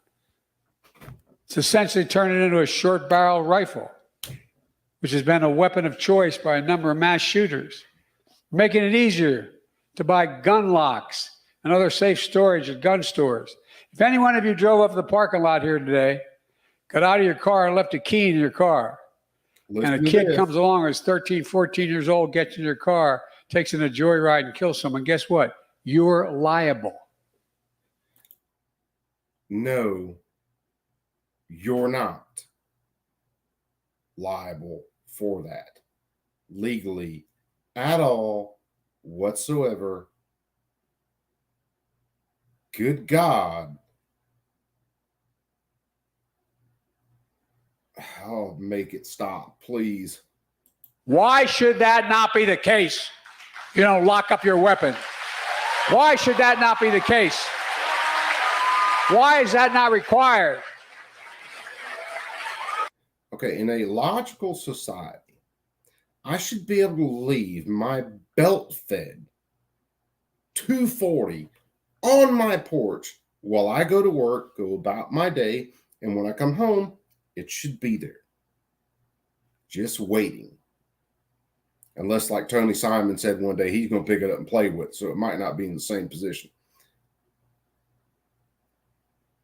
And if someone steals that, it is not their property, and they go commit a crime with it, they're responsible for it.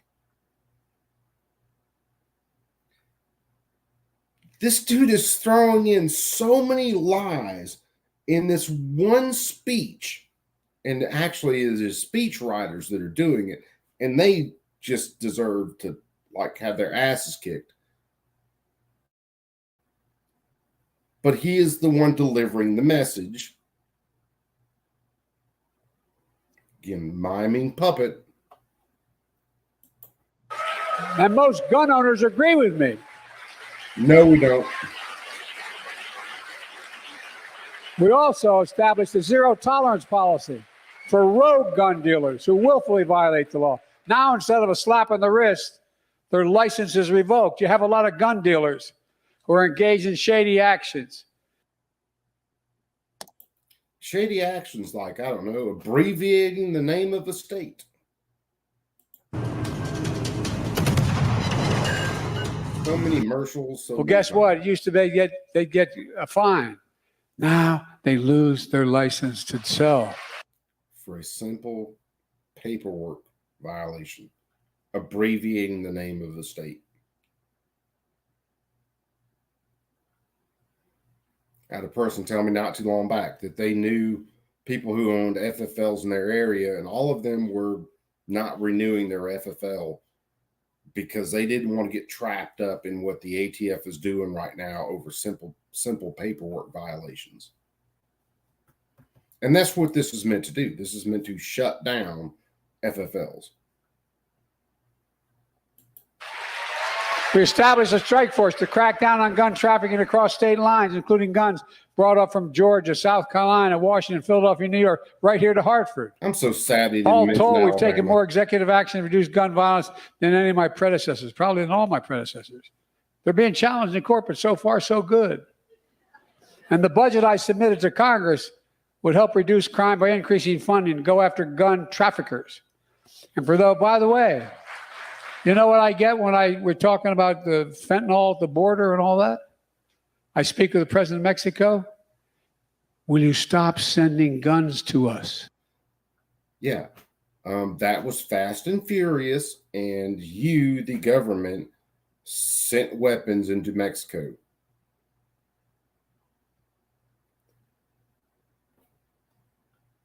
These are drug cartels that get drugs from around the world.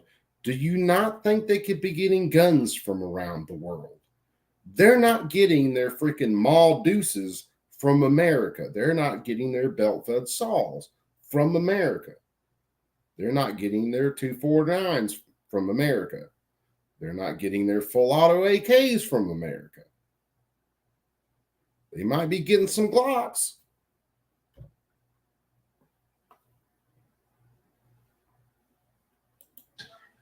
We are sending JH, what's up, bro? dangerous weapons, particularly assault weapons, to Mexico. To Mexico. They're asking us, please stop it. Cut it off at the border. He can't hide that ignorance, brother. It's too big. What in God's name are we becoming if we don't do this? Look, ladies and gentlemen, for those who say they're concerned about crime, you can't deal with crime without dealing with gun violence. It's a simple proposition. Remember, for a long time in America, car accidents were the leading killer of children. This was mentioned earlier. Then in 2020, guns became the number one. He's jumping in another lie again. And they spread this narrative like there's all these innocent kids out of getting killed by firearms. And it's not. If you take out suicides, if you take out people involved in gang violence and drugs, less children, and we're talking about like accidental deaths and things, less children die from guns than by average household chemicals, and car accidents are like triple what a gun is. And they run this up to, and 18 years old, 19 years old. I think one of them went up to 21, calling them kids. The majority of what you're talking about are people involved in gangs and drugs, and they're out there shooting at each other, and they're taking each other out. This isn't some innocent kid that just gets killed by a firearm. If you add that, if you take that alone, that is very rare. Thank God it is very rare. One killer of children in America. Guns. More than car accidents, more than cancer. Let me say that again. We can't let that just become another statistic. You can say it all you the want. number one killer of children in the United States of America. Folks, it's time once again that we banned AR-15 rifle style weapons. High capacity magazines.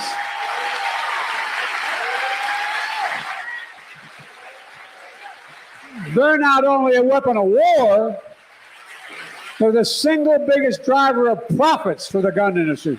That's why they're selling them. You want to know why they're the biggest profit for gun companies? Is because that's what the American people want. The demand of the American people is what fuels the market. The market doesn't fuel the demand. The market supplies the demand for the manufacturers. People want high capacity magazines. That's why gun companies, unless you're in some restricted states, don't sell a lot of their guns with 10-round magazines. They sell them at full capacity.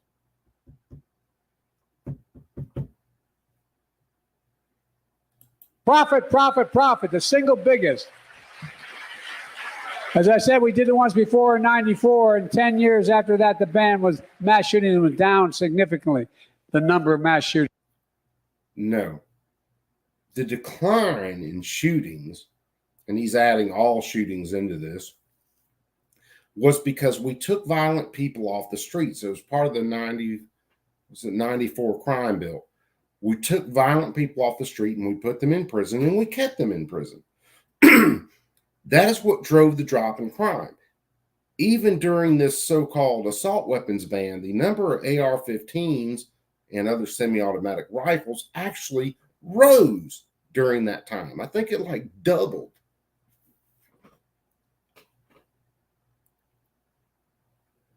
And then the DOJ has to turn around and admit that the assault weapons ban had a statistically, how do they put it?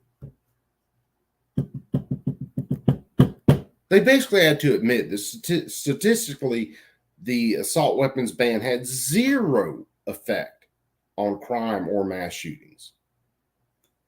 Tactical FUD, what's up, my brother? That's when the ban expired, mass shootings tripled. But let the ban on assault weapons high-capacity magazines come back into vogue.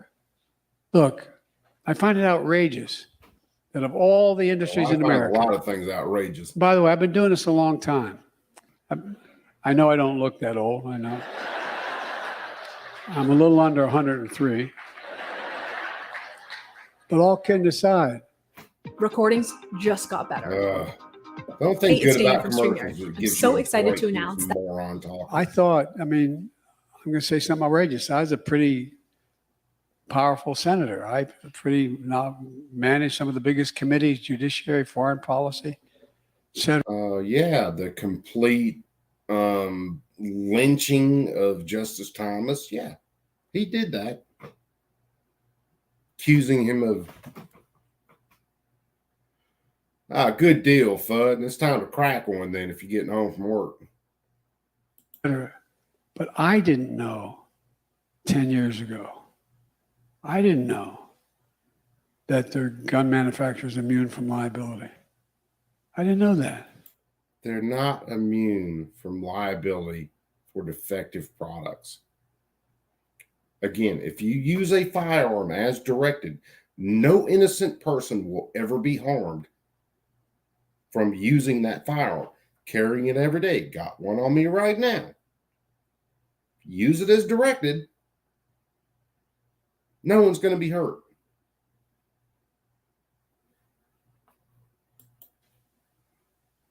Gun manufacturers. Just imagine how many more people would be dead if the tobacco industry was immune from liability. You couldn't sue the tobacco industry. I'm being deadly earnest. Think about the number of people who would be dead today that are alive because we could sue them, and they paid billions of dollars for the damage they were doing. Well, ladies, we need to end immunity for gun manufacturers. We got to hold them accountable. Gun manufacturers don't have And it's time we immunity. establish universal background checks that require safe storage for firearms. And just remember, the United States of America has the finest fighting force in the history of the world.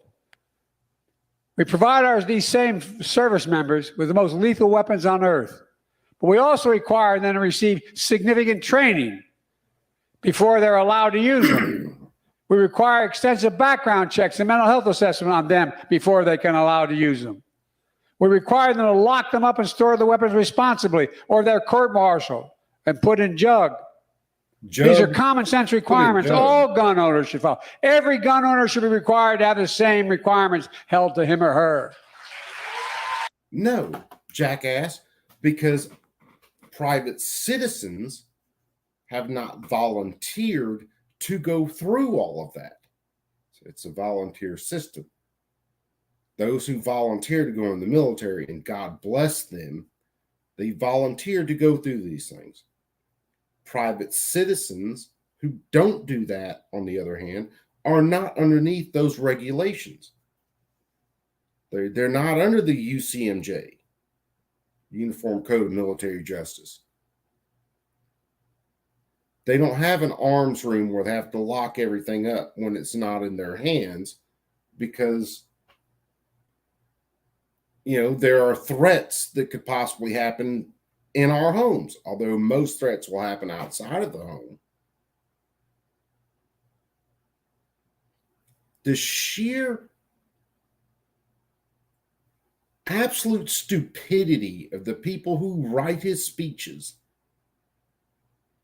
because people are writing these speeches for him. Make no doubt, he ain't writing his own speeches. The people who do write his speeches are absolute idiots. But they're throwing red meat at their supporters so they get all the claps and shit.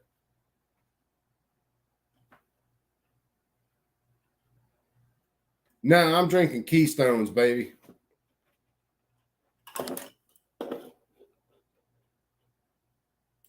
We know what to do. Congress needs to act. Let me be clear about something. If this Congress refuses to act, we need a new Congress.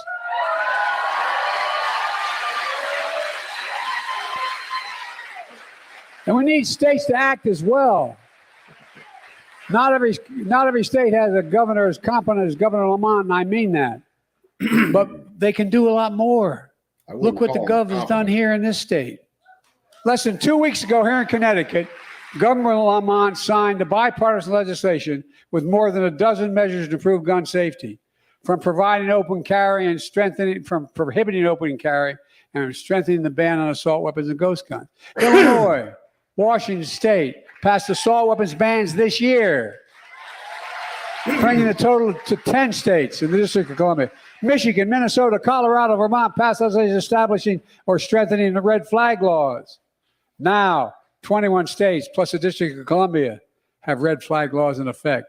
Since 2021, 7 states have passed an increase in accountability for the gun industry. I said, at the beginning, they've turned their pain into purpose. It turned your cause into reality. I believe we've reached a tipping point in this nation. I really do. Swear to God. They've turned complete emotion. People in into this action. room are the big reason why we reached that tipping point. As Senator Murphy says, success begets success. But the converse is also true. Failure begets failure. That's why Jill and I, Kamala, and the entire administration are more determined than ever that you should be successful as well.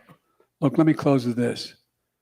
I know many people here who have been impacted by gun violence, lost someone they loved, fought so hard for so many years. A lot of you are tired. Oh, I'm You're tired. I get it. Try being 110 and doing it again. All kidding aside, a lot of people are frustrated. His mouth. My mother, God love her, all 5'1", Catherine Gina Finney, she'd look at me and said, Joey, never bow, never bend, never yield, never kneel. We never will on this issue. Never, never, never, never, never. We have a rational policy. Folks, are we ever going to make progress we need to make? I'm here to tell you we cannot give up. We will not get there. I still remember the people I met with in Newtown, in Orlando, in Las Vegas, in Pittsburgh, in Charleston, Parkland, El Paso, the Uvalde, Buffalo, Monterey Park, and so many other places that never make the headlines. I've never forgotten them. And I never will forget them. And I'll never stop fighting for them, I promise you. And I believe this is true, that everyone in this room, you'll never stop fighting for them as well. We will ban assault weapons in this country. We will ban multi-round magazines. We will hold gun makers liable. We will beat the gun industry. We will beat big money that sits behind them. And the politicians refuse to stand up and act. It won't be easy. I have no illusions how fiercely they'll fight back, but I also have no illusions about the people in this room. All right, so he's fixing to wind up this whole line of BS. And at 7, I'm going to bounce over to the Daily Bullet, part of the Polite Society podcast. So I'm going to end this one in just a second. And I just posted their link in the chat. If you guys aren't following Polite Society, you need to bounce over there and follow them. If everything goes smoothly tomorrow evening, I will be on the Polite Society podcast with Paul and whoever else he's got on the panel tomorrow night. Hopefully it's like Tony Simon. There's no telling who he's got lined up tomorrow. But I'll be on there with him. So I am going to end this one here. He, like I said, he's winding down his speech. He's already said most of the dumb crap he can possibly say. Watch what these guys are doing. They are seriously messing with the meaning of words so that they can write new statutes, new laws that will fit into the new wording that they have. Of course, letting alphabet agencies loose and letting them go do their thing. His executive orders on some parts of it. It's mind-boggling the amount of stuff that's going on right now. And look, even with the courts, you can't depend on the courts to defend your rights because he's put a couple hundred judges on the circuit and district courts. So that adds in a whole new layer. But anyway, yeah, I'm going to end this one here, man. As usual, you perps be cool. Keep that thing on you at all times. And I'm headed over to the Daily Bullet. I'm going to be in the chat over there. Love each and every one of you guys. You guys are cool as shit. And let's go listen to someone who hopefully doesn't have all the lag in their stream. Paul normally runs a pretty good damn show. So that's where I'm headed. You perps be cool. I'm out.